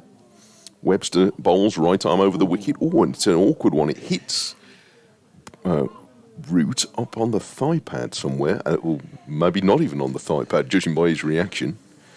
And that one definitely got his attention. It's, as I say, it's not a bullseye, it's more a 25. Is it? Yeah, around the belly button somewhere. Oh, he felt it though, didn't he? Well, he did. There is. I was saying earlier. I think this is, although it's not classically a good pitch in terms of when we say it's a good pitch, you usually mean where you think a team's going to score 400. That's right. Yeah. I think it's been a good pitch. Coming to a cricket match wanting to be entertained, I've been entertained by this. I'm feeling more that it's a good pitch as this day has gone on. Yeah, as well, that's possibly true. Yeah, it's not settle down a little bit. Yeah. It's offering the batters a little bit more. Defended this time by Brook into the offside. I'm not a fan of a 2-day match. To be honest with you. No, But and it could have gone that way. You're right. I certain games I'm very happy for them to have just got to the 3rd day, because that's the way it is. We're all looking in life for 4:30, final day, cliffhanger. Yeah, for sure. But often getting those, you could have had some tedious few hours of cricket leading up to it over the first couple of days. We haven't had any tedious cricket here, that's for certain. That's been just turned around the corner by Brook for a single. He moves to 3, and Yorkshire to 107 for 3. Their lead is 59 runs. Glory. One of the things I love about this ground is all the trees you get away just to the right-hand side here in Headingley. And then you've got all the urban city centre away to our left-hand side, of which there are even more tall buildings. It looks like something from a sci-fi movie. Yeah, I thought that this morning driving into Leeds. It does look built up more than it used to be. And this is Root defending into the offside. There will be no run. Great city to spend time in, Leeds. For Well, so why people are you, listening, you so haven't. why are you? If that's the case, why are you staying on the M62? Because I wanted to test my new Clegg hammer test. Have you ever seen a face of such disbelief as mine as when you told me where you were staying yesterday? And for the fact you called it Bradford, which was really the thing that really got me. It's close enough, I suppose. I just follow the sat nav, mate. 107 for 3, Root's on 40. And again, defends, does Root, into the offside, and no run. Anyway, a pleasant night with the truckers, was it? All eating New Yorkie bars, and what other chocolate bars are available? You rescued that well. I'm martyr to it. A particular chunky chocolate bar. Or any chunky chocolate bar. Anyway, we need George Hill to get a 50 so we can say nice things about him after his family sent cakes. When? Earlier. Have you eaten them all? Some of them. Oh, they're here. Next ball is beyond bowled, and Root does get hold of that one, swings everything at it. Actually, put a lot more into it than actually probably got out of it in the end. Yes. Just a single out there on the leg side. But it does take him to 41. Yorkshire 108 for 3. You didn't tell me about these cakes earlier, did you? It's a lead of 60 my runs. mouth was full. Oh, it's an I couldn't. It's an assortment. It was. Oh, you've taken all the chocolate eclairs. Well, In fact, there's only one left. It's a nice one, and you just left that for me. Is that what you're saying? I fear that he may already have been allocated by young Deutsch. Afternoon tea cream cake assortment. We didn't make it very far into the afternoon, I'm here to tell you. Well, it hasn't. Next ball. And Brook will find backward point. But no run there. Well, it's a very fine. I mean, it would be very poor of me. You certainly would. Score 108 for 3, a lead of 60 runs. To point out, they found it in the reduction basket last night as they were leaving this very well-known store. Look. Well, look, I took great pleasure in reducing it even further. Yes, you did. As soon as it was proffered by Deutsch, but it was very generous and kindly received. Yeah. I had a very nice sandwich as well, courtesy of the ground authorities at lunchtime. You've gone sandwich, have you? I went sandwich today. To be honest, I couldn't remember. I heard Shaw on. He's supposed to know his stuff about being full of healthy foods and everything. You carry on here. Oh yes. Oh, I heard to watch cricket really. What was the bowl's full of length and it's pushed away for a quick single by Root, well judged, to mid off, and they're through for 1. It was a very good stop by Mosley to prevent it being more than 1. 109 for 3, 42 to Root. So I went Jackie Potato. Solid choice. A solid choice. Sure, was it before lunch he was banging on about the fact that he'd gone for cheese and baked beans and cheese, and his worry was he shouldn't have gone for the cheese because the cheese could be fattening. If he was that worried, how about cutting up the beans as well? Well, I'd say so. Yeah. Can't be doing with beans. Is Webster bowls onto the pads of Brook. It's turned away for 1 out to deep square leg. My youngest eats baked beans like they're going into fashion. Well, that must be interesting. What do you think I'm in, Lee? And the other thing is, sure, you need a bit of cheese in you. A bit of fat is good for you, isn't it? A bit of fat is good, just a little bit. Yeah. Anyway, I had cheese. So. Did you? Cheese for my baked potatoes. Did you? Yeah. What an athlete you are. Webster runs away from us and pitches this up. It's hit hard into the ground by Root and knocked down in his follow-through by Webster's right hand. 110 for 3. I still haven't had any offers to... I suggested when they came together last night that Webster and Hannon Dolby is the tallest current partnership available in county cricket. But if anybody can suggest a taller one, and equally, what is the shortest possible partnership currently in county cricket? This is guided down to third man by Root for 1, 111 for 3. Because Webster and Hannon Dolby batting together, that's 13 foot of batter. Who have you got that might match Alex Davis? Is there anybody Not quite really. a short? No, No, he's out there on his own, is he? Yeah. On that one. Probably Essex, who's tall at Essex along with Tall Paul? Oh, he's very tall. Yeah. This is Webster's on the off stump, and Brook with a Fidget is pushing it away into the offside for no run. 111 for 3, so Yorkshire leading by 63. Creeping up. I mean, from here, Kai Smith doesn't look that tall. No, he would be probably the next best. So he and Davis together. Yes, Yeah. that'd be about 11 foot together, I should think. Davis looks smaller at first slip because he's a few strides behind Smith from where we are. And Webster fires this in towards the pads of Brook, who is going to get one run, leaning on it out to deep square leg. And they're ticking up runs at a busy rate here, pushing Yorkshire towards a more competitive position. For me, the lithe wicket came out of the blue. Yes, it did a bit. I thought that was against the rhythm of what we'd been seeing. So well done to Ed Barner, because actually it was a really good delivery. I mean, you could argue that perhaps he shouldn't have got involved, but the ball did do plenty really there. And that was a bit of a surprise, because this is what I'm starting to think and feel we're going to get, certainly for the majority of the day. There'll always be that little period after tea when they need to settle down again. Brook is on 5s next over, and that is going to be 6 now for Harry Brook, with a single on the onside. So 113 for 3, 65 runs lead.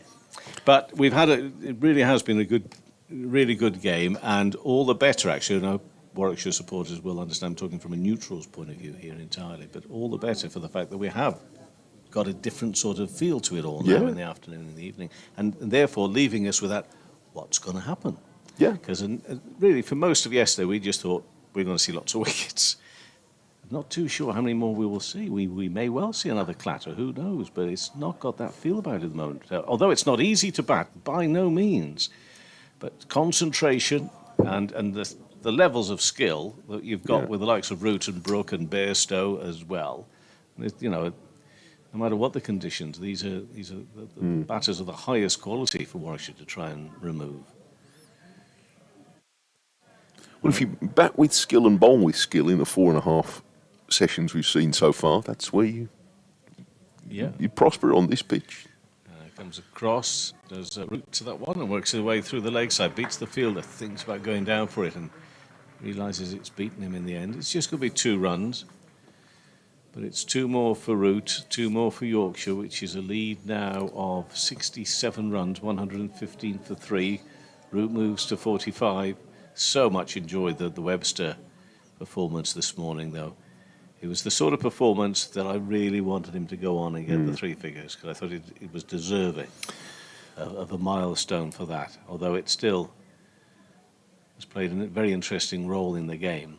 He was deserving on his debut there to get a century, but it wasn't to be. Root, in the meantime, is on 45, leans back. Oh, thinks of cutting it, and very lucky for him, didn't get anything on. Very nearly a top edge through to the keeper. But it's going to get Barnard interested again. He's only gone for 19 runs from near 9 overs. He's doing a very steady job again. Bowls long spells, Ed Barnard. The marker Webster's 85 was not that he hit the ball hard, although he really did, but it was he selected the right ball to hit. But when he picked it, it went. And that one is defended by Root into the offside. Yes, I can't remember whether it was on commentary or again whether there was Gavin at lunchtime saying, you know, on this surface, still as it stands, you respect the good ball. Yeah. You have to respect it, because that was a good ball from Ed Barnard. That Sure. got rid of life. But if there is width, well, that maybe it's just been over-pitched for you to do something with it. And so, yeah, he was very judicial in his shot selection. So it wasn't just brute power, but there was some glorious striking of the ball all the same. Root is on 45 here for Yorkshire, tucks him up a little, but he keeps it down on the leg side. And that completes another over. It's 34 overs gone of this Yorkshire second innings. We've 10 overs before tea. Yorkshire 115 for 3. It's a lead of 67 runs. Root remains on 45. Brook on 6. And Barnard's bowled 9 overs. 1 maiden, 1 for 19. We're up here behind class, and it feels quite warm to us. It does. But I just noticed there are a few that have got their sweaters on still out there. I think if you do pick up a bit of the breeze, it's still a little cooler, and I say a bit of the breeze, just looking at the trees away to our left-hand side. That is considerable, the way the trees are blowing there. Now we're going to see Booth. A bit of a change here. For the first time in this innings, for the 35th over. Yeah, this morning there was a bit of a draft coming through. There's an odd sort of floor height window there, isn't there, where you can put cables out of, which earlier on there was a proper draft coming through that. I think what the problem was, Mike, you could whip up your trouser leg. Well, I should say so. And that's not pleasant. It's not where the draft is coming from. It's the concern. It's where it's going to. Here's Booth bowling wide of the off stump, and Brook allows it to pass through to Kai Smith, who has had another interesting game early in his young career. I thought, in a similar way to Webster's shot selection, yesterday morning, Lythe batted for a long time. He didn't score lots of runs and ended up getting out to a very good ball in the first innings too. But he was the most judicious in choosing which balls to play and which not to. Booth bowls outside the off stump, and Brook guides this to backward point. So that there was a period yesterday morning when it looked really difficult. I mean, even Root came in and was scratchy, and Wharton didn't stay long, and Bess. But Lythe nearly got through to lunch, but he was very rarely beaten in the way that the others were. This is a different sort of discipline here, knowing when I want to nibble at the moving ball and when not to. Played well in both innings, Adam Lythe. It's taken two really good balls to get him out, and there's another good ball from Booth that beats Brook as he tried to turn it to the leg side, and for a moment Booth thought it had flicked something. Maybe it just flicked the trousers of Harry Brook, but it was a pretty good one. It bounced a bit and left him a little bit. Oh dear. Good ball. I have to say, for a man of his experience, Harry Brook had a very guilty look about it, which got me a bit interested. Yeah, puffed his cheeks out a bit. But he didn't look over his shoulder. That's always the thing, isn't it? Yes, that is. If you keep looking at the umpire, that's just usually a sign he hasn't hit. He's hit this one right out of the middle, but straight up to Alex Davies at mid-off, who holds up his hand like a traffic policeman, as if to tell everybody that they need to stop for some reason. Most of the day, he's been sort of rubbing his hands together as if he's feeling the draft as well. And now he's trying to work up a bit of shine on the ball.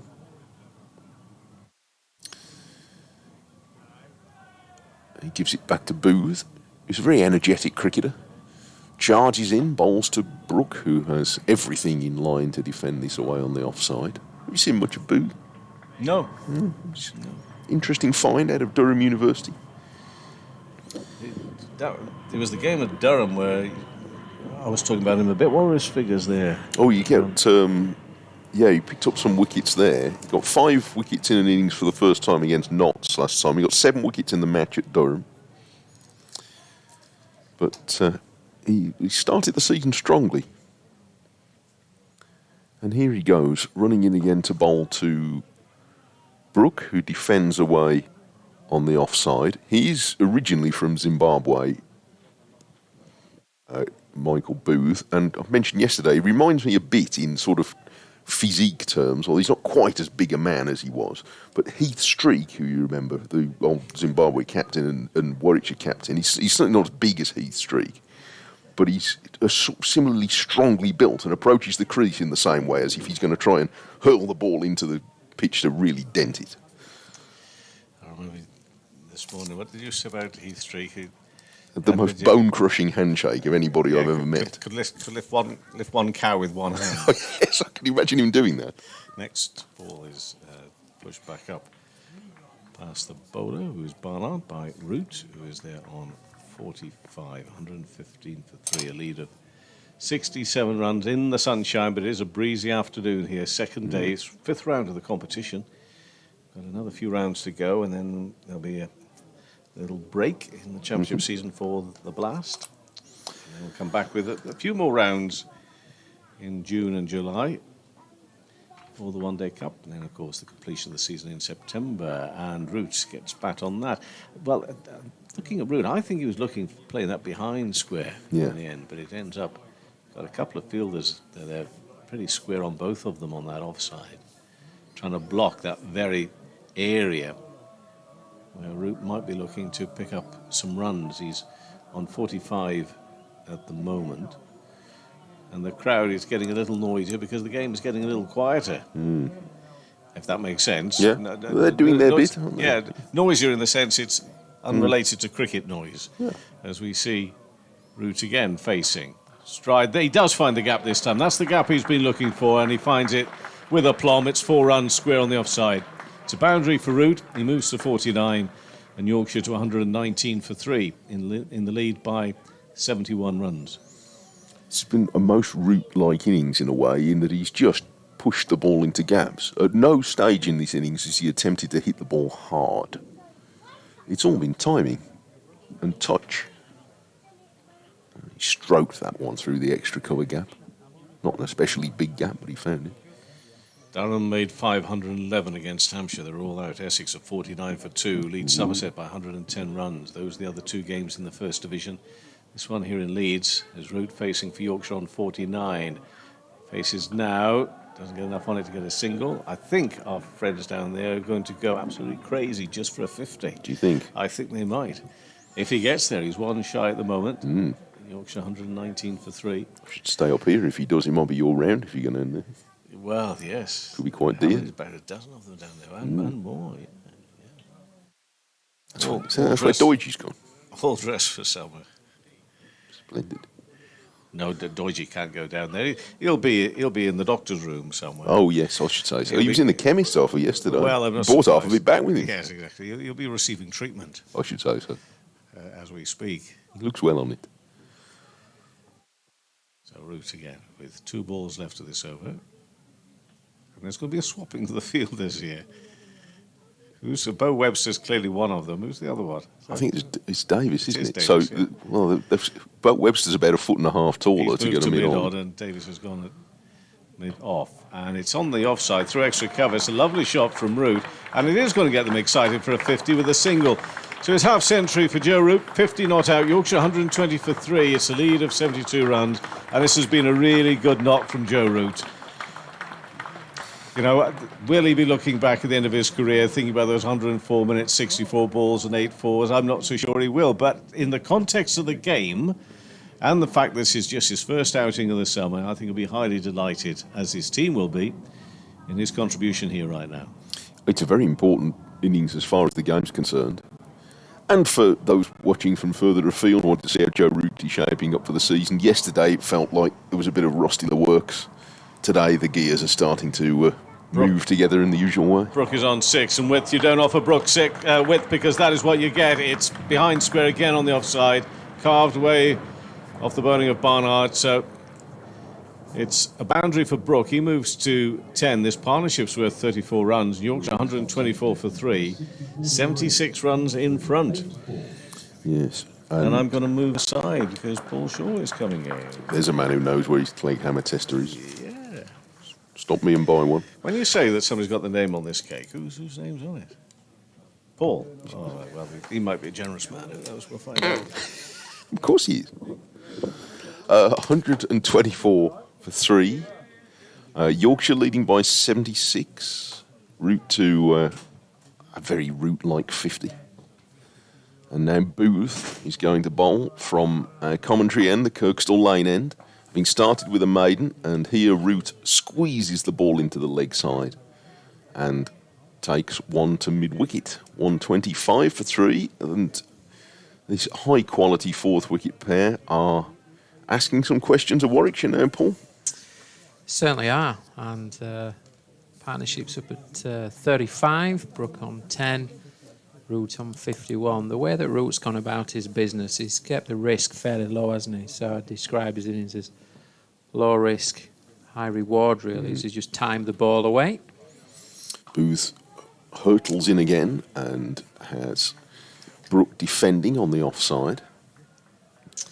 Yorkshire now have a lead of 77 runs, but for our viewers and listeners, let's remember that they are three wickets down, so 125 for 3 becomes equivalent to 77 for 3, and another couple of wickets here, and momentum shifts again back towards Warwickshire as Booth comes in.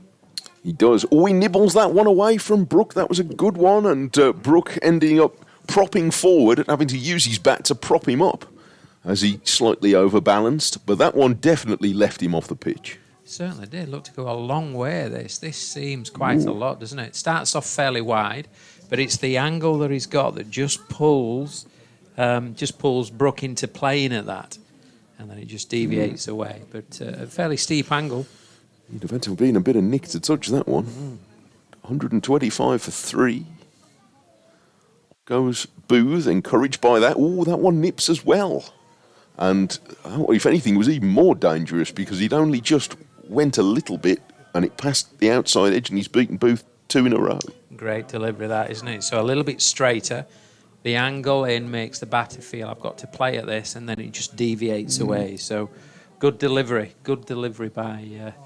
by Booth. Interesting phase of play again. So whether momentum's just about to shift the other way again, it looks like a really interesting battle between these two. And he's right on it at the start of this spell, and now Brook is playing very carefully in behind the next one, pushing it away on the offside. And he gets a big pat on the back from Bamber. And there might be a bit of a gear change coming. Barnard's bowled a really good spell of 10 overs from the football stand end. He does bowl long spells, Ed Barnard, but it looks as though after that last over he might be about due for an alteration. So maybe the game will change again. Goes Booth, doesn't waste any time. Runs in again, Fuller to Brook, who drives, didn't quite get that out of the middle of the bat, but he's going to get a run. It's gone out of the way of the dive of backward point, and they're back for 2. But Booth, I think, feels he was a bit on top of Brook in that over. Yeah, I think he bowled really well that over, didn't he? And that last ball, even the ball didn't go where Brook wanted it to go. He looked to play a little bit straighter and got, I think, his outside edge and got turned round slightly within his shot, and the ball just run out to the offside. Well, somebody had miscounted, or the umpire looked up at the scoreboard and thought we were a ball short. I think so. They're checking that, but they have called over. So 127 for 3 at the end of it, with Brook 12 and Root 51. Are we going to see a change? We are. Hannon Dolby's coming back. So it was a very good spell from Ed Barnard, getting through 10 overs, picked up the wicket of Live, which they really needed, didn't they, at the time? They were Warwickshire. And it was a pretty good delivery, wasn't it? It Angled was, yeah. in, just nipped away, caught the edge. And it was interesting point in the game, that, because Live were playing really well and it didn't look like he was going to nick one, but obviously he did. Good delivery. And then Brook and Root are forming what seems to be a promising partnership. 10 overs, 1 maiden, 1 for 28, Ed Barnard. And now Hannon Dolby, who bowled 8 overs either side of lunch. And his first ball's a little bit short, and it's 4 runs for Harry Brook, for Joe Root, I should say. Taking that easily through the leg side, much in keeping with all the previous 8 boundaries that he's hit in this innings, in that he's just stroking it into the gaps. Yeah, just a little bit short there from Hannon Dolby. Root picks the length, rocks back, and times that ball away, pulls that ball away into the leg side, just backward a square for 4 runs, and Root moves on to 55. The score's 131 for 3 as Hannon Dolby comes in again. His right arm jutting out as he approaches, and he draws Root forward into a drive, which he miscues to mid-wicket, one hand off the bat. Yeah, it didn't quite go where he wanted there, did it? Not quite the length either, I don't think, for Root to play that shot. So I'm sure that Hannon Dolby will be looking to really dial into that really tight line, good length, in and around top quarter of middle and off, and just see if he can build a little bit of pressure on both the batters, Brook and Root. Bowls again, right arm over the wicket, and Root is back, guiding this on the bounce to backward point. And this time, Yorkshire's lead of 83. And I don't know, the pitch seems as though it's playing quite well, and then occasionally one really seems now and then, doesn't it? So, and Booth started this session well, so it's hard to know what a demanding target would be. Don't think you want to chase loads over 200, though. And Dolby bowls, and forward comes Root, pushing away into the offside. He was so far forward that Brook, thought he was getting off for a run there, but there was never going to be one. And a sign of what Warwickshire are thinking is that Alex Davis, the captain, has made some adjustments in the field. Now there's only one slip now, from 3 slips and a gully to 3 slips and a point, down to 1 slip and a backward point. Gives you an insight in terms of how the captain's thinking and feeling as Hannon Dolby comes in again. This is Fuller. Oh, it's beautifully timed by Root, and on drive for 4 runs. Guided it wide of Davis at mid-on and made the angle. And really wasn't a very big gap between Webster, who's quite close in at shortish mid-wicket, and Davis at mid-on, but Root just eased the ball through the gap. Beautiful shot, and as you say, just made that angle to work the ball past, or in between mid-wicket and mid-on. Beautiful shot, hit the ball under his eyes, full back face, and just worked it off middle stump through the leg side for a beautifully timed 4 runs. Dan Mosley started to do a bit of warming up at backward point. I don't know whether that's just to keep himself fresh or whether they're thinking of just a change as Root turns the ball off his pads to Webster. And it's the end of another over. 2 boundaries in that over. And Yorkshire up to 135 for 3, with Root now 59 and Brook 12. Brook has not quite settled in the same way. He never really did in the first innings. We played a few wild strokes. We haven't seen him indulge himself so far in this innings. And it'll probably do him good if he can bat for a couple of hours, really, Harry Brook, at this stage of his season. Yeah, and certainly thinking, I mean, the Yorkshire faithful are thinking in the moment, aren't they, around, hopefully it does well for us today. But in terms of England, for both these batters, time at the crease is really important with the games that lie ahead within the summer. Start of a new over. Booth, who's made a very lively start to his spell, comes hurrying in and has Brook defending from the crease. Yeah, but that's started well, hasn't it? Very lively, and that's reflected in Alex Davis, the captain, the Warwickshire captain's decision making. He's got an additional slip in again now, which is a reflection of the movement that Booth's been getting in his the early part of this spell. He's bowled beautifully so far as he comes in again to Brook. And at good pace too. And he draws Brook forward here to drop the ball into the offside, and they're very alert, coming in to pick it up quickly. Certainly bowled very well to Brook in the last over, Yes. didn't he? Slight angle in, nipping the ball away, encouraging and drawing Brook into the shot, and just narrowly missing the outside of Brook's bat as the ball went through to the wicket keeper. So made a really good start as Booth, and hence the 2 slips in play, a backward point. Here he goes again, and this is driven firmly into the ground and straight to short extra cover for no run. He's got some fans in the Warwickshire ranks. Some speak very highly of him, so how keen he's been working to make the most of his opportunity. He's come a little bit later into first-class cricket. He's now 24. Unearthed out of Durham University. So eager to make the most of his chance. And here he goes, passes the umpire, ball short, and it's miscued pull that drops short of mid-on. Brook wasn't in control of that. No, just looking at his bat there, looking at the bottom of his bat, just wondered if he toe-ended that slightly. We're going to have a look at the replay in hopefully a few seconds' time. I'll be able to give you a description really of what happened. Got quite high up on the bat, didn't it? Yeah. Didn't quite get into position there, did he? And the ball got onto him a little quick then. Let's have another look at this. Goes Booth again, and this is pitched up, and Brook is nudging it down on the leg side and called through very quickly by Root for a single to relieve some of the pressure that's been building on Harry Brook. So he's up to 13. 136 for 3, Yorkshire leading by 88.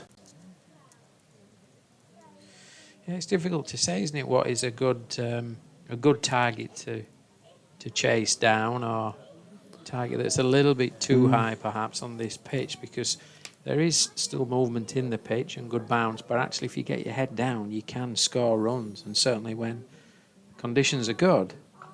Now Root is pushing away on the offside for no run at the end of another good over from Booth.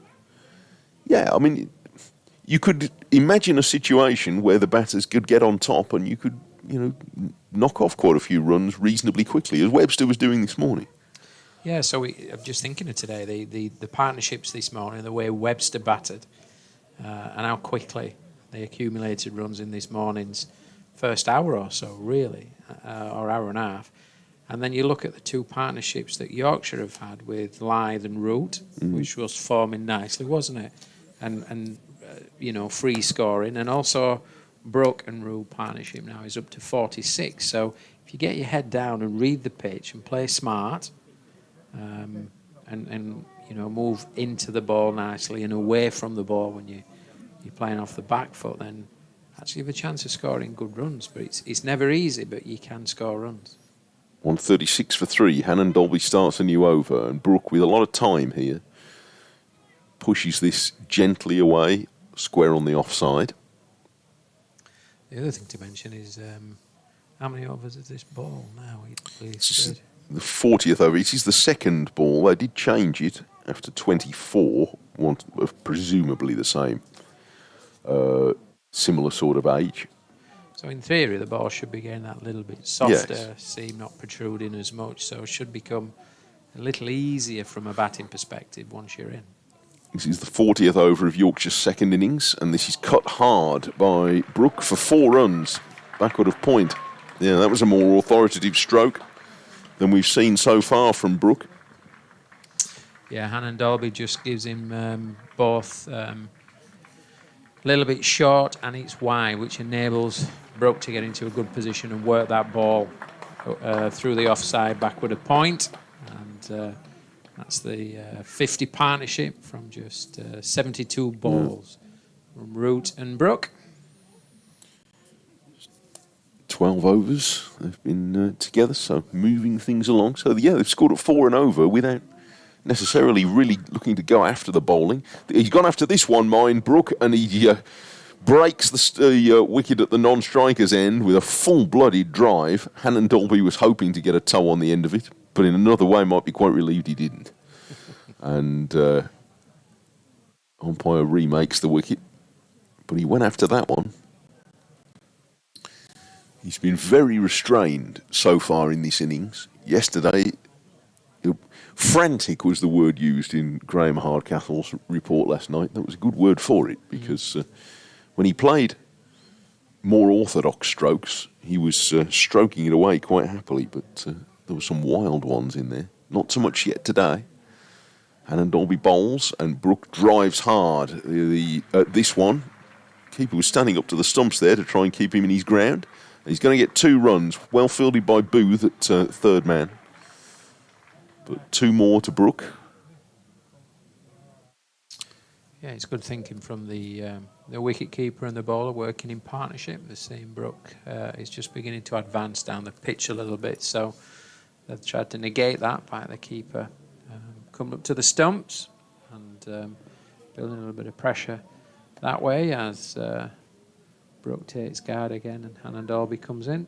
Short mid-wicket gone in now. This is too short, really, and there's going to be another run out to deep extra for Brook. It's looking now 36 overs remain, so we're past the scheduled tea interval time. So it'll be 4 overs from now till tea. But Warwickshire in need of the break more than Yorkshire are at the moment, I think. They are. It's one of those passages of play again, isn't it, where it's just gone Yorkshire's way, it's just edging Yorkshire's way, but a wicket before tea then brings it push back. it back again, yeah. We've often seen that throughout today, haven't we? Yeah, it remains a very competitive game. being enjoyed by most of the spectators. Have gone in the sunshine now as Hannah Dolby bowls and Rooty's very carefully forward and pushes away into the offside, and it's the end of the over. So 4 more to come before tea. Yorkshire 143 for 3. That's a lead of 95. And Brook has gone up to 20. And Rooty's 59.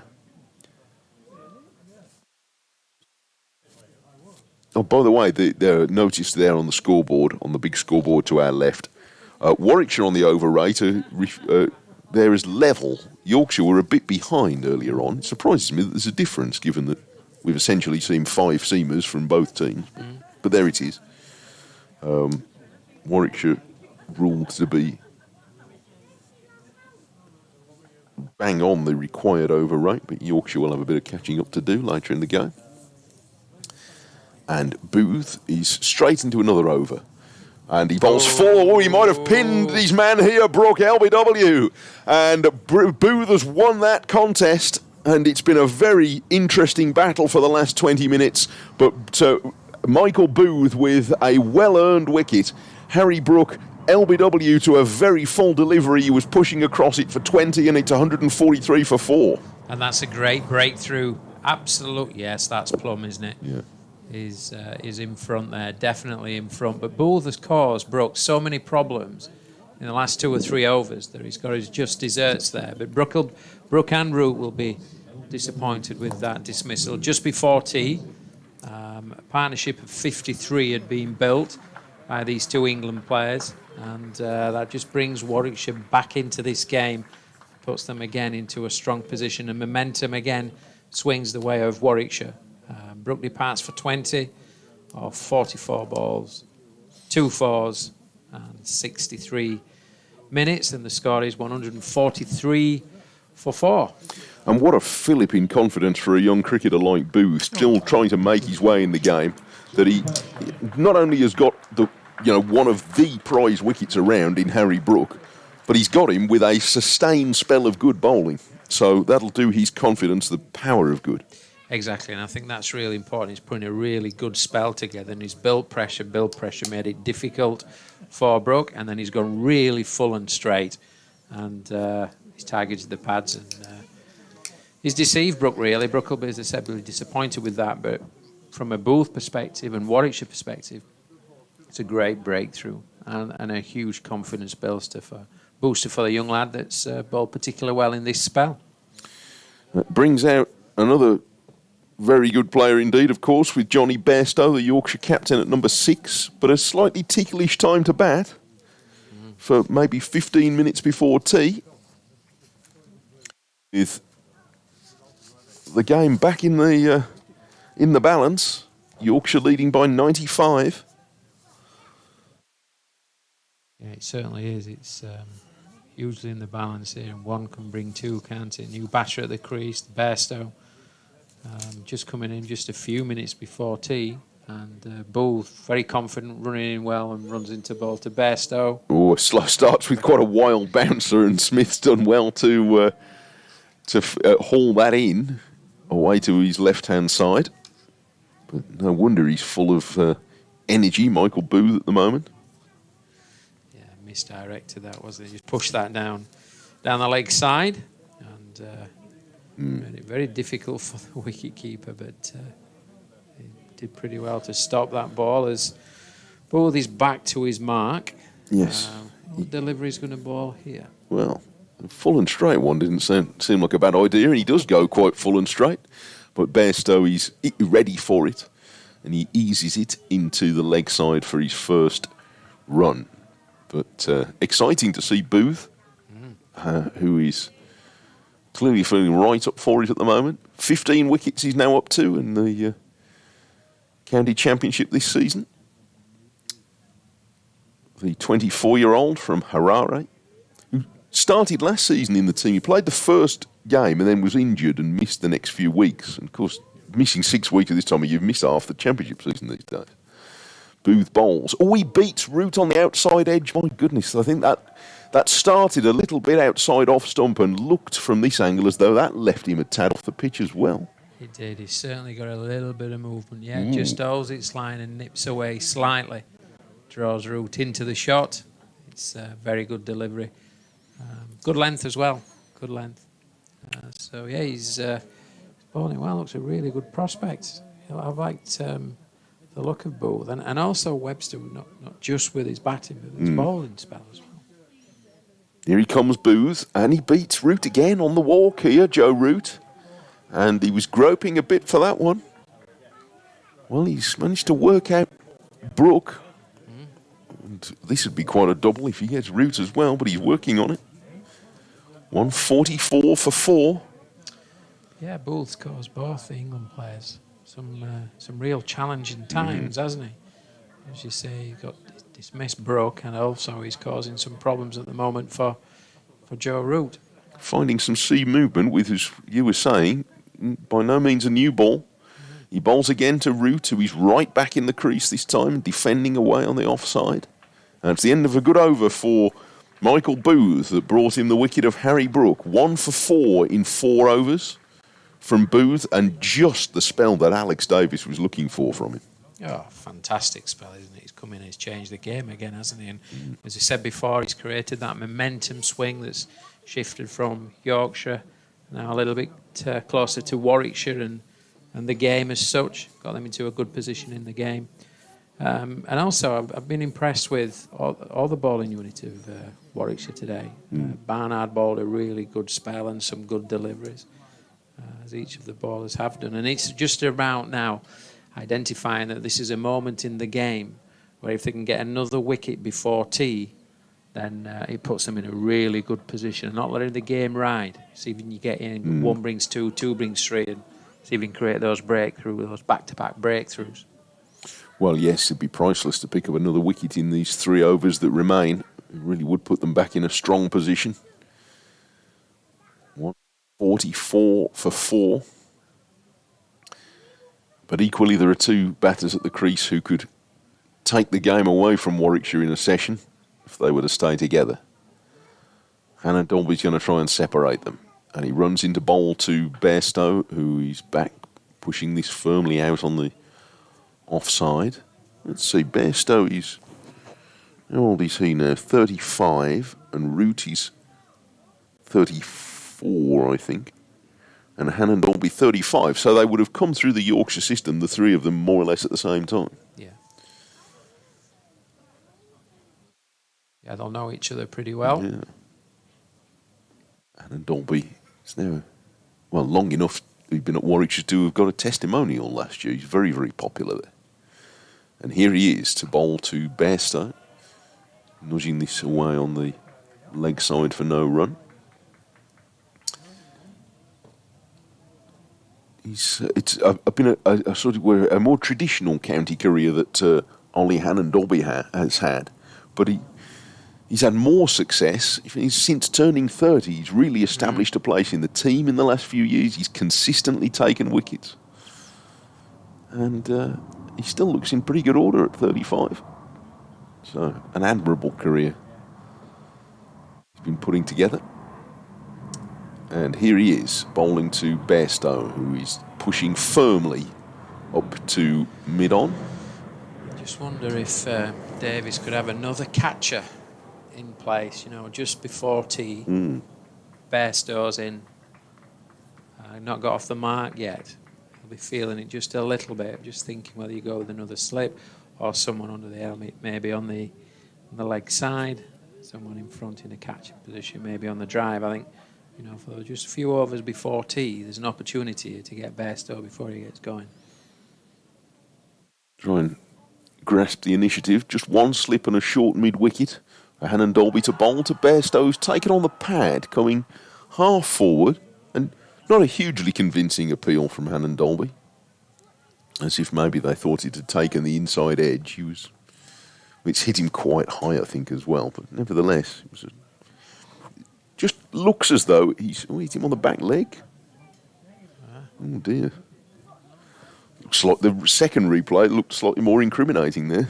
It did. It looked certainly straight, isn't it? Well,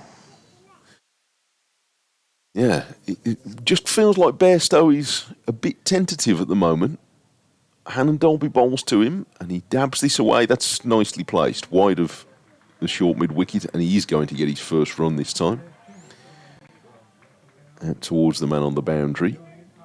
But it just feels like going back to where we were talking about earlier. Webster was very positive in either attack or defence, and it just feels like Yorkshire are a little bit tentative at the moment. Yeah. And that's a vulnerable moment when you do that. Absolutely it is, and I think it's so important to have the intent in your mind of looking to score. Just gets you, as we said before, gets you into really good positions, front foot and back foot, and then you can defend from there. So just looking a little bit tentative, which is understandable just before tea. Might tempt Warwickshire, in that case, to attack a bit more as Root defends around his front pad, and it's the end of a tight over from Hannon Dolby. 145 for 4. So, yeah, if you can spot these little moments now, if you were Davies, you'd think, well, maybe we can jump on that. Yeah, and certainly I'm just wondering if Booth's going to continue with this. And we know he's balling really, really well. You can have the extra slip in there, or you can bring someone in under the lid on the leg, say short in a short square leg, or just short leg really, in a probably slightly facing forward position. And the reason for that is you can bowl a couple of short ones, and then you can go a little bit fuller. And because the short leg's in there, the batter will not want to push at it, so therefore might get caught on the crease. Got you. Yeah. And done LBW. So you're just beginning to think about things like that. Booth starts a new over, and Bairstow is carefully forward, pushing it into the offside. But there's a real feeling about Bairstow just at the moment that he's reining himself right in here, and you can understand why, with the tea interval only a few minutes away. So if I was Davies now as captain, I'd try and create two opportunities. I'd have a third slip in, and I'd have a short leg there. There's very little to lose by doing that, you'd think, at this point. Just before tea. Yeah, right now.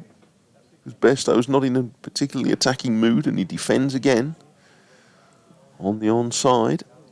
And you've just said that these are the little opportunities in the game, aren't you, where you can do it for maybe 6 balls or 8 balls, where you can get into the game either side of breaks in games, where players are just not wanting to get out, or they're just getting back in.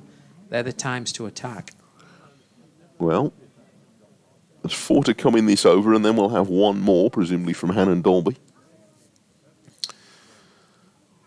Off goes Booth, and he's fuller, and Bairstow mistimes a drive. That's why he was tailing the ball in. Bamber was doing that a little bit earlier, and Bairstow didn't quite get that, but it falls safe on the leg side. Good contest again. It is. It's been just the spell that Warwickshire needed. He's nipped out Brook.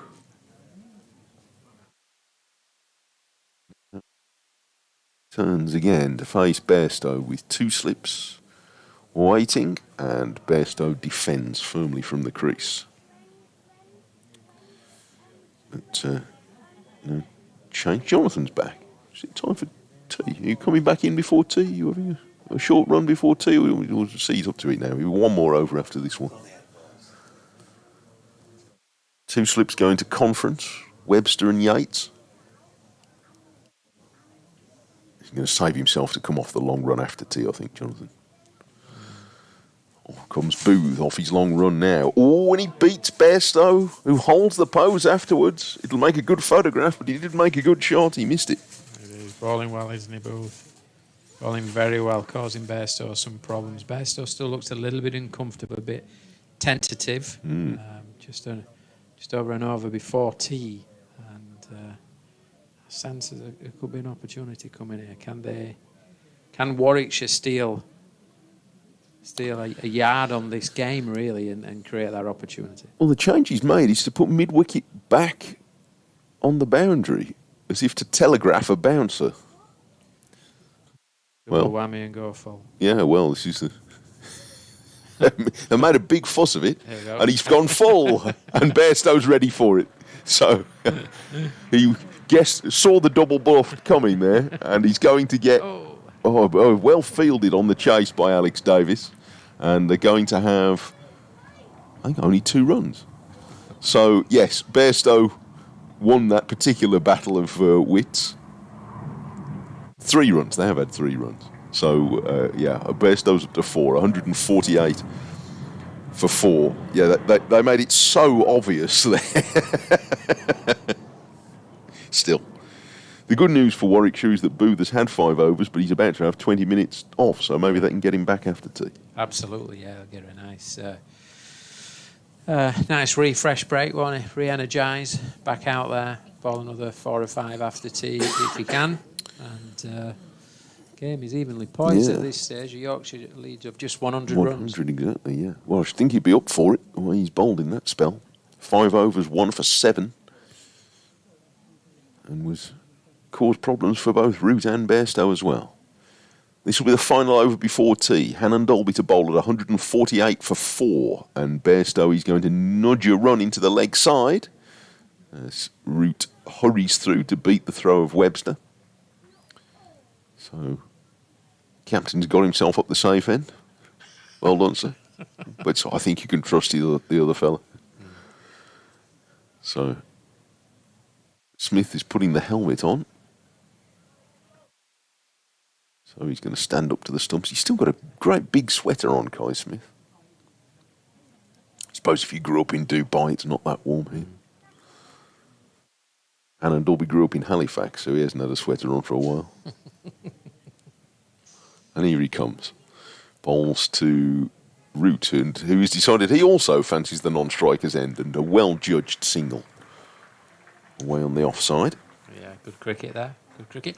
I did notice that when Mr. George walked back into the comms box, he made a quick detour to look at the afternoon tea cream cake.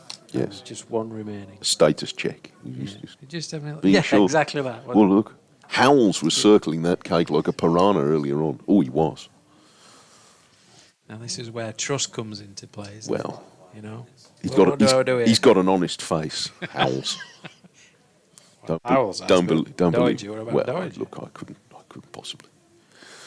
Hannon Dolby runs into bowl, and Bairstow drives. He's found a gap on the offside, and there's going to be time for 1 run, certainly wide of mid-off. And that's all there is. A loopy return throw comes in. So another single to Bairstow. 151 for 4.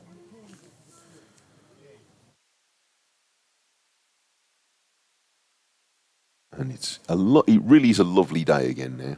There's a little bit of breeze about, so you might need the fleece on. Although there's not too many fleeces in evidence over on the eastern side of the ground where they're getting the full benefit of the sun over there. Those in the shadow, a bit more wrapped up. Hannon Dolby goes full, and Root flicks another single away to mid-wicket. So they're picking up a few bonuses here just before tea. They are, and Root's moved on to 61. The score's 152 for 4. Yorkshire lead by 104 runs. This innings, in not the easiest of batting conditions, will please a lot of people from afar looking on to see how Joe Root is shaping up for the summer. Because yesterday he looked a little bit unsettled by his exalted standards, but today we've had the real thing. Hannon Dolby bowls, and Bairstow is forward, dabbing this away to backward point.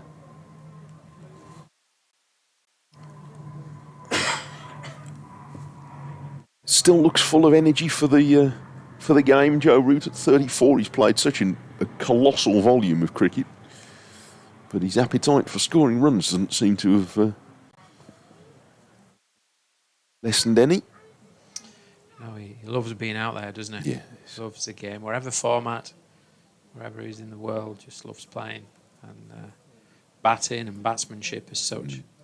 What a wonderful player he is, and it's great for the Yorkshire faithful that he's here today and over this 4-day game, along with Brooks and Bairstow. Outstanding English batter of his generation.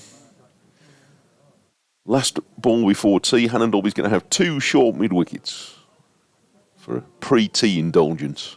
But he doesn't tempt Bairstow, who pushes forward on the offside. Bairstow's got he's decided it's tea. We're not having any messing about there. We don't fancy facing one from Booth, thank you very much. He's already tucked his bat under his arm and he's away. So another intriguing session in which Yorkshire stretched Warwickshire's bowling reserves a little bit, but every time it looked as though they were just getting right on top, somebody would come on and bowl a good spell. Michael Booth's spell has brought it back to more or less level pegging again, do you think, Paul, at this point? Yeah, I think it is. I think we've seen some good stroke play, some good strike rotation from the Yorkshire batting unit, but we've also seen some very good bowling by the Warwickshire team, bowling in partnership, picking up wickets here and there. And Root really has been the mainstay, and his 61 runs has spanned 142 minutes and 79 balls. So that's been really important. And I think as they go off for tea, I think it's very evenly poised to set up this after tea session, the evening session, and see how that goes. Well, the longer Root bats, the stronger position that Yorkshire will be in. And that's been true for most of the last 15 years, I think. The tea interval then, at Headingley on the second day, Yorkshire at 152 for 4, or 104 runs ahead. We shall leave you to your to peace and hopefully a cream cake of your own for the next 15 minutes or so before Jonathan Doidge refreshed. He's back with you then.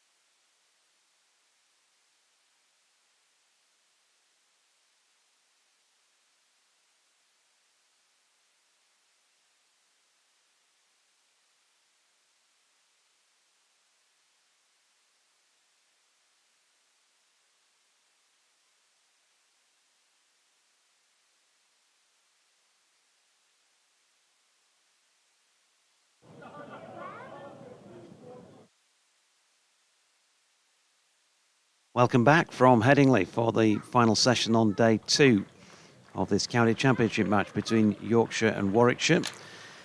44 overs into Yorkshire's second innings now. They lead by 104 runs but have lost 4 wickets. 152 for 4 this time around. Joe Root, 61 from 79 deliveries so far. Johnny Bairstow, 6 from 17. And, well, Warwickshire very much dominating the first session of today's play. Yorkshire with a bit of a comeback in the second. Kevin Howells of... Well, I don't know. Where do I come from? I don't know quite. Nobody would lay claim to me at all, to be honest with you. Just say from Waif Strays, you limited. Kevin Howells just is alongside. Walking by, got nothing better to do, so he popped in. Okay. Hello, Jonathan. What an interesting couple of hours of cricket we've got ahead of us. What an interesting game it has been.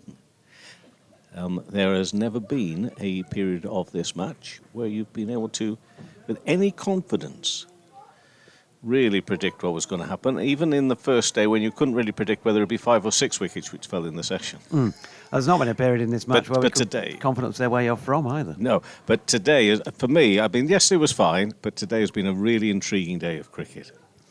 It's been more of an even balance of battle, hasn't it? But still a battle it's been. It has. The Headingley sun is shining, and Michael Booth, making his way in from the Kirkstall lane end for the first ball of the final session to Joe Root, pushed out into the offside. No run. And, you know, the pitch, it's got something in it, as we've talked about throughout most of the match so far. The aerial conditions are good. A lot of blue sky around and sunshine at the moment. As far as batting in the game goes so far, you'd be happy enough to be out there now, relatively speaking. So Root on 61, as I say. 2 slips in place. And this ball angled in towards his thigh pad. Drops square on the offside and will bring him his team a leg by, as now indicated by the umpire. Had a brief chat with James Wharton a little bit lower down, just asked him about the run-out mix-up with Adam Lythe. It sounded like it may have been the senior pro's call and then a change of heart, and James is pretty quick, as we know, across the ground. He'd probably gone a stride too far, and that in the end cost him on the way back. So I wonder what that bruise was just above your left eye. So you went up and asked him what went wrong. I like to do these things to just get a total appreciation of what's going on out there, to convey that to our listener. Perhaps he didn't want it conveying. Wide-ish delivery there. Johnny Bairstow has a drive at it and misses, and then wanders down the track, as is his way, and has a word with Joe Root. Did you offer any advice as to how maybe to avoid that next time? No, I just said it's been an entertaining watch. James watching you for the last couple of knocks. That's a good delivery from Boo. There's an appeal. Not sure if there was any bat involved. There was a big smack of a sound as it hit Johnny Bairstow, who couldn't get forward to it. Decision denied by the umpire. You just like to know these things. So, you know, I don't worry too much. If you ask people in the right way, you'll generally find that they'll tell you that. What went wrong there? Or, oi mate, what were you thinking of then? Is that how you start normally? What the heck was going on there? Yeah. And they fall at your feet saying, I'm so sorry, Jonathan. What the heck was going on there? As Bairstow drives at this delivery, which was up there to be driven. Didn't get complete contact on it. It's gone into the covers and no run. These two could obviously play a major part if Yorkshire are to take this game away from Warwickshire in doing that. Bairstow, the more destructive of the two. Root with the more runs of the two. Make of that what you will. In comes Booth. 1 for 7 so far. And Bairstow plays to mid-on to complete a pretty good over. 45 now bowled in this Yorkshire second innings. They're 105 runs ahead, which is not enough at the moment, Kevin Howells. See if the schedule of the commentary rota goes on for quite some time. Another late finish on the cards tonight. Yeah, well, you'd normally think in a 2-hour session you could just break it up into half-hour chunks, but then the way that the game goes these days, after the first session, we're into 2.5-hour chunks. Just saying, if anybody's, if there's any sort of BBC overtime payments out there or anything like that. People say, and I have to agree with them sometimes, Dodgy, it's your sense of humour which really creases us up. I mean, that's a good one, that one. That's one of your best today, really, that one. You've been around even longer than I have. Yeah. knowing well enough not to bother asking. 153 for 4, Root on 61, Bairstow 6. But Booth's figures, 1 for 7, 3 maidens from 6 overs. It's been terrific stuff from him. Warwickshire this afternoon, and it's Bamber. He's also been terrific in this game, and he's coming from the far end here, the Howard stand end, and into the offside from Root for no run. I'd always like to give these little mentions. Sometimes people think, well, you're really talking about things that should happen anyway, so why'd you make a big fuss? But Joe Root is not the hottest out there, but this is quite an important knock, getting himself ready in the zone, ready for the summer ahead. He came off at tee, and before he went up to the dressing room, signed some autographs for the kids down there as well, which I thought was terrific. And this is on his toes, is Joe into the offside. Oh, could be a close run out, Bairstow. Well, that would have been mightily close, that one. If that had hit from side on, wasn't the easiest. Maybe had a couple to aim at, if certainly not 3. Because he's got his sweater on, can't totally identify him at the moment. I don't know if my colleague Mike can throw any light on that, but that was very nearly another run out in this innings. But Bairstow made his ground okay, and therefore Root gets a single. He moves to 62. Yorkshire 154 for 4. We've got to concentrate. Get their mind back on the job. They've got 2 slip fielders. The Bairstow on 6. And into the pads, OEW appeal, not out. He's got his back to us. Here is Bairstow, but that didn't really look right from here either. You got me all excited then with the run-out opportunity. Well, he would have been very close at it if a hit, wouldn't he? He looked to be in a bit of bother to me. Ed Barnard. Oh, for a second time in the innings. I should have spotted the Shropshireness, because we all walk in a certain way. But anyway, I didn't. Bairstow on 6 facing again. Oh, sharp rising delivery. Does that get an outside edge? No, says the umpire. Bamber's interested, and he even has a little bit of a look back at Bairstow. I'll tell you what, he did really well to get out of this, Johnny Bairstow.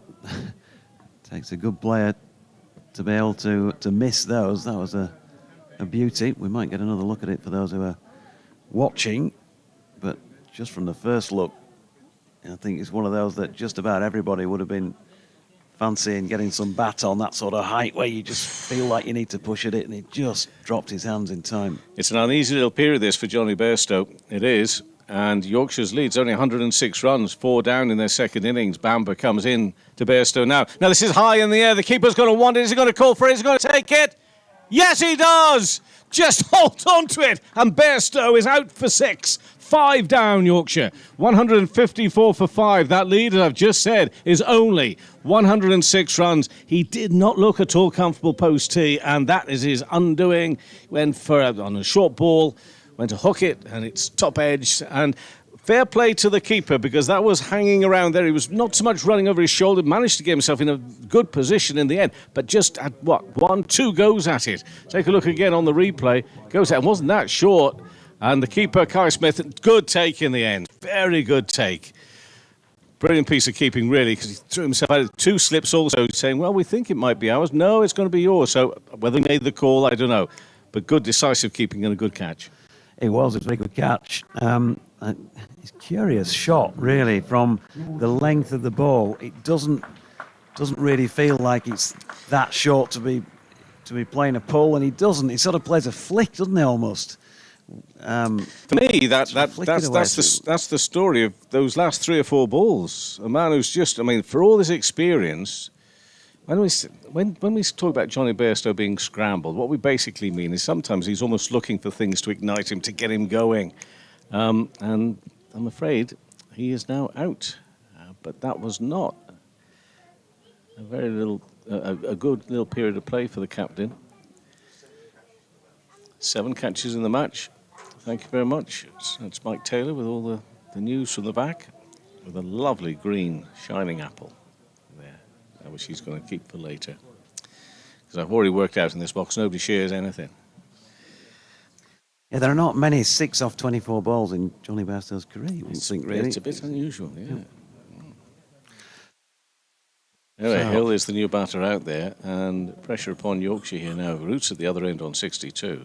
But there was that run-out opportunity which Bairstow survived. But after that, as Bamber again comes in and bowls, and that's angled away by Hill for no run to finish off that over from Bamber.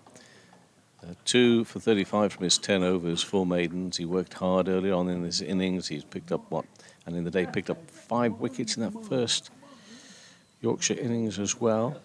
For 154 for 5, the lead's 106 runs. Now then, and Booth's been keeping it really tight at the other end. Work cut out here for the home side, Jonathan Doidge. Yep, doing it tough. And Booth to continue, as Kev says, from this Kirkstall Lane end. Fielder just dispatched out to sweep in the covers. And there's a man sweeping as well in front of square out on the western terrace side of the ground. First ball of the over is another opportunity for a run out. And he was quick there, Booth, to get across and pick one up from about 15 yards or so away that Joe Root had dropped into the leg side. Had he hit, that would have been very interesting. And a sharp effort off his own bowling. And that is not easy to do because he's bowling over the wicket. Naturally, he's running off the other side. So he's got to change direction, hit the gas, pick the ball up, turn and throw. Unfortunately for Joe Root and Yorkshire, he didn't make a direct hit. So that brings George Hill on to strike. And he's just playing this first delivery he receives from Booth out into the offside, and there's no run. I'm going to mention a match that's coming up in a couple of weeks' time, just in case anybody decides that they'd like to contribute to this. A former teammate of mine sadly passed, aged just 50, I think I'm right in saying, last November, suddenly. Chris Smith over at Farsley Cricket Club of the Bradford League. And they're playing the Dakin Chris Smith Memorial Trophy 2 weeks tomorrow as a charity fundraiser. 40 overs per side game at Red Lane, Farsley, as Booth is in, and that's a nick from George Hill, which drops and is not grasped by either fielder. It was Guy Smith and first slip Alex Davis. I think it might have gone into the glove. I think it might. I mean, really, really difficult. Sharp, take a look at this, Jonathan. What do you make of this now? I think it drops short. Yeah, it bounces short, doesn't it? Bounces just short. And George probably saved by the fact that he didn't really go push at the ball, but it was a definite nick and a half chance, but so difficult, as we saw with, I think it was Joe Root yesterday at slip, if the ball's coming short of you, to get forward to it. Boothing again, and that's flicked off the legs of George Hill down to long leg for a single. So Sunday the 18th of May, 12 noon start, Farsley Cricket Club, Red Lane, Farsley, 40 overs per side in aid of the Take Heart Foundation. And there's the usual peripheral side shows, raffles, tombolas and all of that. But yeah, smudger Chris Smith, sad loss to Farsley Cricket Club. And I hope that goes well for family and friends in a couple of weeks' time. Yeah, here. Meanwhile, here is Booth from the Kirkstall Lane end once again, causing his own problems here. Good spell before tea, and he's back on it afterwards. And this time, Joe Root having to be watchful with his defensive push. Fielder who was out sweeping around about mid-wicket is now back up on the one. And they're just trying to keep Joe Root on strike and work on George Hill, who is, of course, a fresh pair of eyes out there, having faced just the 4. Root, meanwhile, drives down the ground. Good piece of fielding there. Very good effort. Diving at mid-off. And that probably saved a boundary, I think, Kev. It looked like it was travelling well enough to have got there had he missed it. So 63 still to Root, 1 to Hill, 156 for 5 now, Yorkshire second time around, and the lead just 108. Bamber with that stop, he's having a terrific game as Ethan Bamber. What a signing for Warwickshire that's going to be, I reckon. Well, already proved itself. It's no great call ahead of the game. He's already proved that, but I think he's going to be, how old is he? I reckon mid-20s, late 20s. That means 26, there we are. So there's a lot of cricket to come from Ethan Bamber. Whether he's ever going to get international recognition, maybe, maybe not. And therefore, I think Warwickshire have got a heck of a player for quite a few seasons. Yorkshire 156 for 5, and that's past the off stump and taken by the keeper. No run bowling to Hill, who is on 1. So this lead is just 108 runs now that Yorkshire hold over Warwickshire. We're into the third and final session, day 2. It's the 5th round of the competition. But that bowling from Booth, just before he came on, I was starting to get the feeling as though things were starting to weigh a little bit on Warwickshire. They were just getting a little bit, not concerned, but a little bit of thinking going on there. Booth comes on, keeps it so tight, gets a big wicket as well, and the whole mood then changes. And since, of course, they got rid of Bairstow since tea. And on his edge, well, almost squares him up and keeps low down towards gully. So Warwickshire now well back up on top. But I'm looking at these little phases of the game, little turning points, and I think that introduction of Booth, those few overs before tea, kept it so tight, didn't he? So tight. He did. I wonder what Johnny makes of his dismissal. Did it not bounce as he thought it would? Did he just not get into position? Did he misread the length?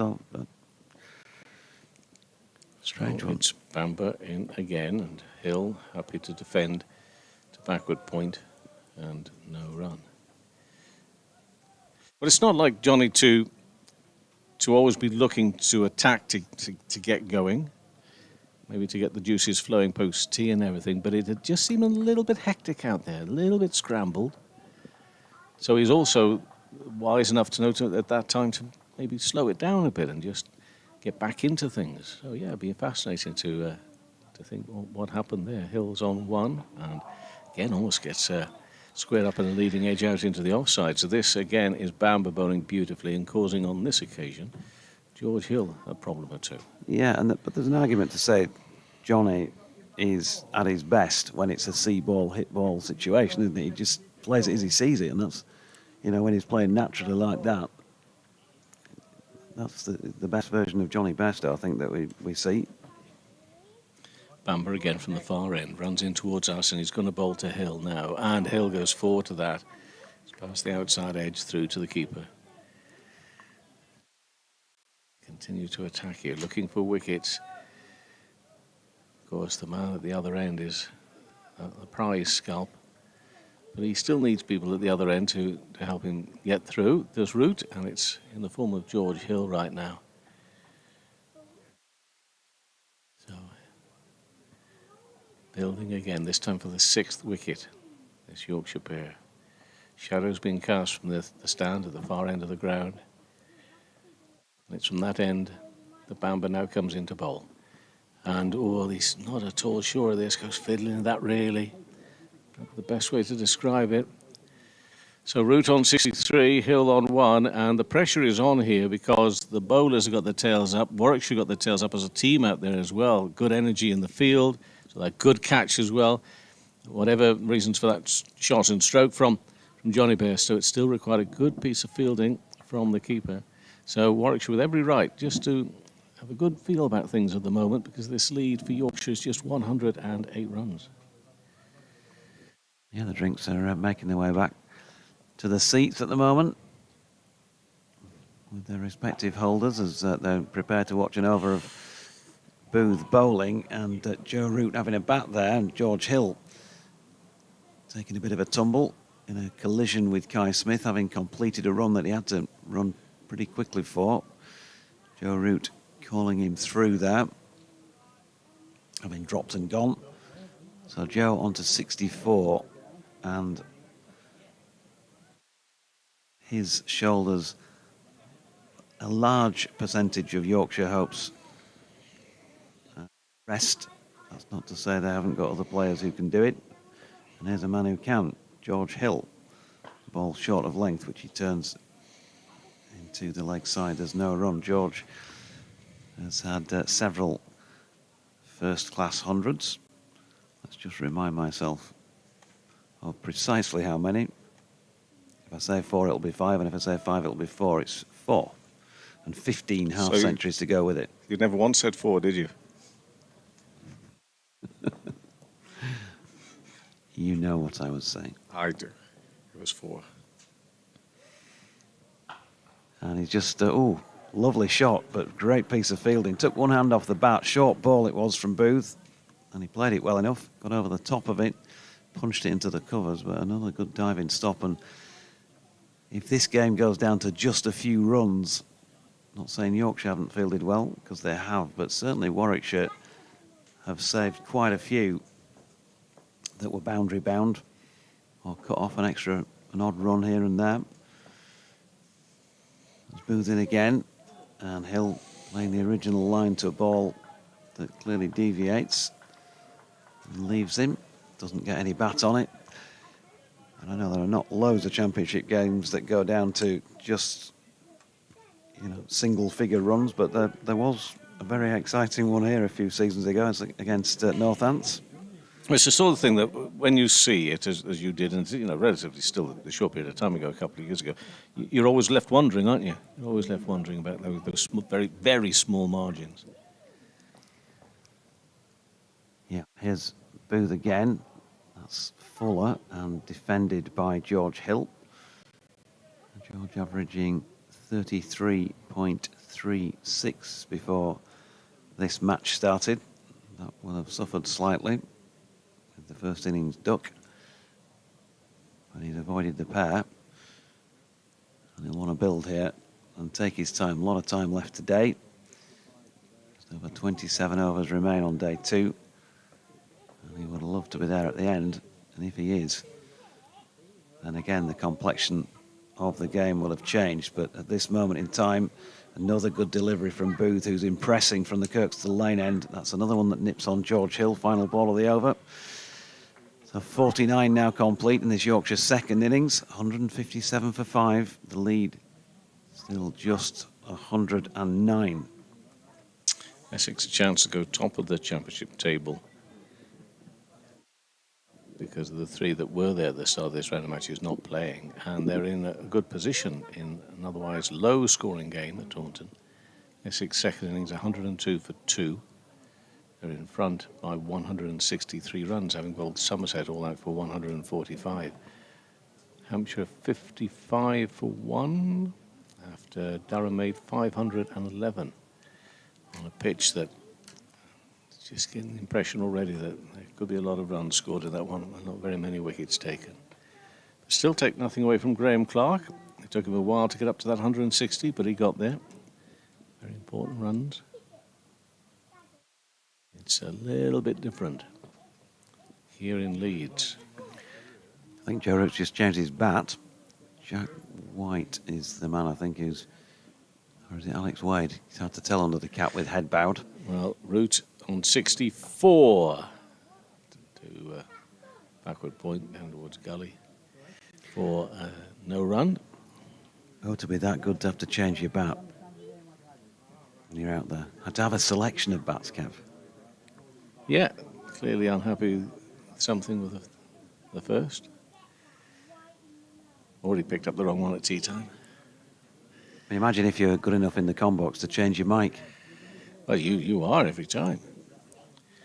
This ball is, again, guided more than anything.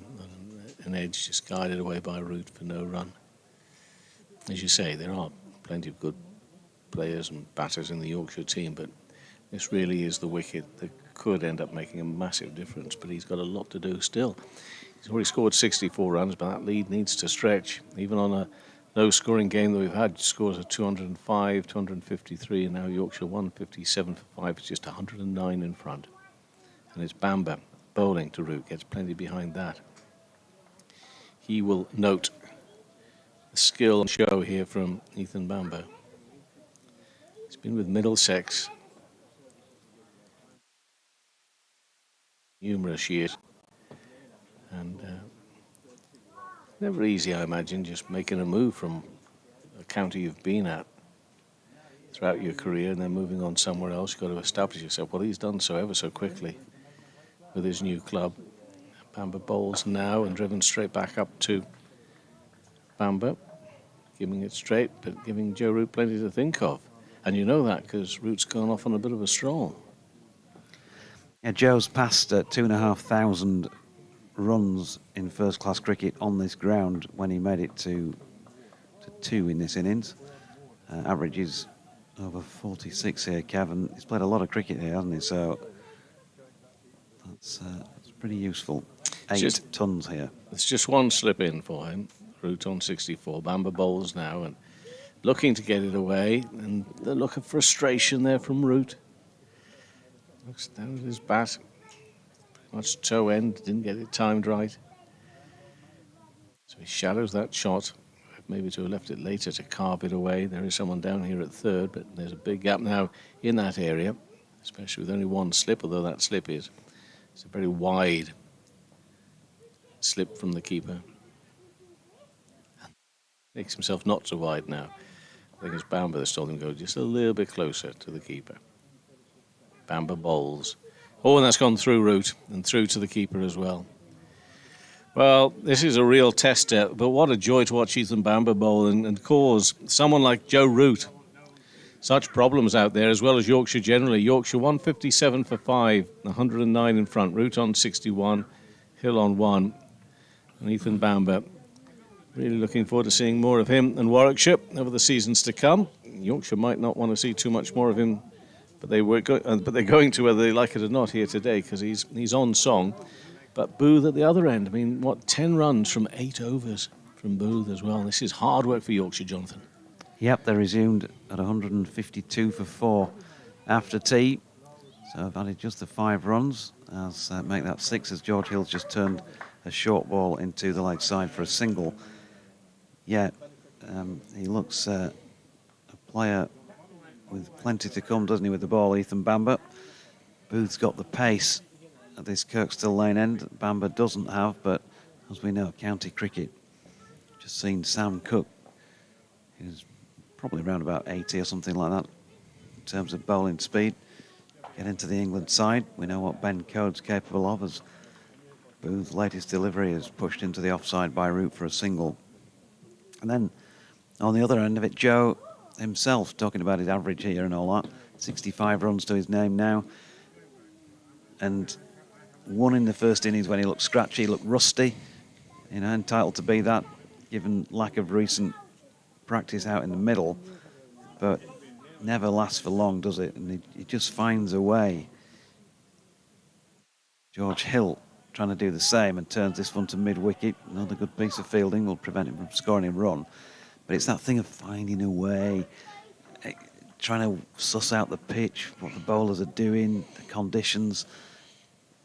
There's just a few players, relatively speaking, in the history of the game that can do that quicker than the rest, and I think we know who they are.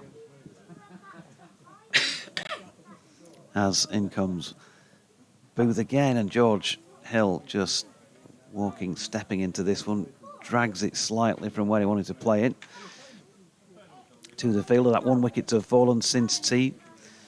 Yorkshire captain Johnny Bairstow skied an attempted flick to leg, really, rather than pull. Kai Smith had to make a bit of ground and keep his eye on it, and he managed to get the big gloves around it. Ethan Bamber dismissing Johnny for just the 6, 2 for 35 in the second innings for Bamber. Booth 1 for 12, his latest delivery, pushed up to mid-on. And after that, mid-wicket is just being sent out to sweep.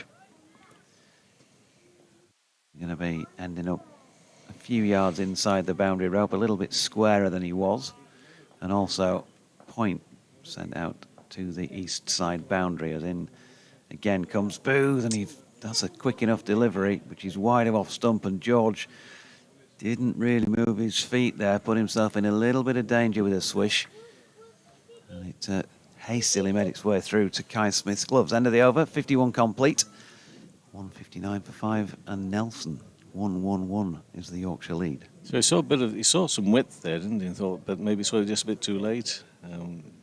He probably just needed to, first and foremost, get his back foot a little bit further across towards the ball. Because they're not offering, especially Booth, not offering a great deal of that. So when it is on offer, we've got a change of bowling, actually. Bamber's been taken off. Now, Bamber's got through a few overs. I think, was it this morning?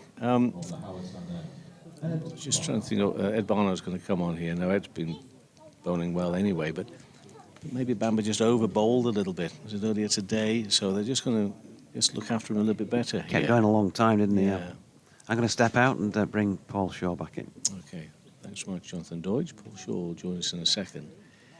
What an interesting little phase of the game here, though, because Yorkshire really, they feel as though they're up against the ropes at the moment. The lead's 111, Root's on 65, and he's facing right now. Oh, and he goes forward to that, and edge. They look to the umpire, not out.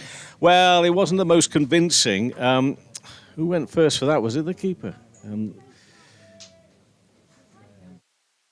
Mike Burns is the umpire at that end, so you're not going to fool him too easily.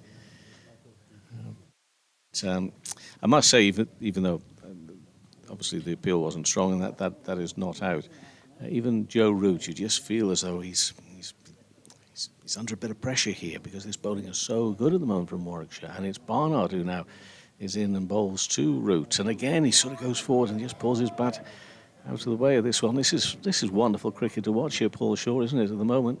Terrific battle.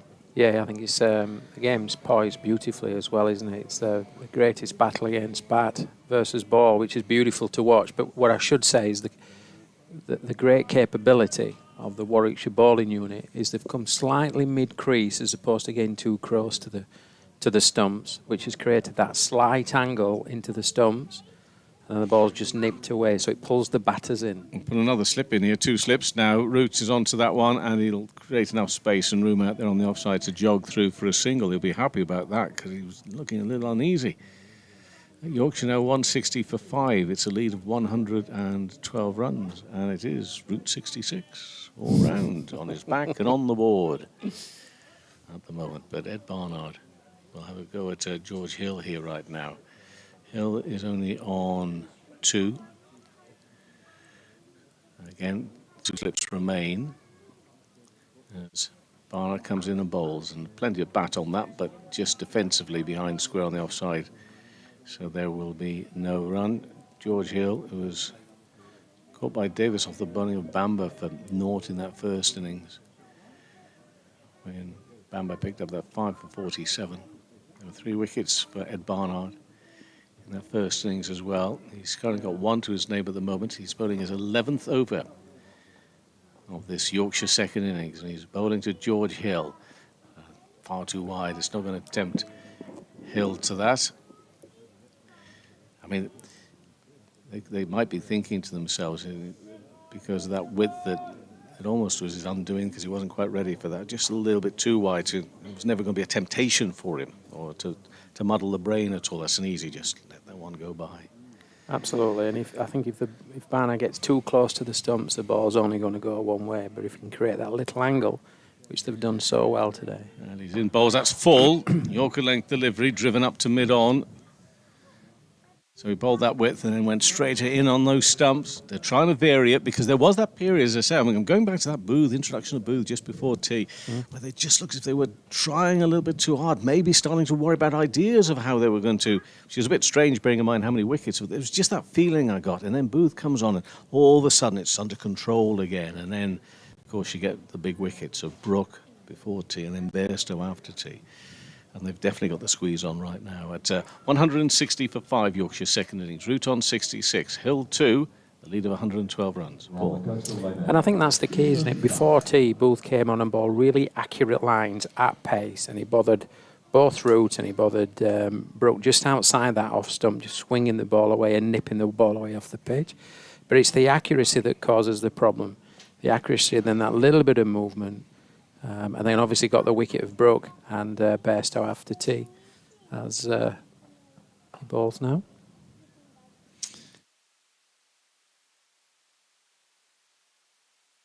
Which is absolutely the challenge, isn't it, from a batter's perspective? If the bowling is very, very accurate and there's just a little bit of movement off the pitch, then it's a really difficult proposition. Whereas what you're looking for as a batter is to get through those periods of time and actually look for the short one or the one that you can free your hands and put one away and just relieve that pressure slightly. The one thing that Booth did certainly before and after tea was didn't give them any opportunities to score. So this is Bamber who's bowling again. This one's driven very nicely actually by Hill. Is he going to get the better of the fielder? I think it is, yes. Runs quickly over the outfield to the boundary. So what happened is the Bamber was bowling at that Howard stand end and then he gets swapped up here again from, I think this is the end he's been most profitable from anyway. Trying to mix it up so it's not so much giving him a break, although it's not as bad as it used to be. I think you're still slightly coming down the hill here, aren't you? Yeah. Which, I say it's not as bad as it used to be. We've seen quite a few no balls bowled by bowlers who are not used to coming down from here at Headingley as Bamber bowls width through to the keeper. In fact, I think they're both really for the two Australians with a no ball. I'd call it a problem. There were a few no balls, weren't there, from bowling at this end. So it probably is still, something you need to adjust to if you're not used to it. Just that slide pattern, isn't it? Just takes a little bit of adjusting to. Just watching Bamber there, it's just a little bit full to allow Hill to drive that one through the covers. And Hill's just looking to be a bit more positive against him. He's on 6. Well, he drives to that positively and very nearly gets a little nick and an edge through to the keeper. So I'm sensing a slight difference in strategy here from Hill. He's looking to be a little bit more positive.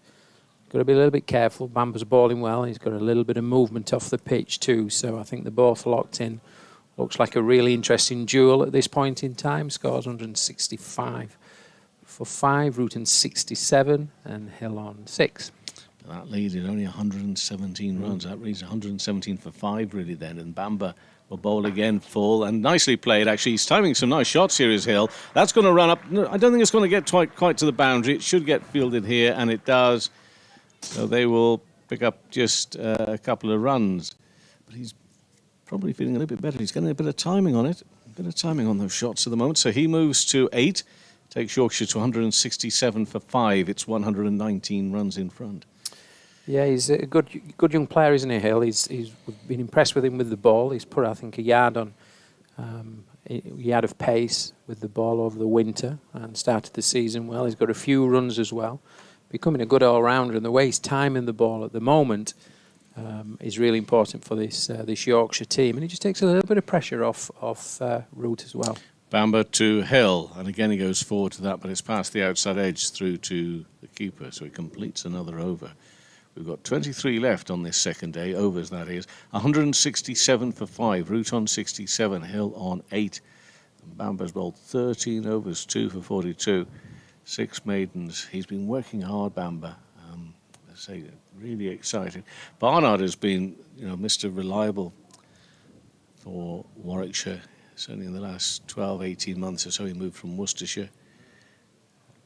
I think he was telling me, actually, because they were watching that match where Warwickshire, so he made the move from Worcestershire to Warwickshire in a season where Worcestershire actually got promoted and Warwickshire were just an hour and a half away from being relegated. That was a sweaty 90-minute watch and listen for him at the end of that season. But anyway, Warwickshire stayed up, as they did last year, and they made an okay start to this season. So it's Root facing with... Oh, now, where's that gone? Down in front of first slip. Did he get bat on that?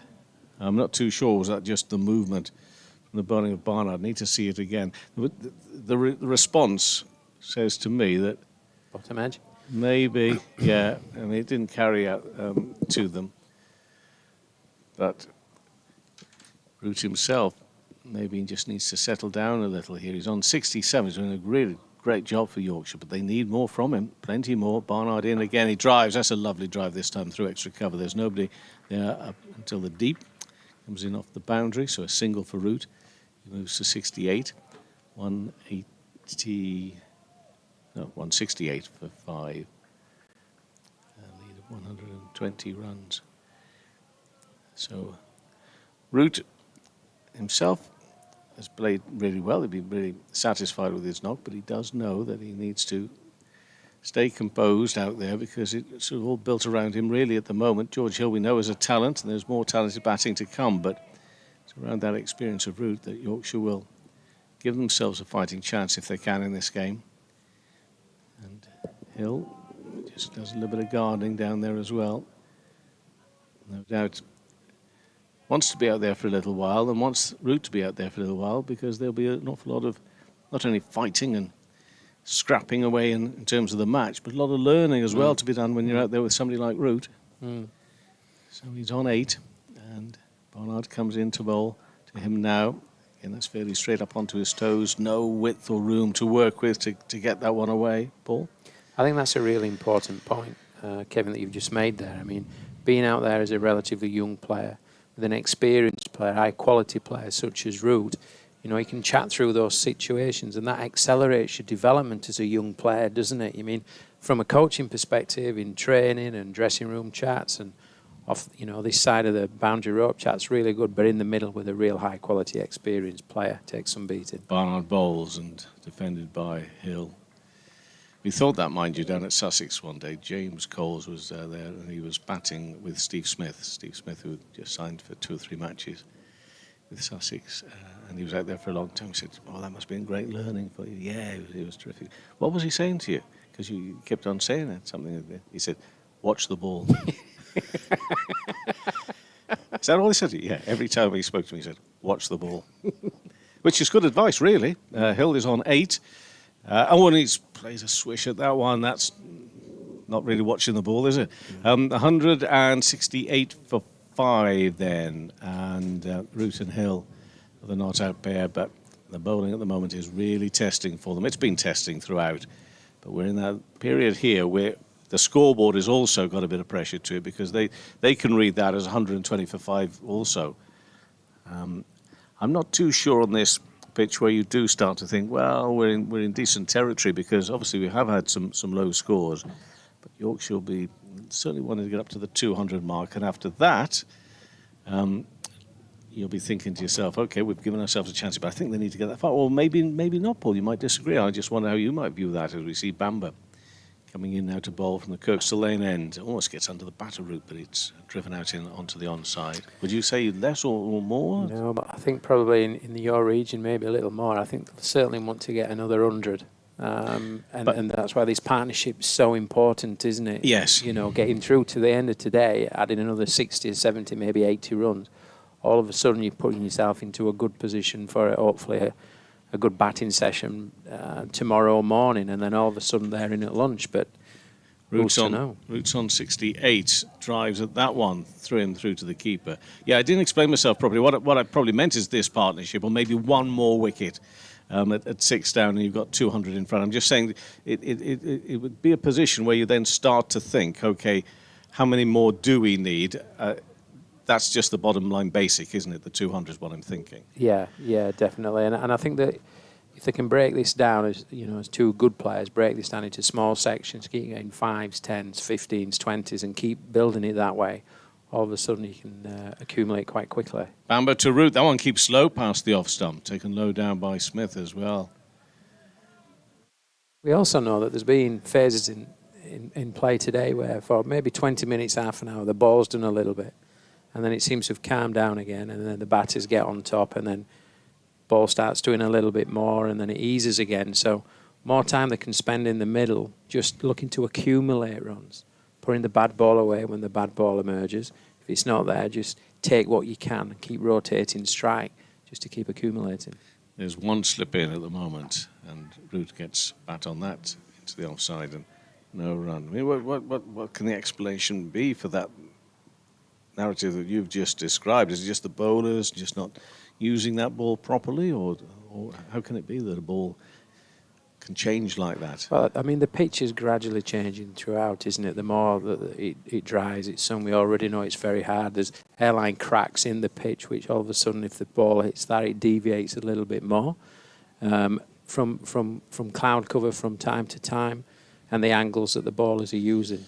Next ball bowled with, and it's cut away. Half stop there at backward point, so it won't race to the boundary. It will be one more run for Yorkshire, and they move on to 169 for 5. And route up to 69 now. The lead 121. Well, I would say, Kevin, you've mentioned it already, I think, but the bowling attack of Warwickshire, I've been really impressed. We've seen Booth, we've seen Bamber, we've seen Barnard, and so on and so forth. But there's some variety in each of their in each area of that attack, and I think it's really important. And each of them, for long periods, have held really good lines and lengths and made the batter play. 2 slips for Hill facing, and that one's a lifting delivery past the off stump through to the keeper. And no run to finish off that over. 169 for 5. Route 69, Hill on 8. The added bit to what you've just said there, Paul, is the fact that actually I think people were questioning that Warwickshire attack and its variety and its potency. And as you say, it's looking okay. I just wonder whether actually we haven't given full credit to the skills that Ethan Bamber has had on show. Yeah. Previously, before the move, clearly Warwickshire saw plenty there, and he's really delivered. He's delivered early on in this 2025 season. So route is on 69, and Barnard it is, though, comes in now to bowl, and that's just down a couple of bounces before he gets to second slip and Bo Webster. Jordan Buckingham will be hoping for better second time around his 11 overs. Well, he picked up a wicket, 1 for 84, but again, it's difficult settling in to new environment. Ben Sears, those 4 wickets for 45, 12 overs. He looks a skill and a talent. George Hill himself, 3 for 35. The other end from Joe Root at the moment, who's facing, and that is carved away straight to the fielder. Sharp piece of fielding. It was to him, but had to be equally quick to it. I am interested in quite a few of the players out there wearing their sweaters. I think they're sleeveless sweaters, but it does suggest that wind is still pretty cool down there, maybe. Even though the sun is shining on this ground here in Leeds. It's been a good crowd in today, good atmosphere. Primarily, of course, supporting the home team, of which Joe Root is currently 69 not out. Width, all looking to carve that. His eyes lit up at the width, but it kept on moving away from him, actually. So I'm not too sure as he got anywhere near it in the end. I mean, he plays those shots well, so often, but on that occasion, could easily been his undoing. He's missed a couple in the last 20 minutes or so. He got a bottom edge on one that went through to slip as well. So just beginning to, he's just struggling a little bit. Both batters are battling through this period, aren't they? Joe Root, 69 not out. Barnard to him now. That's a little closer to him, so he will get bat on that and he'll feel better for it maybe. Just pushes and runs for a single, which is, of course, part of his game that we know so well. He moves, well, should move on to 70. No, he does move on to 70. 170 also is the score for 5. 122 is the lead. And we've still got 20 overs and a couple of balls left to this day's play, day 2. So Hill is back on strike. A partnership of just 16 at the moment from this pair. And Hill comes with half a shuffle down. Caught low down at second slip, he's out. Another wicket falls. This time it's Hill. Caught low at second slip. And he had to get a long way down. He's a big lad, is Webster, to take that catch. And that's now 170 for 6. Hill is the latest to have gone. And Warwickshire are really enjoying themselves at the moment because this Yorkshire lead is only 122 runs.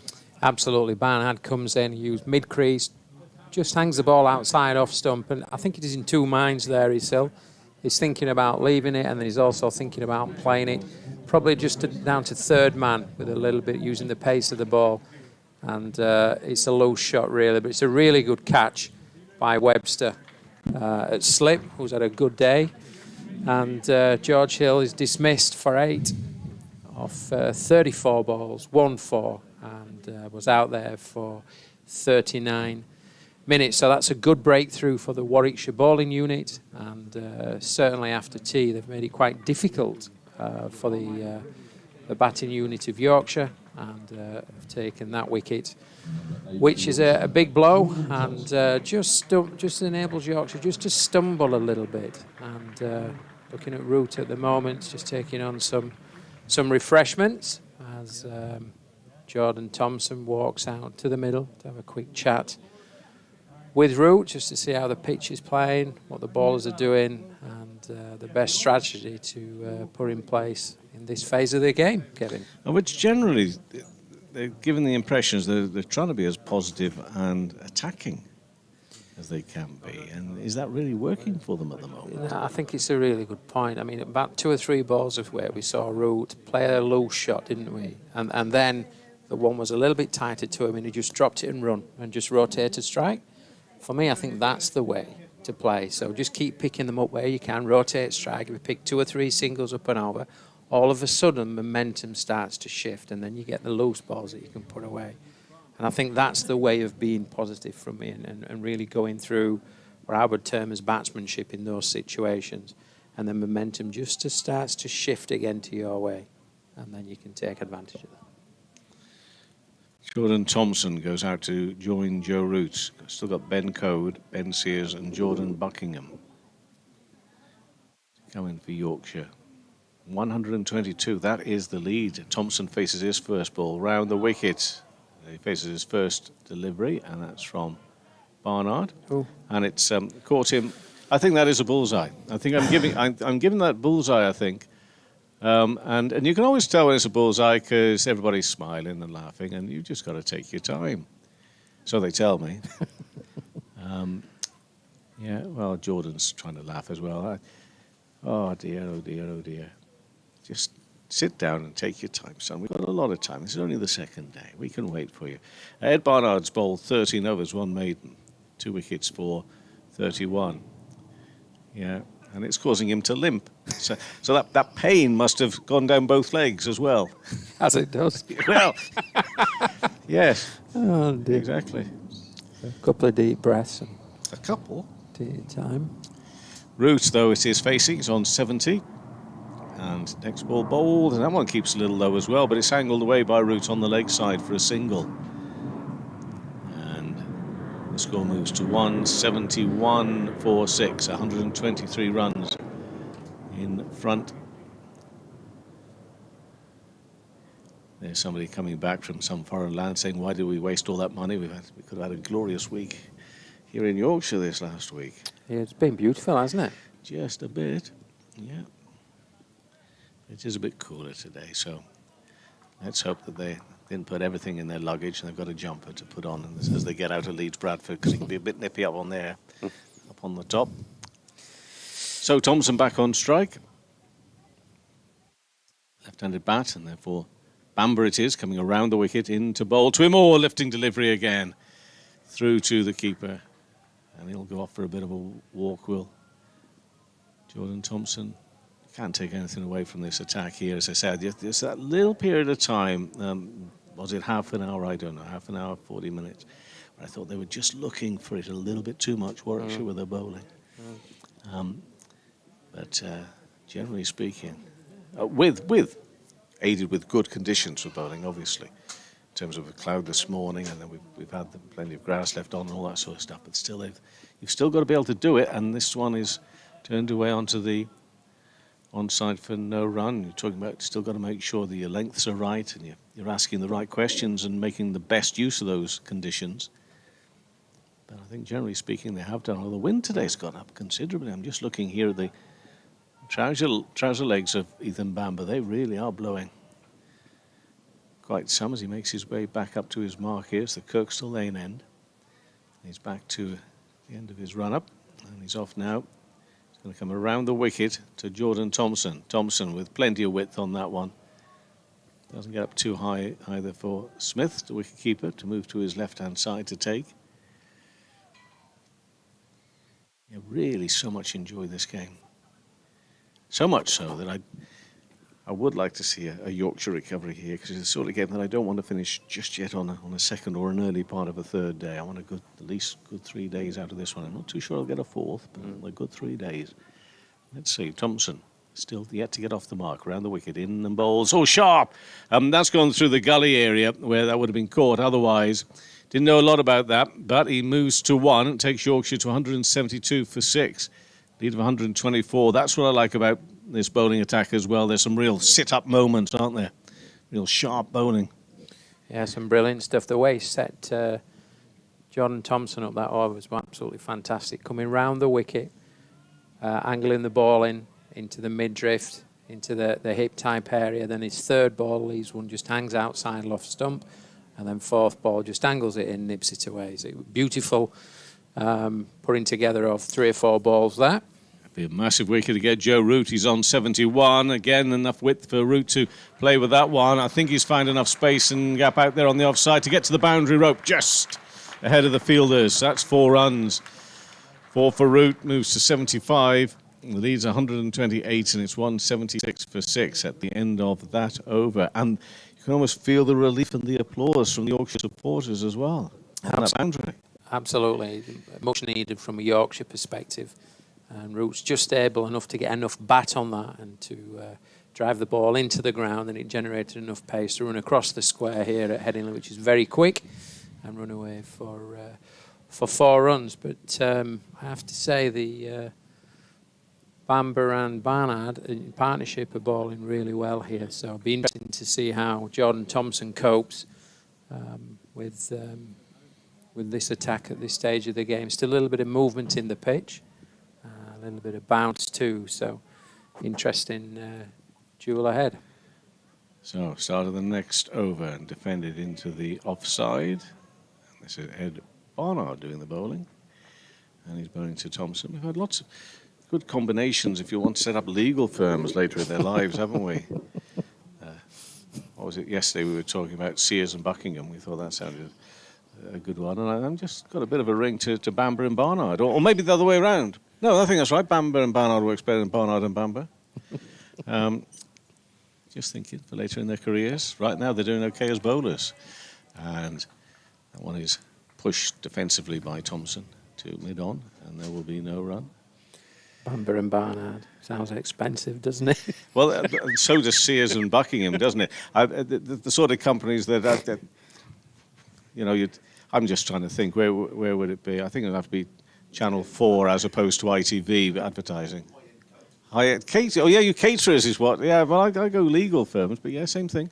This is all played nicely, beautifully from Thompson. He'll feel a lot better through mid-wicket there. That's going to be 4 runs. Leans into that one. Shaped beautifully. Yeah, beautiful shot. Just slightly over pitch, a bit too straight. And Thompson just lets the ball come on nicely to him. Hits it under his eyes, times it away. Full bat face for a really well-timed 4 runs. And the great thing about having the Thompson, the left-handed Thompson with Root from a Yorkshire perspective, is it might just play with the lines of the Warwickshire bowlers and the Warwickshire bowling attack. So we might just see the odd slightly loose ball that created by right and left-hand batters. Thompson's moved to 5 and he leaves that one. Barnard through to the keeper. It's a temptation, having felt a good shot, to go at anything that comes next. But it's a good, confident leave. 180 for 6. Hill, the last man out, for 8. And Joe just pointing out to Thompson at the other end that they've moved the man there, square leg, a lot deeper out on that onside bat. It's a good job he wasn't looking at him, because he had to fend that one off into the off instead. So at that stage you're anticipating maybe something a bit shorter. But often it doesn't come that ball, it comes the next one. We wait and see. 132. That's the lead. 6 wickets down. Warwickshire looking to not so much clear up here, because they've still got quality out there, particularly with Root, but it's Thompson who's facing at the moment, and he punches that one. Has he got that time nicely to the boundary? No, it's going to be a good tumbling stop out there. They will come through for 2. maybe a bit of an injury out there as well to the fielder, who that's Malik, who's maybe just twisted his ankle or something there, just going down for that one. Well, every time I want to say I think he's going to be all right, he goes down again. 182 for 6, Root on 75, Thompson 7, a lead of 134 runs, and they will have to go and have a look at him, I'm afraid. Alan Dalby, almost like a referee, goes across to him and sort of signals that he's got to go off the pitch that side and not come up to the tunnel. Yeah, off you go that way, mate, as the crowd are booing. He'd make a very good ref, wouldn't he? Actually, think about that height of Alan Dalby. Yeah. Sorry, son, off that way. So we've got a 12th coming on. But I do like the way that he shuffled him off that way, saying, oh, that's the way to go. Hey, what? Oh, yeah, good Halifax man, of course.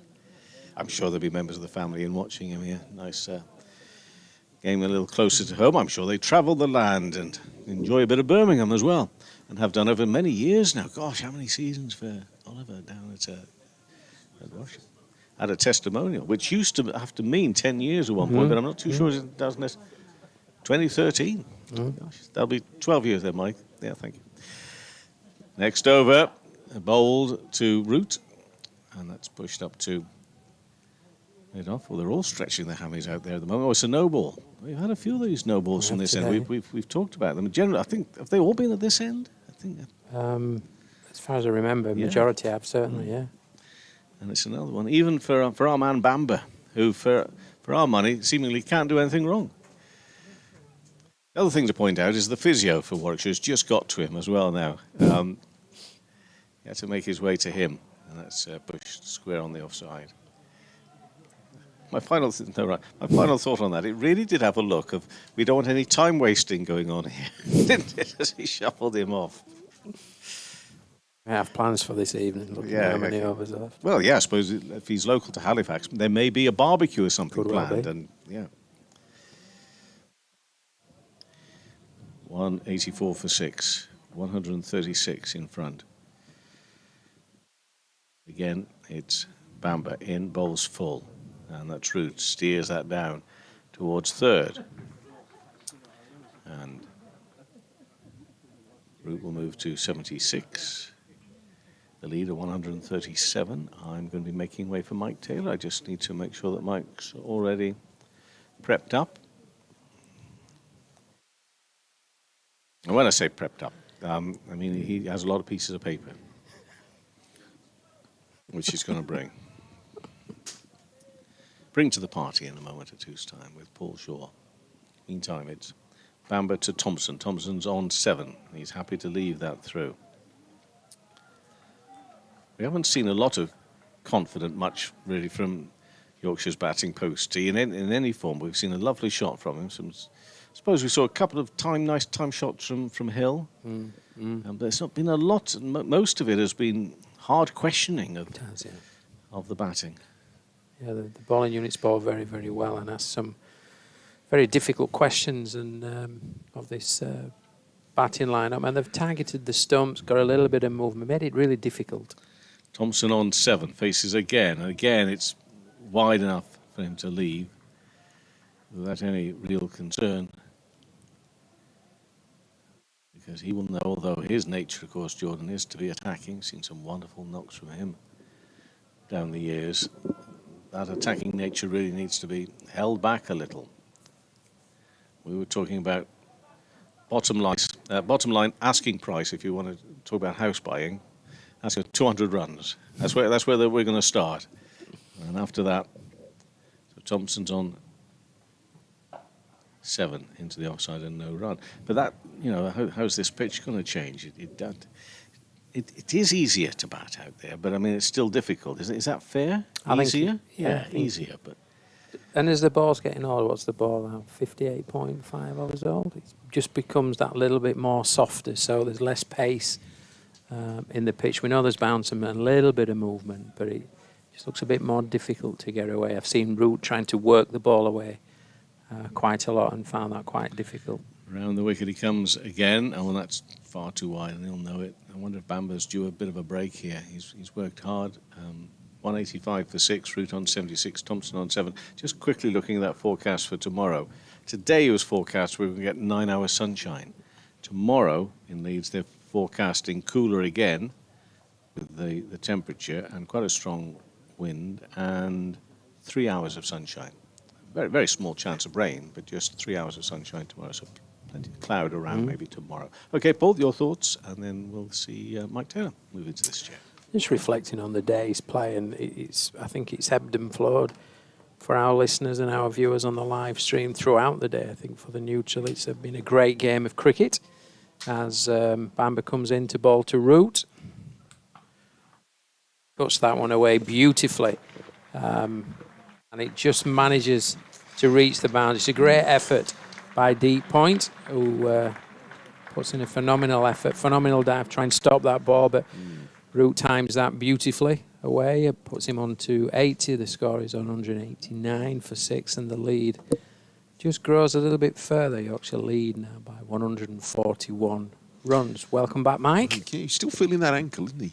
That was a good stroke for 4 by Root, who's been very steady since tee, very cautious, playing with the responsibility that you'd expect from him in this situation. And he defends firmly back past the bowler. Gets no run to mid-off.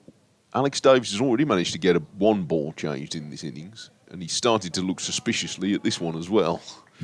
But he was doing it then, sort of holding it up and making a big show of holding it up, as if that feels like the first step towards getting the umpire's attention to it. Barnard, and Root adjusts well here, follows this one the way it's going, turns it away into the leg side. 2 fielders almost collide with one another. A deep backward square leg, and they're through for a single. Quite a big partnership this, isn't it, from a Yorkshire perspective. The importance on the left-handed Thompson and experienced, high-quality player of Root is quite important in the context of this game from a Yorkshire perspective. Of course, Warwickshire, if they can break this partnership now, especially if they can take Root's wicket, well, that opens the game up. Round the wicket comes Barnard, and Thompson plays this late off the back foot, up to mid-off. Webster starting to do a bit of stretching at second slip, as to suggest he might be ready for another spell. How important his innings in the game. Well, you know, yesterday evening, this morning. Great knock in the context of the game, wasn't it? And at the pace as well, he did. Well, yes, the pace is certainly something. Root almost cancelled that out. Oh, and a miscue here by Thompson. He's caught at extra cover off a leading edge. And again, this drip of wickets from Warwickshire. Every time it looks as though Yorkshire have steadied it, Warwickshire nip another one out. A wicket for Barnard. What a splendid match he's had as well. 3 wickets in the first innings, now 2 in the second, and 40-odd runs.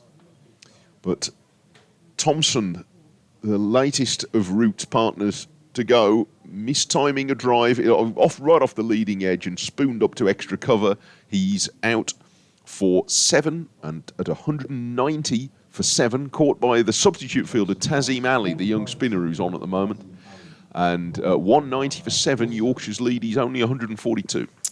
Yeah, that's another breaking of a partnership that hadn't really got going, and looks Warwickshire now, I would suggest, in the box seat, and the game is really opening up for them now.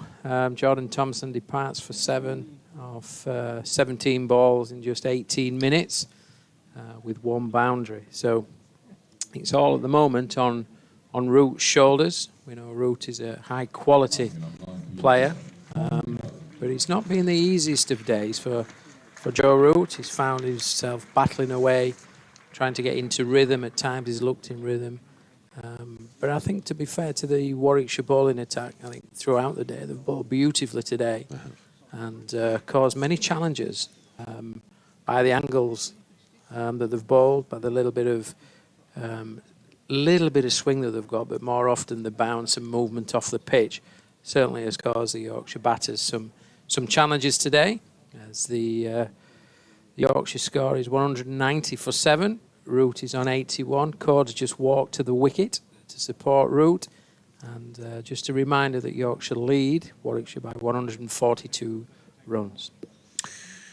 Yes, and at 190 for 7, a lot of responsibility on Root now, who has played with great responsibility in the way that you would expect. And any Joe Root innings for Yorkshire is obviously watched by a lot of people, or followed by a lot of people far beyond Yorkshire, such as his status in the game. And the moving parts look to be in good order today. But now he might, with Code and the tail with him, have to try and change gear. Code starts confidently, though, and pushes his first ball firmly back on the bounce to Barnard. 3 for 42 Barnard's got, so 6 wickets in the match and a good 40 at a time when Warwickshire were really struggling. Barnard showing again what a useful cricketer he is. Yeah, very, very good. I'm just looking at the bowling attack from today and going through the, if you like, the stats as such. Bamber's bowled 16 overs, 2 for 52.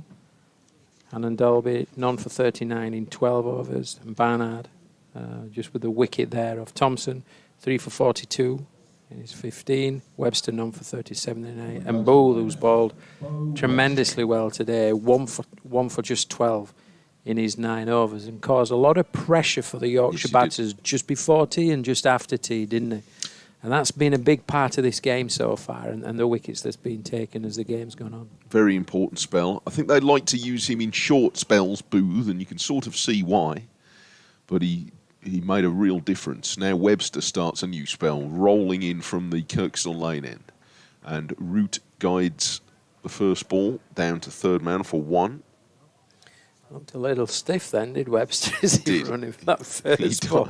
I'd class it a bit of a loosener, but he's got that one out the way now, so I'm sure the joints will start feeling a little bit freer in 2 or 3 balls' time. Yeah, you could almost hear him creaking up to the stumps that time, but he looked pretty good earlier once things were moving, and obviously he batted very well.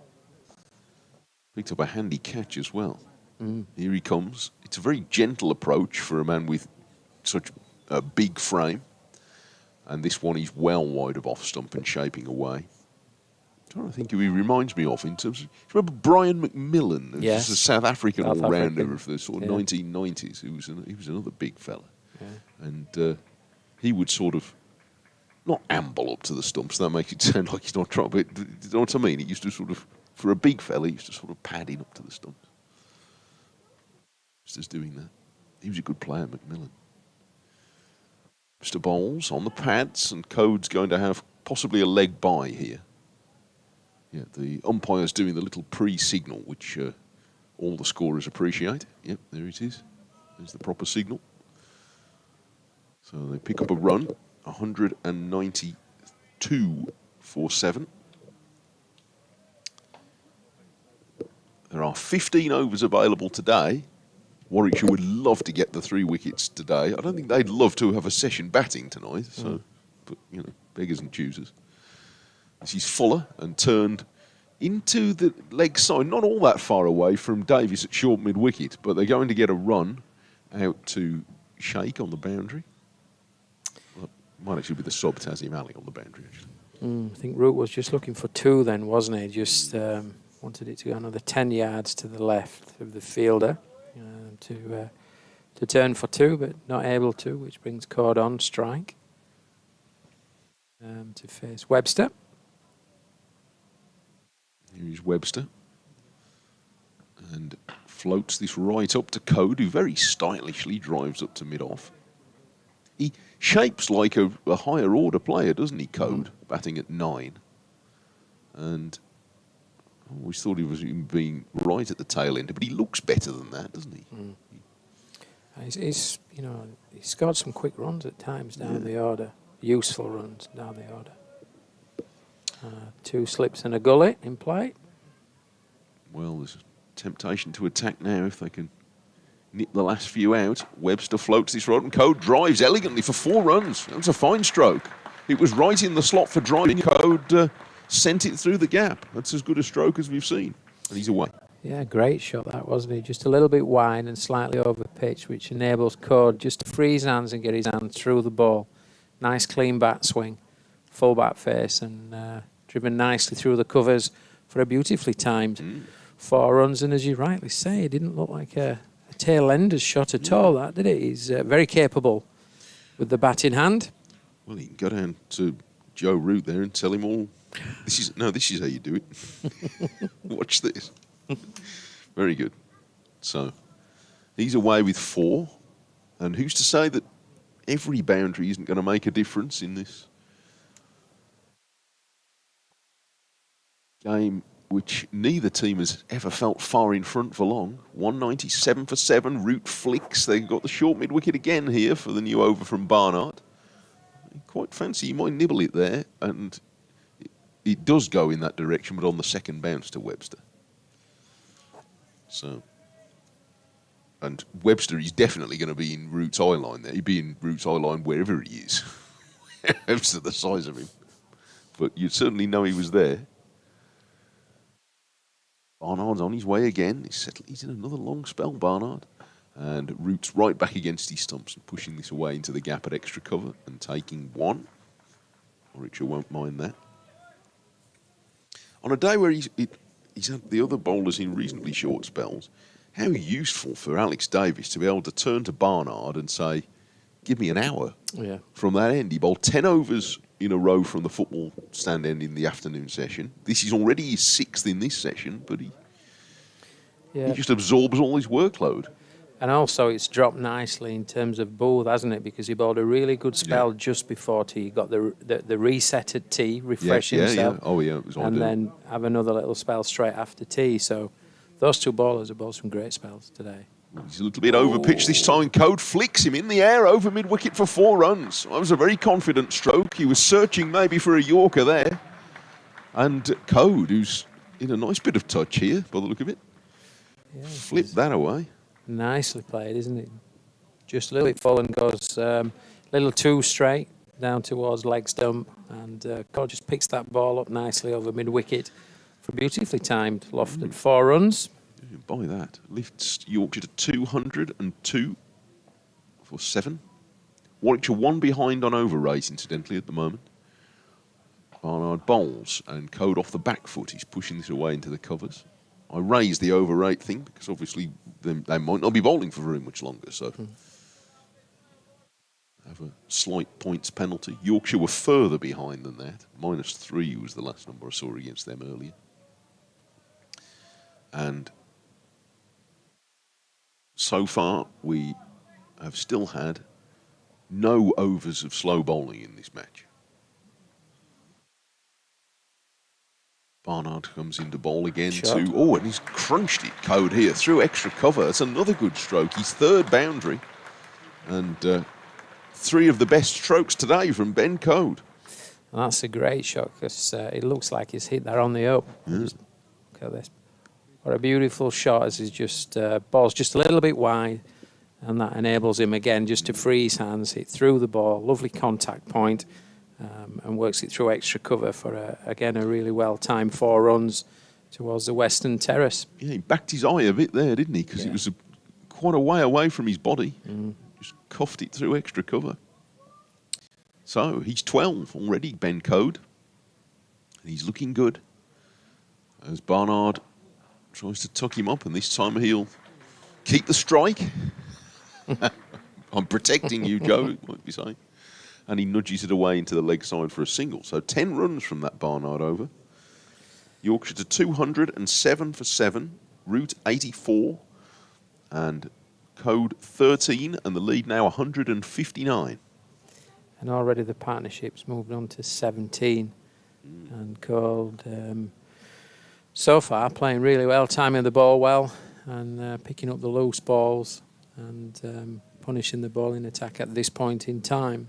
But we have a very good bowling attack in this Warwickshire team, and Webster's got the ball at the moment. The tall figure scored quick runs this morning, useful all-rounder as he comes into ball to Code. And he does, down the leg side, and Code goes to try and pull that, gets a bit cramped and misses, and it goes through to Kai Smith, who looks like he's just sort of landed a bit awkwardly. Twists one way and the other, and then his captain Alex Davis grabs him. Captain looks in pretty good form at the moment. But he might, if the bowlers keep getting on with it, he might have to come and do a little bit of awkward late shift tonight. With the bat, forward comes Code and defends back up the pitch. In some of the best conditions of the day again now. It's still that little bit of breeze, but it is sunny. It's mostly blue skies. So 2 excellent days to watch cricket and 2 excellent days of cricket to watch. So far in this match, off goes Webster, and Code is back, pushing it away into the offside without really timing it, into the covers. I think folks who've paid to come in the last couple of days have had their money's worth. I think so. I think it's so far it's been a really good game of cricket. It's ebbed and flowed. Certainly today has. Yesterday it did. And you've seen some quality cricket at times. You've seen some low shots, but you've seen some exceptional bowling with a little bit of help from the pitch. Webster bowls Fuller, and Code has a run here down to long leg, turned easily off for his pad. So got a 14. But both teams all the way through have been in the game, haven't they? Yeah. This is the great thing is, you know, some just for a few percentage chance or a few minutes, the percentage of momentum swung one way and then it swung the other with a wicket or a couple of boundaries. It's great to observe. Pitch that's given everybody a chance, except the spinners, who we haven't seen yet, but who's to say, maybe we'll see them tomorrow. This is driven elegantly through the covers by Root, and he's going to get 2. There's a sweeper now on the boundary. Mosley getting the ball in quickly. 210 for 7. We're going to have overtime again, not quite as much as yesterday, I don't think. When we finished play at around 7:05. I don't think it's going to be quite as late as that, with 13 overs left in the budget for today. Now, it's driven for 4 by Root, a very high-class stroke when Webster just over-pitched. He hasn't quite found the right length at the moment in this short spell, and Root took full advantage to go to 90, the highest score of this game so far, and Yorkshire at 214 for 7, now lead by 166. Yeah, that's a lovely shot down the ground from Root. He overcommitted slightly his front leg, but then slightly adjusted as the ball just came into him and hit it nicely under his eyes, and timed the ball with a full bat face down the ground, which was an absolutely beautiful shot. Really well timed 4 runs, moved the score on to 214 for 7 there. The very best players just seem to find that split second extra to make adjustments, don't they? So if they do slightly get it wrong, they somehow find the time to get it right. Now Bamber is back. He's also operated in relatively short spells today, mostly in this game from the Kirkstall Lane end. But he's going to have his second spell since, well, this will be his 3rd spell since tea. He's had 1 from each end. And he's going to come again from the football stand end, with 7 wickets in the match, and bowls to Code and finds the thick outside edge, which goes along the ground to backward point. It's very well fielded. It is good fielding, isn't it? Because it's times like that where you stop the one, and then it just builds a little bit more pressure on that batting unit. It means that Code can't get down the other end and Root take the strike. So it all adds to the game and the complex nature of the game and the building of pressure. Been very sharp today in the field. This is a little bit shorter, and Code's glanced it for 4 runs. Well played. It was heading up towards his ribs, but he was always in control of that, Ben Code, and his 4th boundary. And this has been a very useful salvo from Ben Code to push Yorkshire's lead now to 170. Yeah, Code, again, he's just rocked onto the back foot here slightly. Just flicked the ball away to the vacant fine leg area. Got enough bat on that. So the boundary puts him on 18. Brook's in a bit of touch here, Ben Code, and now he dabs this away to backward point. Well, if he can still be batting with Root at 6 o'clock, or no, it's not 6 o'clock now, it's 7 o'clock, then he really will have made an important contribution. Well, they'd like at least 200 behind them when they set out in the 4th innings. It's a very even game. Bamber Bowles, he beats him for the first time. He just pushed at that and did as if he knew in the instant he started to push to it that he really oughtn't to be doing that, and took one hand sharply off the bat. A good delivery of this. There we go. Look at that go after it's pitched. Just start going away from him. And ball a little leg cutter there. You could see he was rolling his fingers over the ball.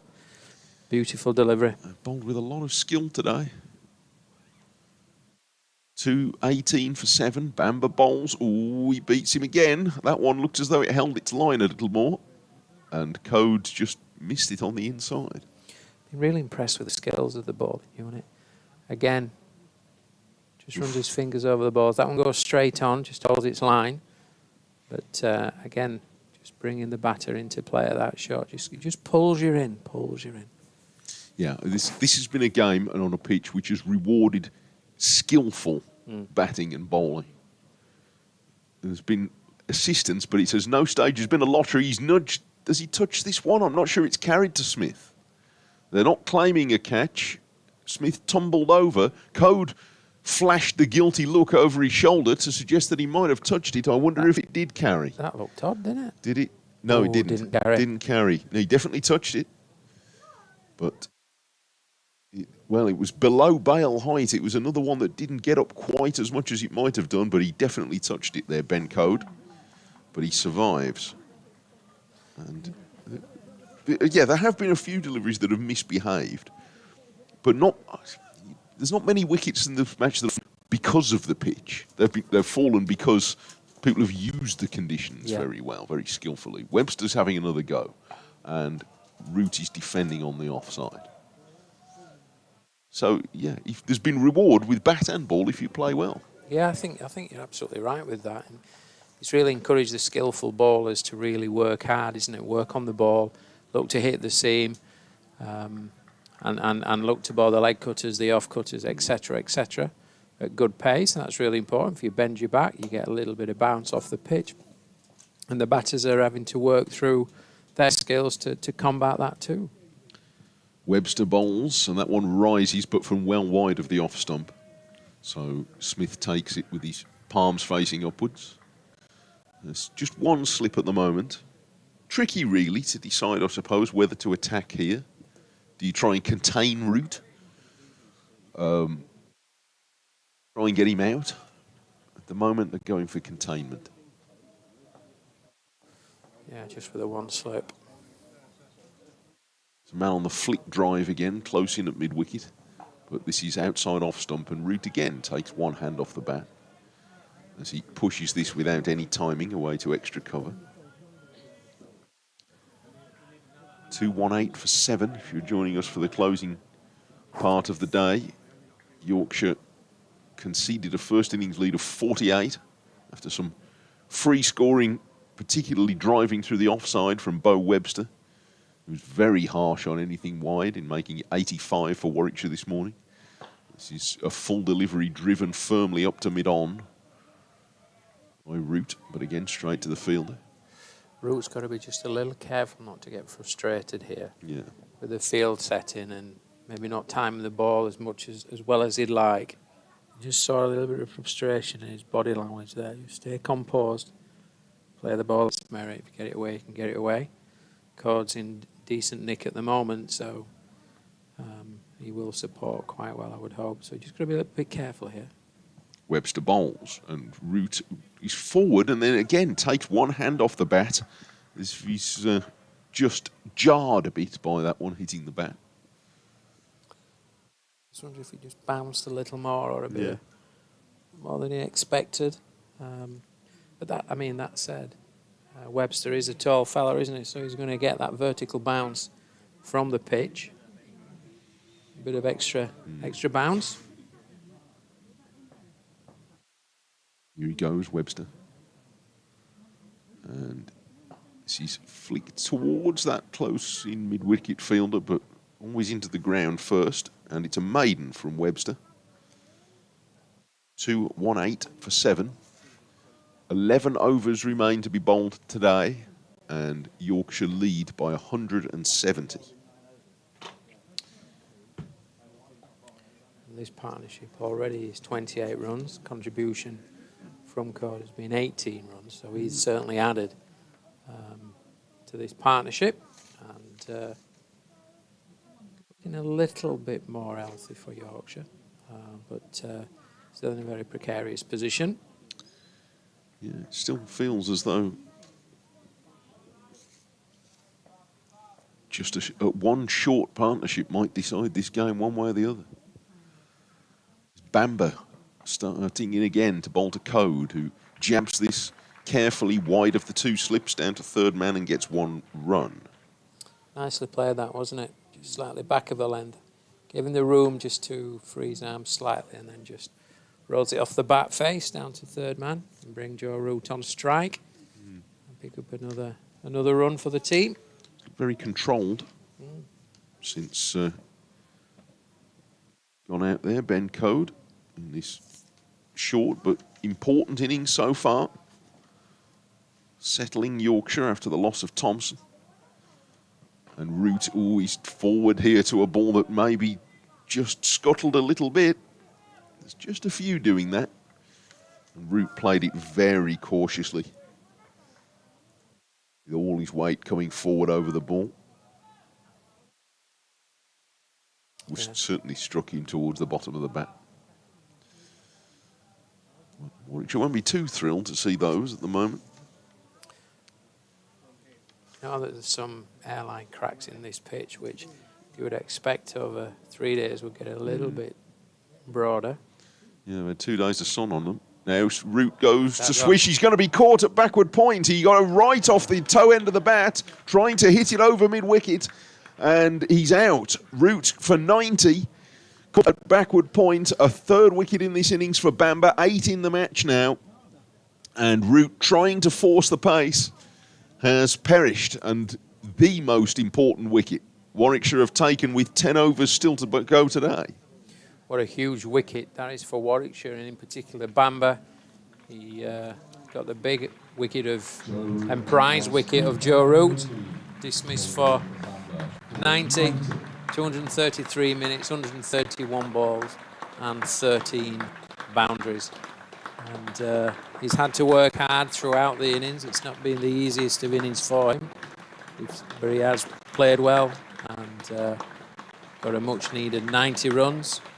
Gets him into a little bit of form, thinking about the England summer ahead and time at the wicket, which is really important for him, for Yorkshire, and for the England team moving forward. But it's a big blow. They were hoping that Joe Root would get them to the close of play today, and not wanting to lose any more wickets.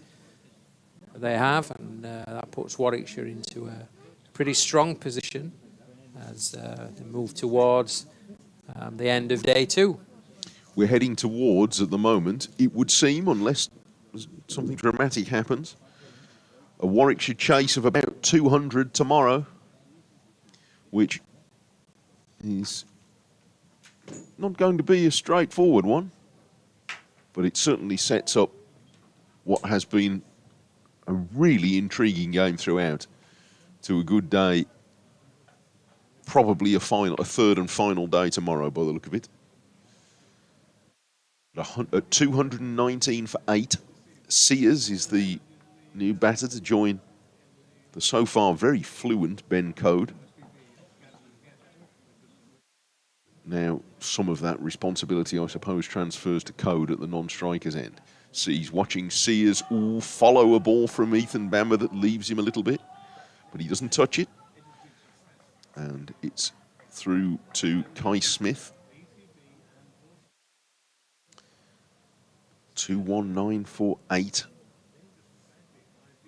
Yorkshire's second innings, having lost Bess very early and Wharton straight after lunch. They were 19 for 2, and then A gradual repair job done by Lythe, who I thought played very well for his 40 until he touched a really good ball from Barnard.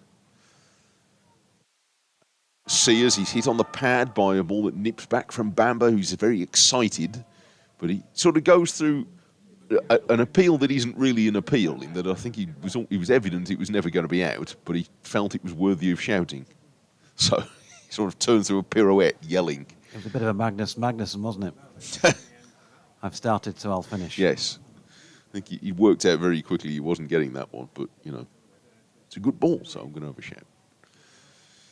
He's got a fair bit to shout about in this match, Ethan Bamber.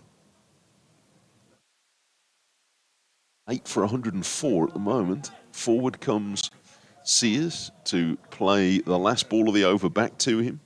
And it's the end of the 66th over of Yorkshire's second innings at 219 for 8, a lead of 171.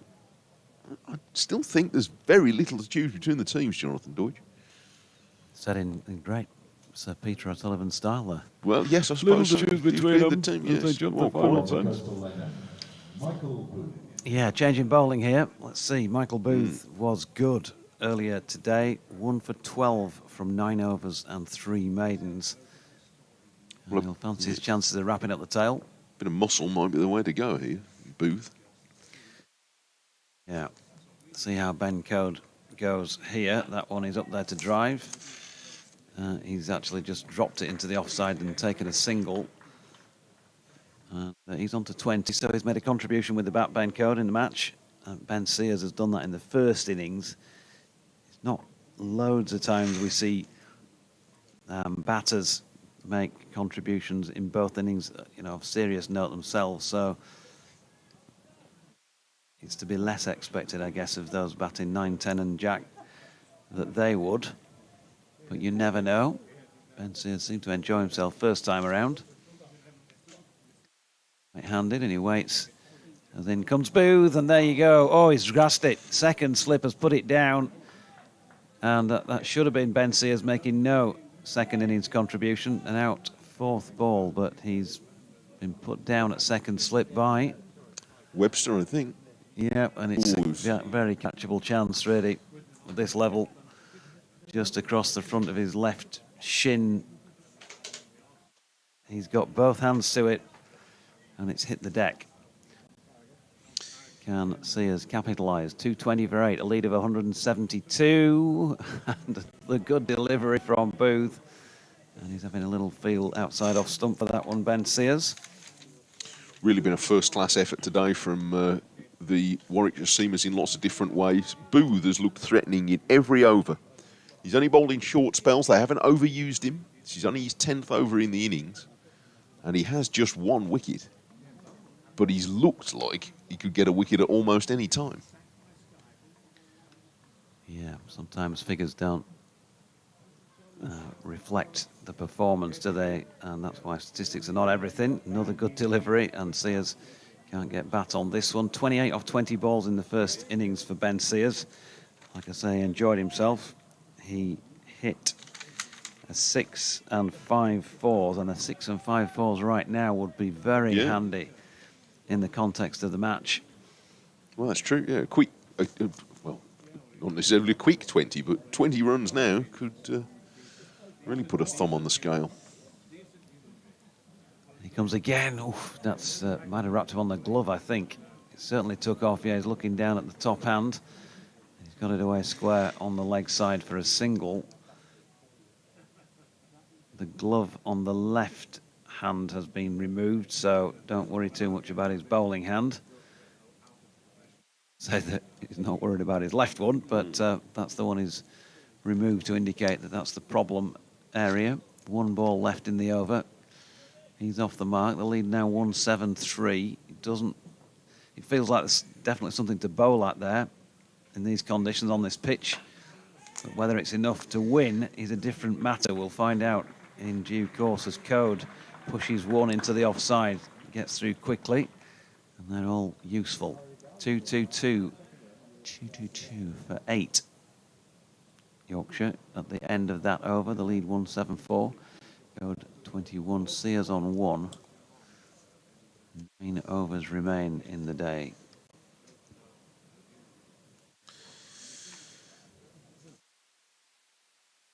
Lead of 174. That really won't be a cinch to get that. With the last little while, there's been a few more deliveries have kept a bit lower since tea. Not a lot, but just occasionally. Bam starts a new over. Oh, this is flailed off the outside edge by Code. He's going to get one run. He went wide of the two slips, down to Booth, third man, who in one movement picked up the ball, threw it, and knocked his glasses off. But he's got the return on the way. And Code has taken a single. But that was a looser delivery. A looser stroke, rather.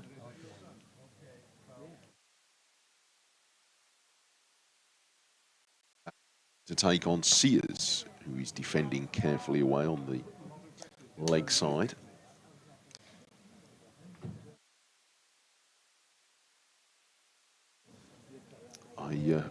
I have some correspondence on one of my many obsessions during this game.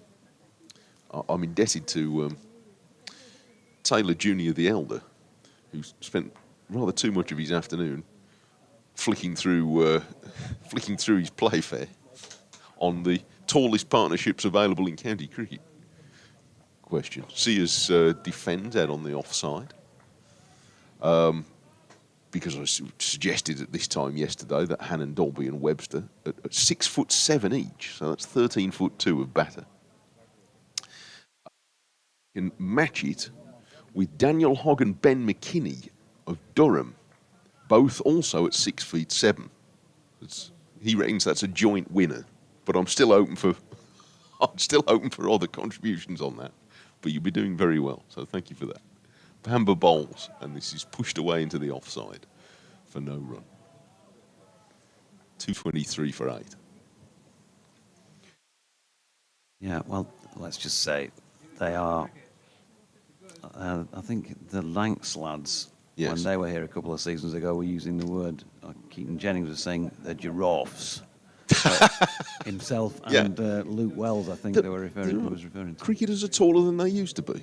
Policemen are younger than they used to be, and cricketers are taller than they used to be. Bamber runs in and bowls. Ooh, it's a wild swish from Sears. I don't think it was all that close to that. Are you still trying to work out the Rubik's Cube as well? Oh, look, many things fascinate me. Remote control on the telly at home. If the family wants some cabaret, they ask me to put something on Netflix.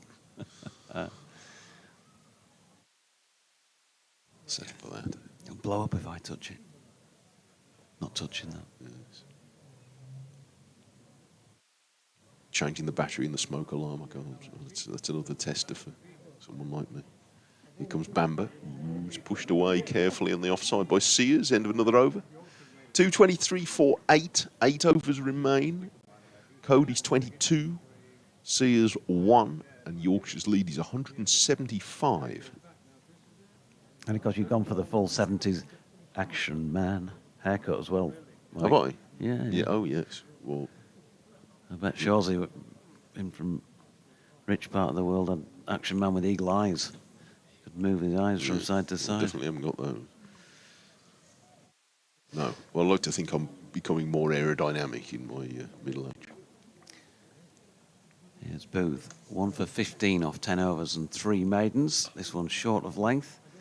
And Code hops and plays it down to third man for a single. Do you want to have 15 minutes before the end and come back for the last couple of overs? Or Yeah, okay, all right. Yeah. So get Paul come back in. Yeah, that's fine. I'll just sit here wittering on, you know that. Just bring Shawsey back in for 3 or 4 overs, and then Mike and I can finish off and reflect on Warwickshire's day. Another interesting day, we seem to say at the end of every day of county championship cricket, because it's pretty good. Here comes Booth again from the Kirkstall lane end, short of length, and he has Sears definitely tucked up there.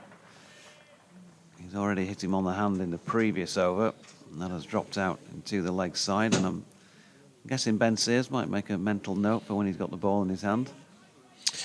Yeah, I would think so. He's not looking comfortable at the moment, is he? And they're targeting the body a little bit. He's already been hit on the hand. The what ball at a little bit of extra bounce, so that's in the back of his mind.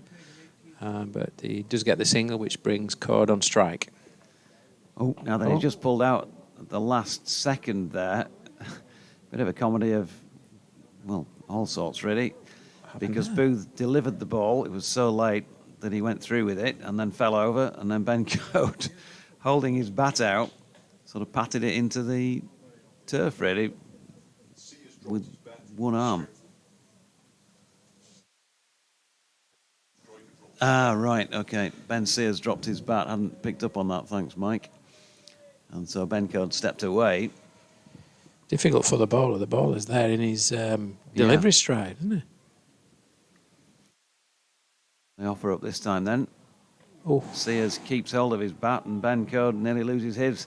That's a short ball, and that is a very tough delivery for a number 9 batter to face. He's been hit on the hand too. That's both the players out there at this moment in time.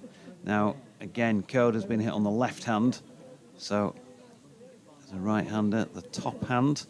Fortunately, in the sense that it's not his bowling hand. But he's just taking a moment here. Ben Sears has gone down to check he's okay, and he's going to need a bit of treatment by the look of it. Not good. If you've got one that's either hit you on the end of the thumb or obviously flush on one of the fingers, you could be in a bit of strife. And also, if it cracks you on the nail and traps the finger or thumb between ball and bat, that is very painful. He certainly looks in a little bit of discomfort, doesn't he, with this one. Booth ball. He's bowling decent pace. Short bouncer. Hits him on the left hand, and it just looks like it could have trapped his hand or his finger onto the handle. It looks like it's got him on the tip of the finger, and it may have driven into the nail as well. So, as you say, quite painful. Physio's out there at the moment, and probably pressing the finger that hurts. Does that hurt? How's that feel? Oh, ah! So, not the most pleasant at times. But, oh, that hurt. Did you see that? Just pulled his hand away there. So we have a slight break in play while the physio has a good look at Coate's hand that's just been hit. As I say, just to reaffirm, it is his left rather than right hand, so not his bowling hand. Sears also took a blow on his left hand. Seems to be okay. He's not asked for any treatment. Sort of one in, all in while the physio's out there. Yeah, it's one of those, isn't it? The initial, there's a sharp pain, and then you might get sort of throbbing afterwards. If you've ever been hit on your finger or thumb or on your toes, one of your toes as well, it sort of seems to, you get a sharp initial pain, it subsides briefly, and then it'll come back with a vengeance. They're painful, aren't they? Very painful, in fact. He's took some painkillers, and whether they've put a little bit of magic spray on there or not, I'm not sure nowadays, but certainly took some painkillers for that. It will have hurt, that will have hurt.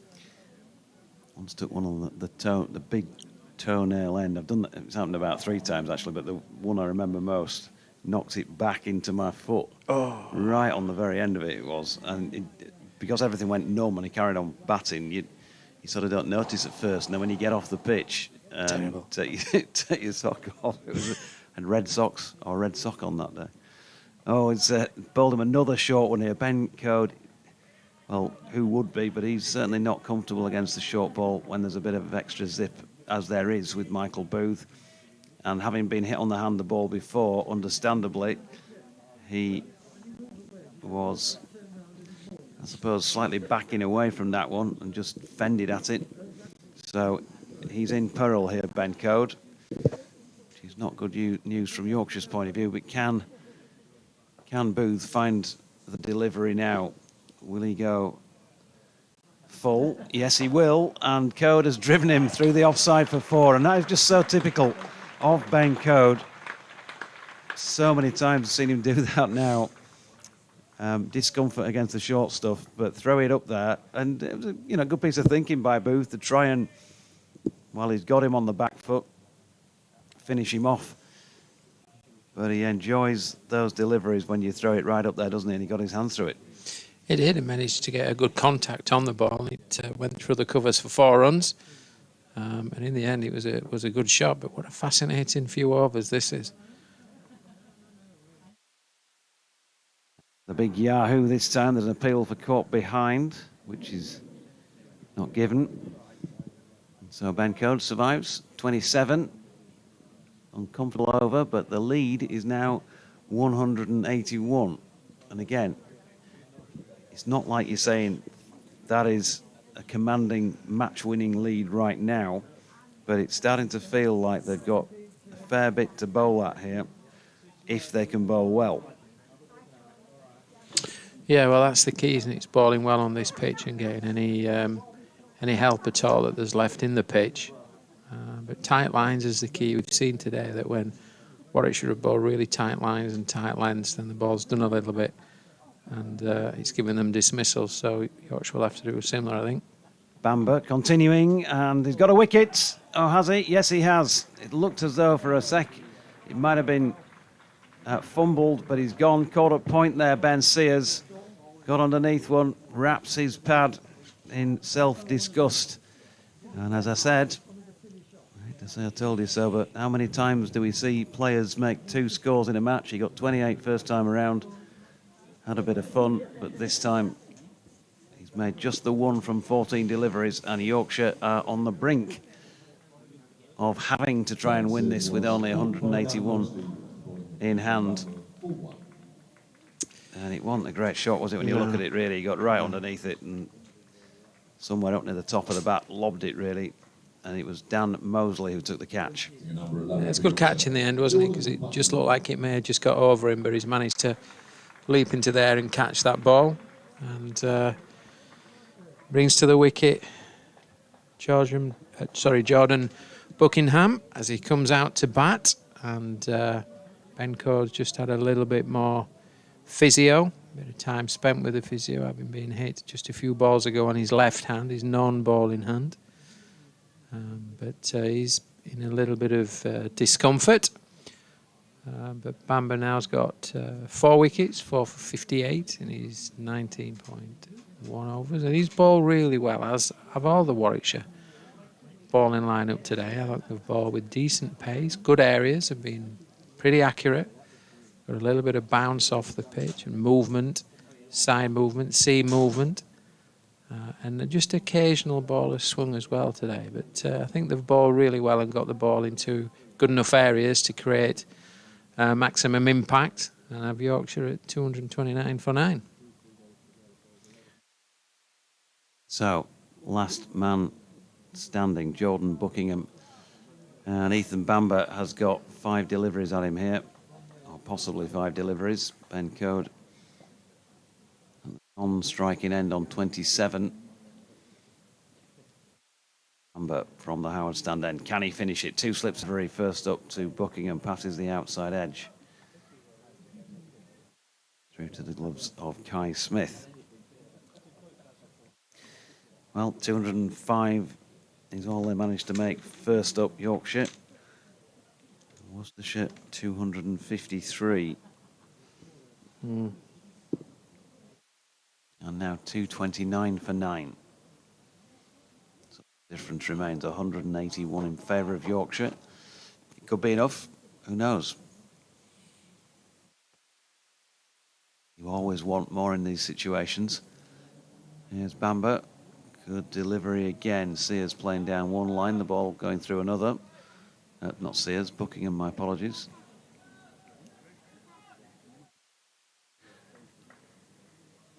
"21 extras in this innings, including 10 no balls. Yorkshire came up with 16 from no balls in the Warwickshire first innings, again in games of tight margins. Little things. Cost you, don't they? plus the runs off the extra delivery. Buckingham's off the mark here. That was a rare stray from Bamber, round about leg stump. And although in total control of the shot, Jordan Buckingham, it did loop up into the onside. It was in a sizable gap. So he has one. Yorkshire 230 for 9. The lead 182.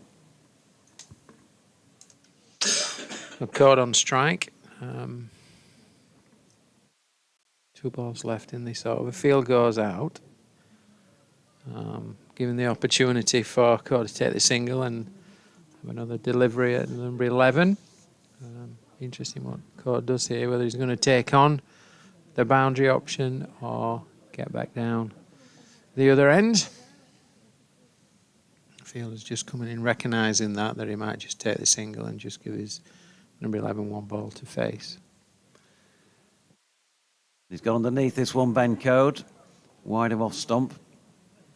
Not much in the way of foot movement, but it's looped up down towards third man and he picks up a single. 3 in front. Just creeping ever so slowly. So Buckingham's job here is just to block this one. And then I would have thought Ben Code will have a bit of a go the next over.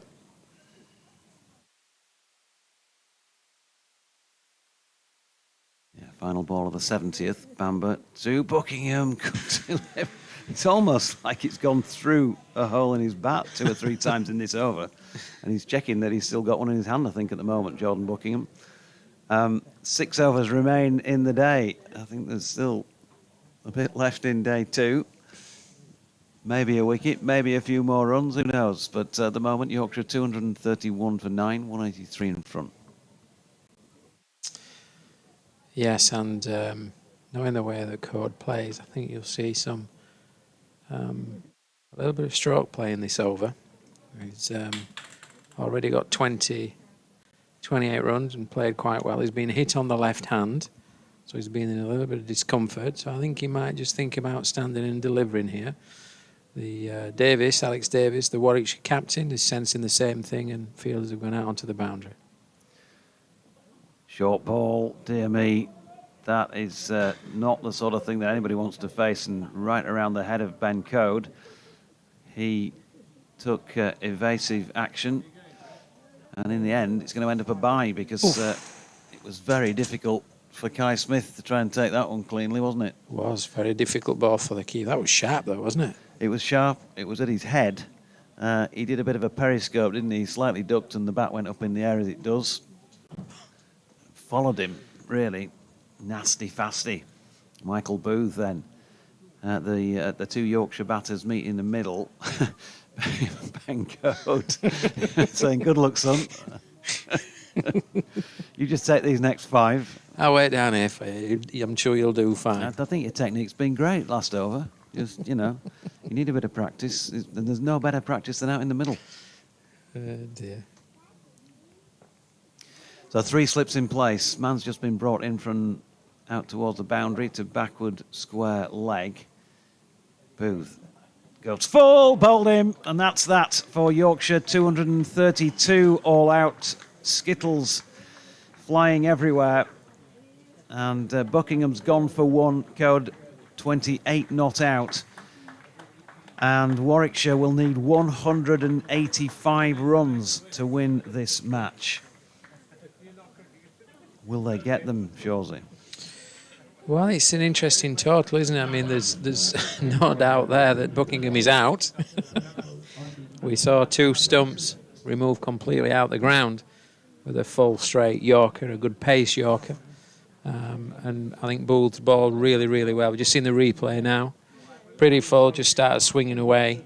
And it's going to be an interesting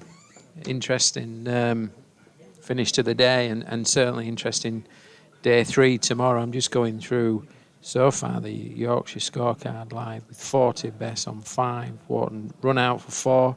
Roots innings of 90 off 131 deliveries is the backbone to the Yorkshire innings.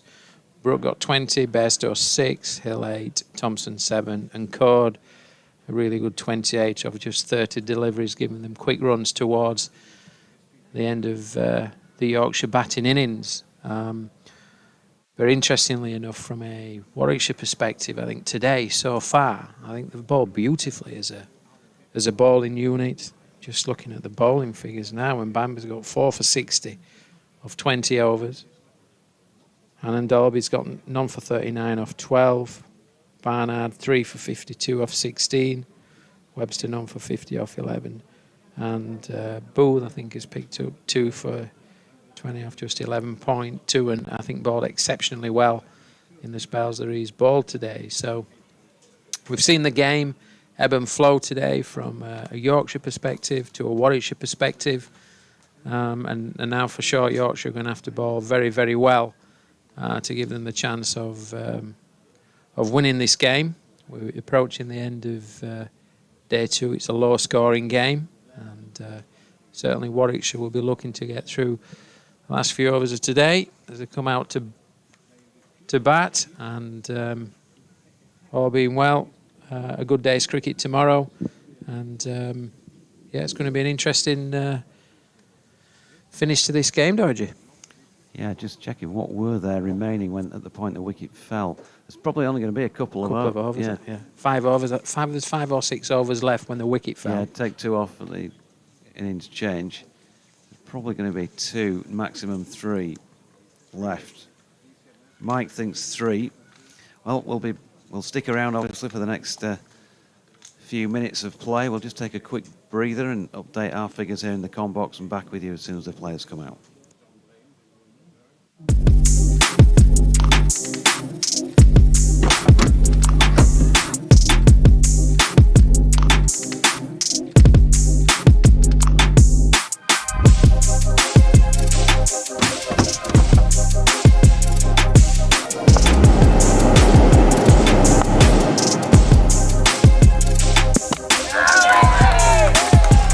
Vertu, official partner of Yorkshire County Cricket Club.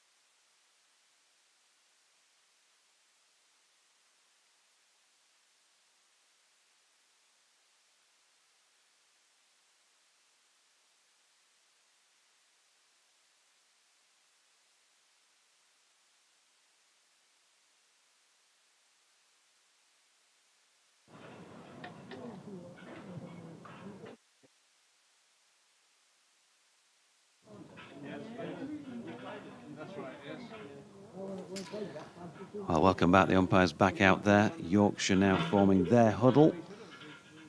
And big job to do just for what we think will probably be 18 balls remaining in the day's play for Alex Davies and Rob Yates when they walk out with bat in hand for Warwickshire. Mike Taylor back alongside myself, Jonathan Dodge, for these last few deliveries of the day. 185, it's one of those sort of tantalising scores, isn't it? It's definitely attainable for the batting side. It might be enough for the bowling side, but I think I've just been saying off air, and I'd repeat it on, Mike, that it's there for Yorkshire to win if they bowl well in these conditions, because there is assistance in the pitch, as we know. But if they don't, then it could be made to look a fairly modest lead. Yeah, there's still quite a lot of variables in this match. Even though there is no rain forecast, the likelihood is it will be very different feeling conditions tomorrow.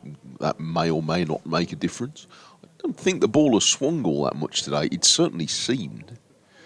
The occasional delivery has kept low. My sense is there's been a few more this afternoon than there were earlier in the game, but not lots.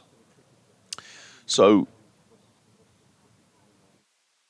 it has been a pitch and a game in which skill has been rewarded, and the bowling has been with a lot of skill. But so has some of the batting. Webster and Root with innings that sort of roughly cancel one another out. And with a chase of 180, what is it, 183, one substantial partnership might be enough to win the game. Even one substantial innings.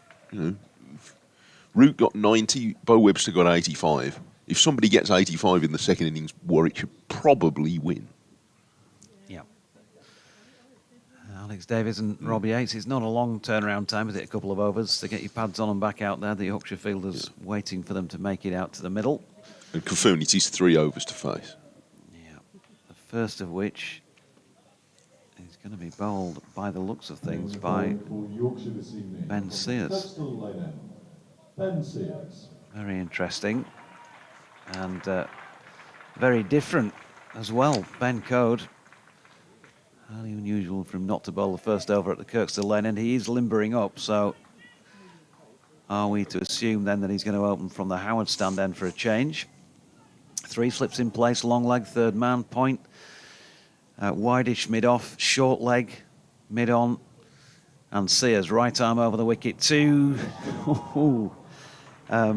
Rob Yates, who plays a flashing cut shot to the first ball of the innings. We're going to be in for some entertainment if that's a sign of things to come in the next 2 overs and 5 balls.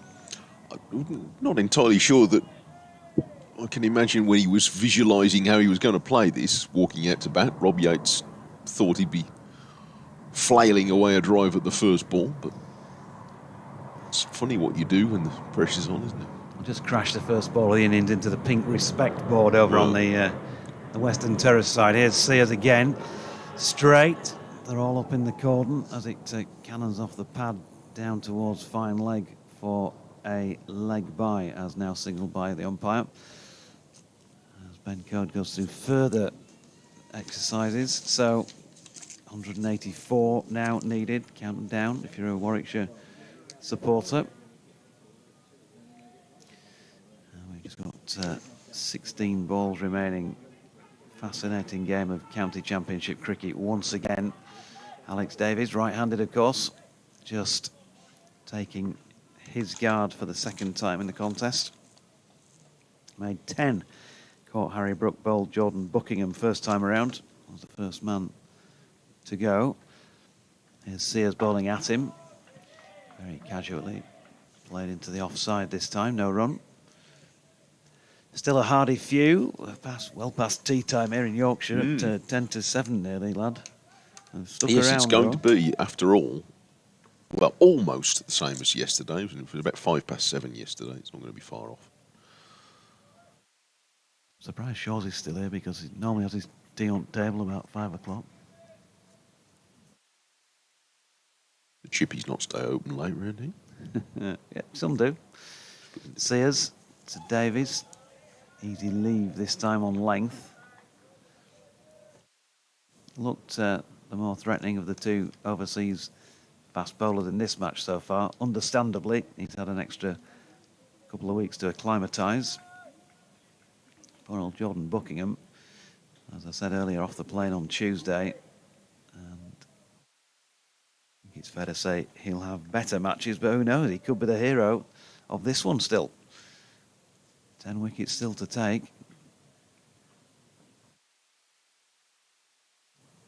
Sears sets his feet and then comes in, whistles that one wide of Davies this time through to the gloves of Bairstow. You can hear that hit Johnny's gloves.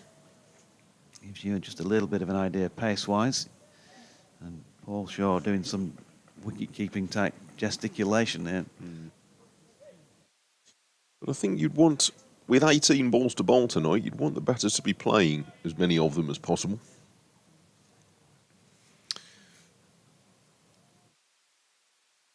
You would. Don't waste your effort and ask questions. Final ball of the first over, and again, it's wide of off stump and an easy enough leave.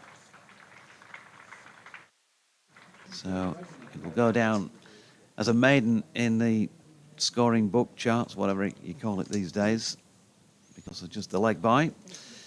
One without loss, 184 more to win.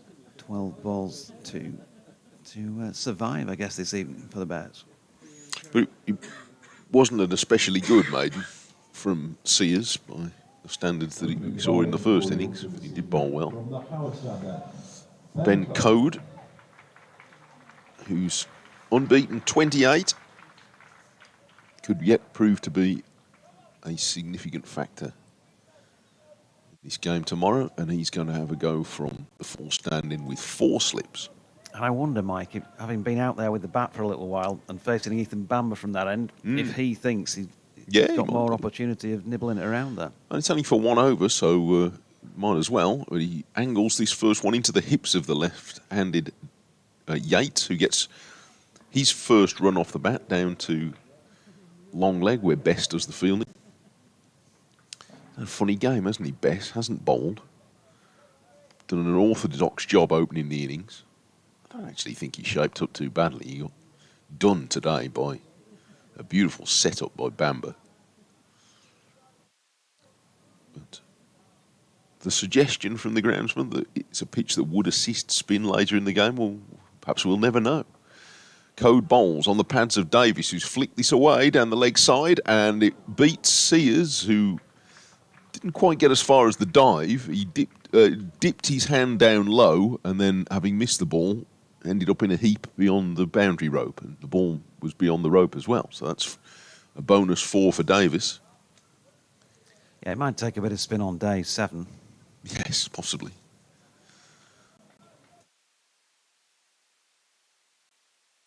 Still to be tested. Warwickshire 2 behind on over rates, by the way. Not quite sure whether Warwickshire beat the count or not on that. Now, Davies left a ball that was really very close to the off stump, and he's trying to kid on that it was no problem, but he's taking the fact that he's taking a fresh guard. He's probably a bit of a clue. Yeah, could I just check with you, umpire, that I'm not on leg there? Well, he could get away with leaving it on length, but only just. So that's a much better area for Code to be aiming, I think. 9 balls to go tonight. In comes Code, and Davies is very carefully forward this time. He was always coming forward to that, defending it away into the offside. 4 slips and a short leg. Again, not right in close, but there for the one that pops up off bat and pad. Leg quite wide, see, is more deep backward square leg. Mid on, mid off, and a backward point, no third man.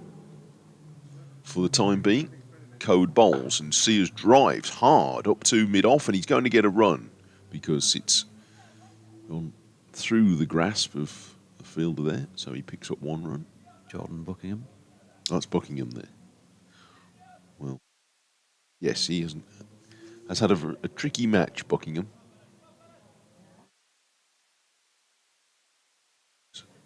a bit pricey in the first innings.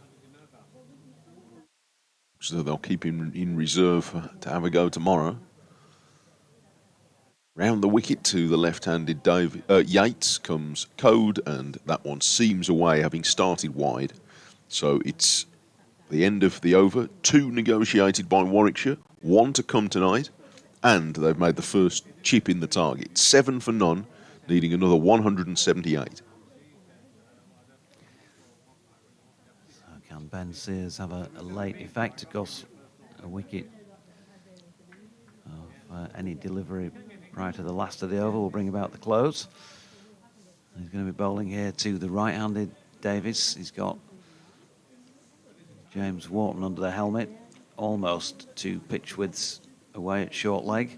3 slips, third man, long leg. And a couple of other in front of the bat. And he's turned that one to Wharton. First ball of the over, which was full enough from Sears compared to some we've seen.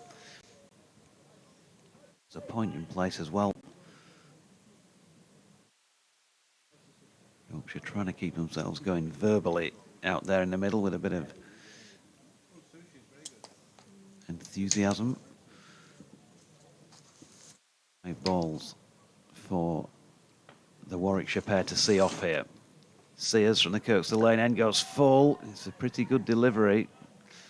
Davies deals with it relatively comfortably with an open face and pushes it out to point. George Hill was the man doing the fielding. Joe Root with first slip, Adam Lyth second, and Harry Brook in at third.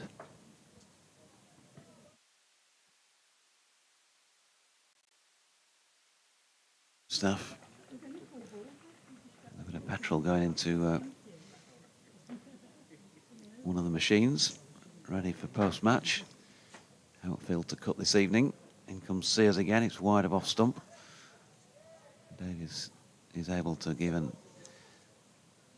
plenty of daylight to that one on its way through to Johnny Bairstow's gloves. So just 3 balls remaining. Warwickshire 7 without loss. 178 more runs to win. It's going to be fascinating tomorrow. Don't forget to join us again. If you're going to the game tomorrow, do bring an extra layer. Because although it's forecast dry, distinctly chillier. Sears in again, straighter this time, that's better. And Davies turns it to mid-on, Buckingham Fields. Yeah, I think the wind direction, I think the wind is going to get up to some extent from what I saw in the forecast this morning, and it's going to be northerly, so drop quite a few degrees by the sound of things. Yeah, I wonder what effect that will have down at pitch level. I should imagine a bit of discomfort for the likes of Ben Sears and Jordan Buckingham. And largely cloudier as well in tomorrow's forecast. Not that we had cloud cover for quite a bit of the morning session. It didn't really seem to make a noticeable difference, but we'll see. George Hill just been brought in at 4th slip. John Thompson moved up to point. 2 balls remaining. Sears to Davies, goes full, whipped away down the leg side. That's going to be 4. Doesn't matter how they come, it's 4 leg byes. So 11 on the board for Warwickshire. And the requirement 174 with just the 1 ball remaining on day 2. Yes, searching for these full deliveries, trying to spear it in, but there's not much margin for error. Not at this pace, there isn't, no. No. I said that, during Warwickshire's first innings, and I'll go back to what I said before we started this innings, that 185 could be enough. See plenty of teams dismissed for fewer than that in the second innings, but you have to bowl well, don't you? It's not, you can't just expect it to happen. You've got to be accurate, you've got to ask questions, and you can't afford to stray too much because it's not a lot to play with against good players. And here's 4 more. He's gone full, roundabout leg stump, and just helped on its way through mid-wicket by Alex Davies. So a good end to the day for Warwickshire because they pull up at 15 without loss. Davies on 9, Yates on 1 from the 3 overs that were bowled. And they will need 170 more runs to win. on day 3. This is not going to go to a 4th day. I think we're pretty certain about that. And we're left in an intriguing position overnight once again, Mike. Yes, and especially with that 15 shaved off the target, I think Warwickshire slight favourites, but only slight, to make 185. There have been again times throughout both, well, today just as yesterday, where it's felt for half an hour or one team or the other has had the momentum going in their direction. But it really has been a game with plenty to admire in it. More bowling than batting, but there's been some good quality batting as well, notably from Webster and Root, of course, with some useful contributions from others. And one significant contribution either way might decide this game tomorrow. But I think Warwickshire, narrow favourites. Yep, can't disagree with that. So, to sunny Headingley skies, we'll say goodbye for day 2. We shall be back tomorrow. Not sure he's ducking out, but I think Kevin Howells will be around. Mike Taylor will be around. I will be around, and we'll try and find somebody else as a third voice for tomorrow as well. Hands up if you want to go. Give us a shout. Good night from Headingley.